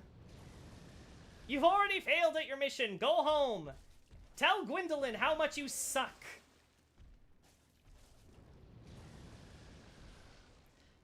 Actually, tell him you did it for me. Then he can punish you for getting in the way of my holy mission for firelinking. There we go.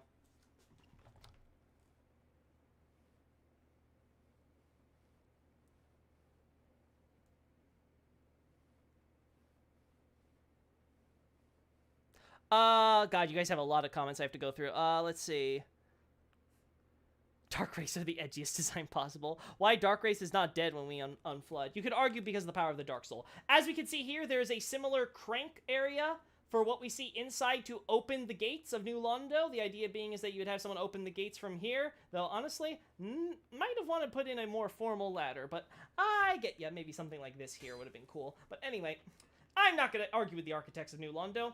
We find a red tearstone ring. We find more Kareem stuff inside. We'll talk about that possibly in the future when I want to go through that dang church full of ghosts ready to haunt me. But we do get the idea that the gods didn't just place the wyverns here. They also removed the outside crank here, so that way you couldn't just pull the lever and or push the lever, whatever it is, and open up the doors from the outside. Clearly, this poor guy didn't get the memo when he came all the way up here. Big mistake. I'm gonna just get this item and leave. Brigands! Oh! Oh no, death. We're actually gonna go to Darkroot Garden and do this from Basin, I think.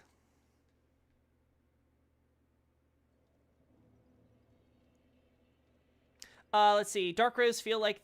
can Dark Rays swim? I don't think so. They've been sitting at the bottom of that water for a while. No, I mean like there are wooden things in the big hall, like horse stables or little stalls for thoroughfare. More so for getting supplies around, we'll see, as with the pots and stuff there. But that population density, though, it's not that frozen, so it has centuries of mud and muck on it. Not really that much mud and muck on it. It's mostly just, again, it's an old ruined city that was destroyed by water. But the idea with the corpses, again, we see lots and lots and lots and lots of bodies being put here only around the entrance area. Clearly, much like the bone pile, there's a difference in terms of bodies. The underlying point I'm getting at is that those corpses aren't the citizens of New Londo.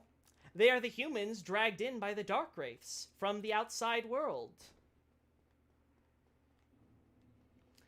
One of the big hints that we get to this is that the bodies that we see aren't hollow bodies like the standard corpse models that we loot from. All of these corpses don't have the iconic hollow roots from the heart, as it were. Now, obviously, this isn't exclusive to hollows, but it's the one we get for all the hollow corpses that we find around here to give us the idea that, obviously, this is a land of now mostly undead. But here, the different model is being used. Yeah, I feel like Darkroot Basin probably is better, but we can drop down here, so probably not totally awful. Let's go back down here and show off. Yeah, this should be safe. Ooh, there we go.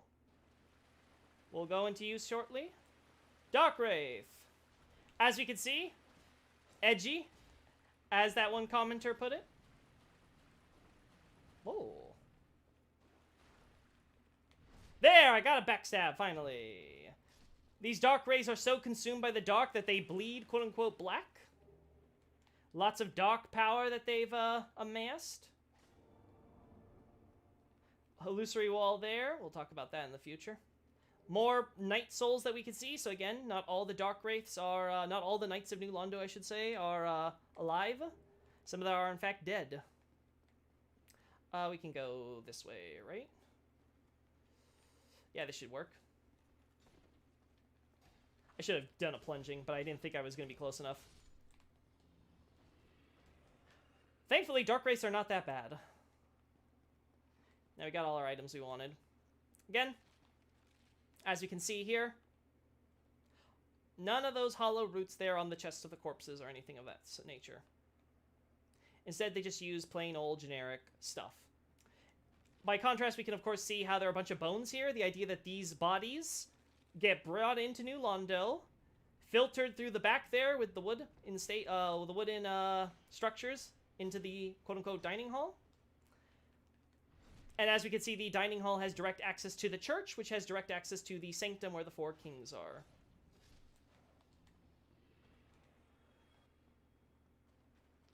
So then the idea is that these are all the bodies that are brought in and dumped by the Dark Race. They're not just taking the humanity when they go out and terrorize the world of man, they're also taking back bodies. Well, why are they taking back bodies and bringing them to the dining hall? Well, if the bones by the sanctum are any indication, that flesh doesn't stay on.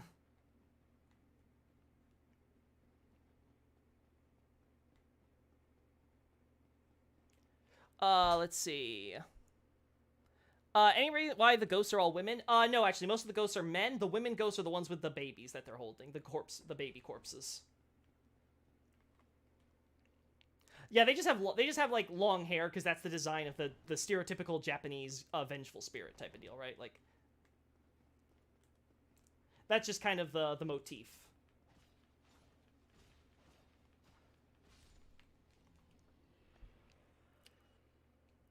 I figured the Dark Race were more like watery versions of the Black Knights at this point. No, because we see the same dark thing with even the Dark Race in like Dark Souls 3 and stuff. Like, yeah, so like they're definitely real. They're not just suits of armor. These are just the Dark Wraiths.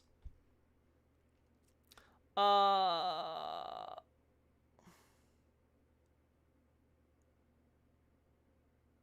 hollow can have its skull turned into a purging stone, so I don't think that... Well, a hollow can have its skull... Wait, the skull turned it... No. The purging stones aren't skulls. The skull is symbolic of the fact that it's a person underneath there, but it's not necessarily their skulls that are being used. It's just a person who, through terrible, dark rituals, are transformed into a purging stone. That's the idea there. Now I understand why it's called dining halls. If the Dark Race were literal cannibals, I feel that would have been mentioned more. Oh, believe me, it's not the idea of them being cannibals that is being mentioned here necessarily. It's the idea that New Londo in general had an eating culture. This is a point that I should probably make about now. The weapon? Now, of course, obviously, the female ghost weapon is a stereotypical kitchen knife, right? Like, obviously, ties into Japanese spirits and, like, the whole yandere and things like that. Like, the whole, it's common in Japanese horror to use a kitchen knife as the weapon, right? Like, that's just a thing. You can even argue broader horror has adopted this. So that's much as obvious. But, again, we can see this idea of a jagged knife, almost like a meat knife that you would cut and try to, like, get through flesh and things like that. The way that's used, it says violently thrust, but it's not really what the Japanese means. It's more like, again, like cutting and grinding and things like that. The point, though, here is when it calls itself a... it doesn't say it on the English for this one. I think the other Ghost Knight says it, but the point is the Japanese term used is, it calls it a edge tool, which by itself is not that notable, but this term, like edge tool, like an edged thing, a thing with a blade, is also the term for cutlery.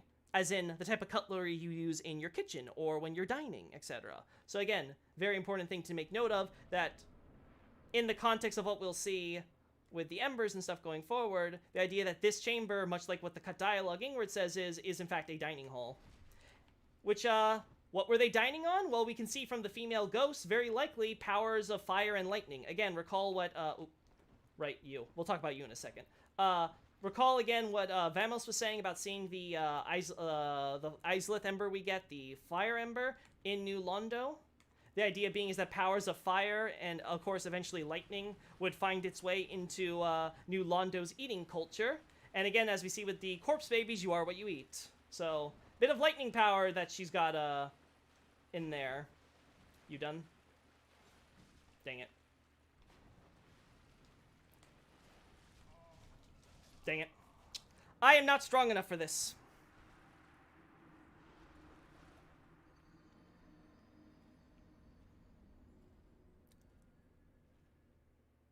After New Londo was reigned? No, it's from before, definitely. Because that's the entire point. The Dark Race are out there to be hunted by Artorias. Like Kirk. Again, Kirk is a perfect example of this.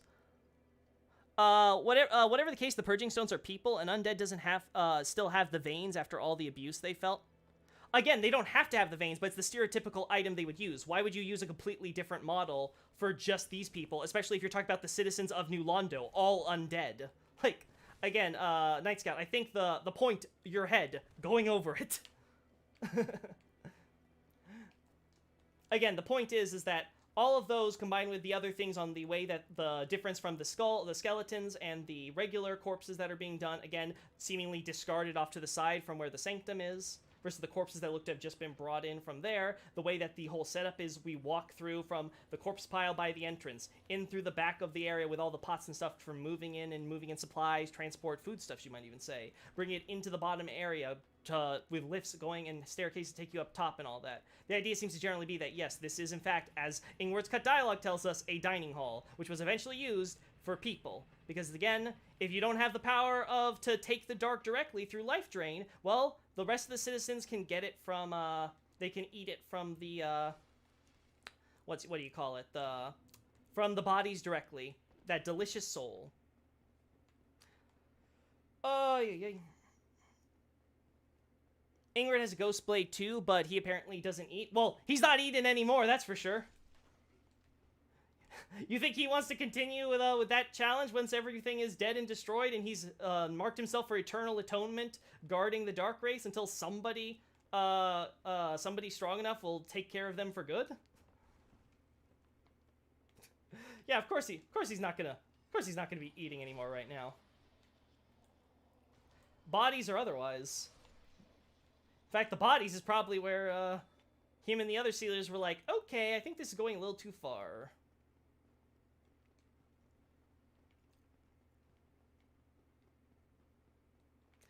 We can go down, I think, from there, right? So, let's see. Where do I want to do this? Because we have to deal with the two Dark Race down there. Yeah, I think what I want to do is I want to go that way, and then we'll go through the front entrance, rather than through the church.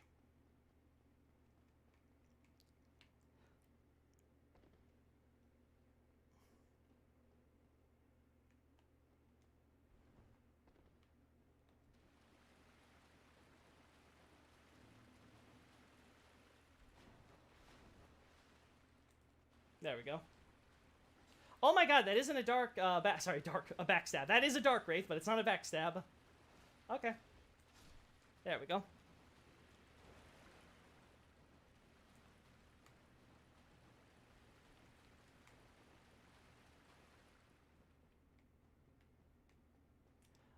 We don't care about this here.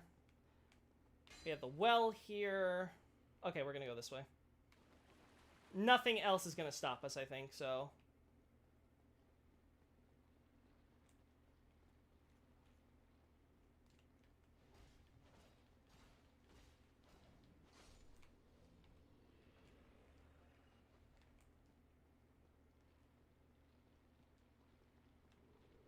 As we can see here, much like the crawling carry-on we see in the depths... Oh, darn it.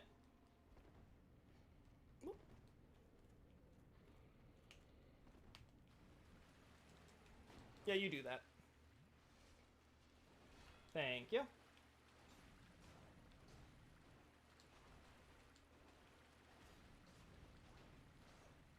God, that spatial distortion. What a shield. There we go. Alright, you're dead. Now again, much like the crawling carry-on in the depths, we see the idea of the wrathful, resentful dead. Again, see the grudges it spawns. A bunch of massive bodies, likely of New Londo citizens, much like the ghosts. As we can see, these, though, have a bit of a dark affinity to them. They are affected by divine weapons. And, of course, from their dark color and some of the blackness of their spears, we have the idea of more humanity is in them informing their curse. But very similar in concept, again, of the idea of masses of meat, resentful dead. There we go. Again, see some of the pots and stuff as if for storehouses or things like that on the bottom floor. Oh.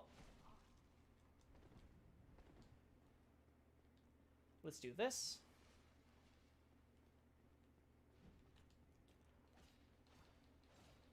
there we go. A other dark race I want to talk about. We also, of course, find the corpse here, which, of course, gives us humanity right behind. Again, this corpse is right behind where this thing starts out, the spawn, to kind of reinforce that idea of the dark soul that is being devoured here.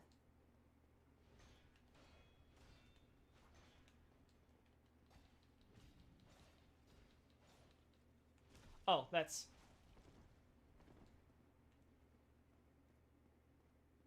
Okay, thank goodness he didn't charge, because I don't know if I could have taken that hit. There we go. We're safe. We can go this way. Hopefully the ghost will be kind. If not, let's at least make it so I can oh no, I don't. Oh no, chat. I don't have it.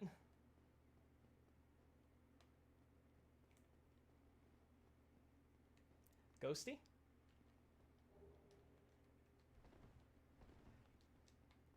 They can come from anywhere, and I don't know their aggro radius for those guys up there, so that's gonna be that's gonna be a bit of a yikes. All right, we go here, go around here, and finally up here. There we go. The all-important item. Very large ember. Now, this is the more powerful version of the large ember that we collected down in the depths.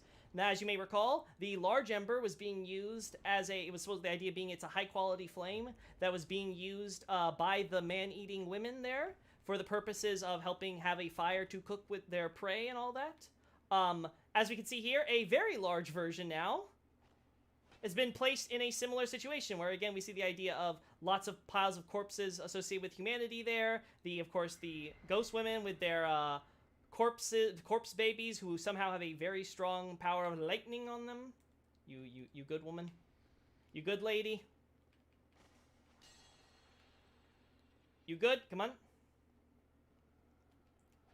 So again, much like Ingward's cut dialogue tells us, this place is a dining hall, and this ember was likely the flame with which used to cook the meals, especially after they're no longer going to be cooking with fire embers or lightning embers or whatever other embers Anor Londo is going to provide because they have turned away from all that jazz. Okay. I think we've got this part cleared.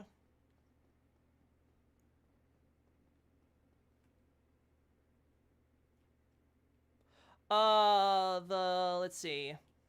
I think it's because the corpses are ultra distorted. It's more like goo and bones in the vague remaining shape of a person. Not really. That's just how the Dark Souls 1 like corpse pile things just work generally. We see this in other areas, like say with the bone piles and stuff like that too. Like it just things get really flat when they're trying to do lots of body piles here. And you can see the same thing with the bones. So like it's not really. I would agree, they are a bit shiny and stuff, but again, you can see, again, perfectly formed corpses, nothing unusual there. It's just when you get to the big, large piles where they have to mass copy-paste all this stuff, they're just like, okay, just make it like a texture with a little bit of, like bumpy, whatever, not collision, but you know what I mean. Bump maps or whatever they call it. Oh. You done? Any moment now. There we go. Ah, darn it. Yeah, this is going to be a good time where we call it, huh? So again, we can see the clear progression here. Ingward is a ghost blade too, but he apparently doesn't eat... Oh, sorry. If New Londo was a city, was abducting droves of people to cannibalize, I don't get why Ingward would say much thought and sadness went into drowning New Londo. Because not necessarily all the citizens want to, and just because, again, you have a tyrannical government which is like, hey, this is what we're supplying you to eat. Eat it. Does that mean that everyone was willingly doing so or what have you? Like, come on. It's like, God, I feel so bad for these innocent civilians I killed who, under this tyrannical regime, might have been committing cannibalism. Like, is there anyone who's like, ah, yeah. Again, maybe some New Londo citizens were totally okay and on board with all that. But as we can see, there's a lot of regulation going on here. And clearly, the Sealers weren't okay with that. That's why they betrayed. They were the ones who would benefit the most from this, this situation. Because they're the elite. Along with the Four Kings and all that.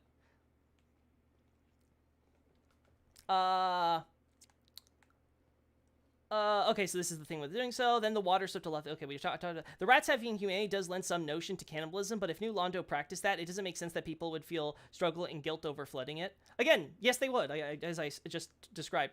doesn't necessarily mean that, like, doesn't necessarily mean everyone is innocent or that nobody is to blame, but, like, the idea that, oh, well, you know, if they were eating it, clearly, like, if the Four Kings are supplying this as your food, and you want to eat something, or you need to eat something, or you just have a craving or what have you, or you're mandated to eat it, then you're gonna do it.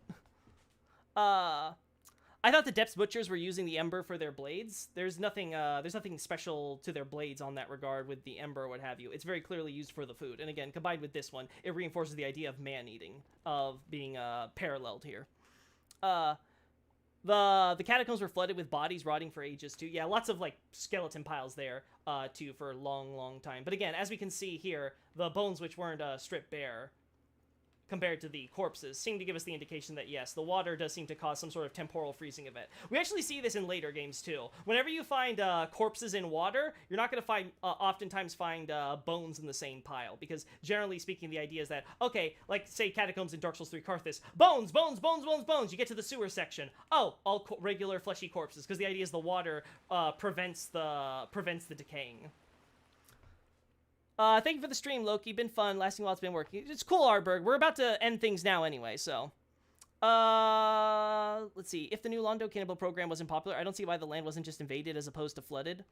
Again, a good point. You actually make a good point here. As we can see, some Dark Wraiths, the ones loyal to the Dark, are alive. But we see that there are many who are just dead, and we loot their corpses of their Night Souls. So the idea seems to be, oh, there were Knights of New Londo here. And they seem to be dying. And these corpses are leading through the dining hall, up through the chamber, into the church here, leading to the Four Kings. So was there break among the ranks? Were there some people, again, recall in the painting world, there are some Dark Wraiths who were captured, that were stragglers and brought into the painting. Those who, some who might still have their honor as knights, who weren't going to just mindlessly invade others. They were going to offer a duel, you know, as a good knight would. So there does seem to be the idea that, you know, not all the knights who quote-unquote fell to the dark necessarily were necessarily all on board on the same page here. So not everyone's so awful. So you can quite imagine that there was in fact there we go. That there was in fact a civil conflict happening at the time, at least among the knights, if not among the larger populace. And that the sealers took advantage of that chaos to make sure the gates were sealed, lock the doors, and have the waters come pouring in. Crashing down. Okay, come here. As we can see behind this illusory wall. Dang it. Dang it! Okay, yeah, we're gonna stop things here then. I was hoping I could get that Titanite and then we'd be done, but nope.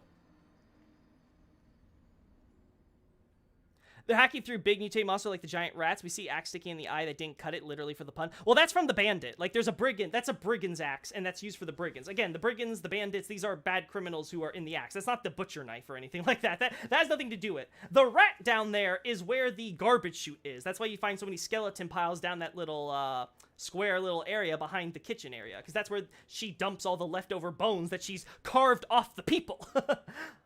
Again, she's a man. They're explicit. Mildred and her cohorts are explicitly man-eating women. That's the point. Did you told what the third sealer are? Yeah, we talked about that when we were on the Lautrec stream. Man, that's the third sealer. So watch that. Thanks for the stream. It's been fun and interesting. Thanks. I think those dead ones are probably just killed from hollowing, from dying, from flooding so much. Again, I have my skepticism because, again, we see how the other knights are. And they're perfectly fine. There's nothing wrong with them. Not a damage, not anything. Again, they're just normal. Normal Dark Wraiths. No one... Again, Ingward is not like, oh my god, I killed the Dark Wraiths. I can't let things... Again, if they just killed them, there'd be no need for the seal. There's the idea that the Four Kings and the Dark Wraiths are still alive and around, and if they were to be freed of the seal, they would still be alive and able to escape and wreak havoc on the wider world. So yeah, they're just normal, alive, plain old Dark Wraiths, but some of them are dead. So like, okay, maybe they didn't have enough humanity or Dark Soul or whatever to survive the flooding or whatever and live through the time warp or whatever have you, right? Using their dark magic over space, blah, blah, blah, right? Or maybe, you know, they're just still loyal. They are the ones who didn't partake in the same amount of humanity stealing as the others. And they're ultimately like, hey, you know what? We don't like this. Let's stop. And things, you know, things just kind of break out from there. Anyway, we're going to end things here, guys. It was great. I'm hot and tired, honestly. It's been a pretty crazy stream. That Ornstein and Smough fight, oh boy, was that great, especially that last battle. Wonderful having you all here with me for it. So, until next time, I felt the invasion of New Londo did happen, but stalled for the Anor Londo army was losing. Not really much evidence of Anor Londo even being involved, otherwise probably be more happening there. But again, that's something to talk about next time. Anyway, made it into the Abyss in time. There's no evidence any of them made it into the Abyss. Anyway, and that's gonna be it for today. I could chat forever with you guys, but I gotta do other stuff. So see ya. Bye bye.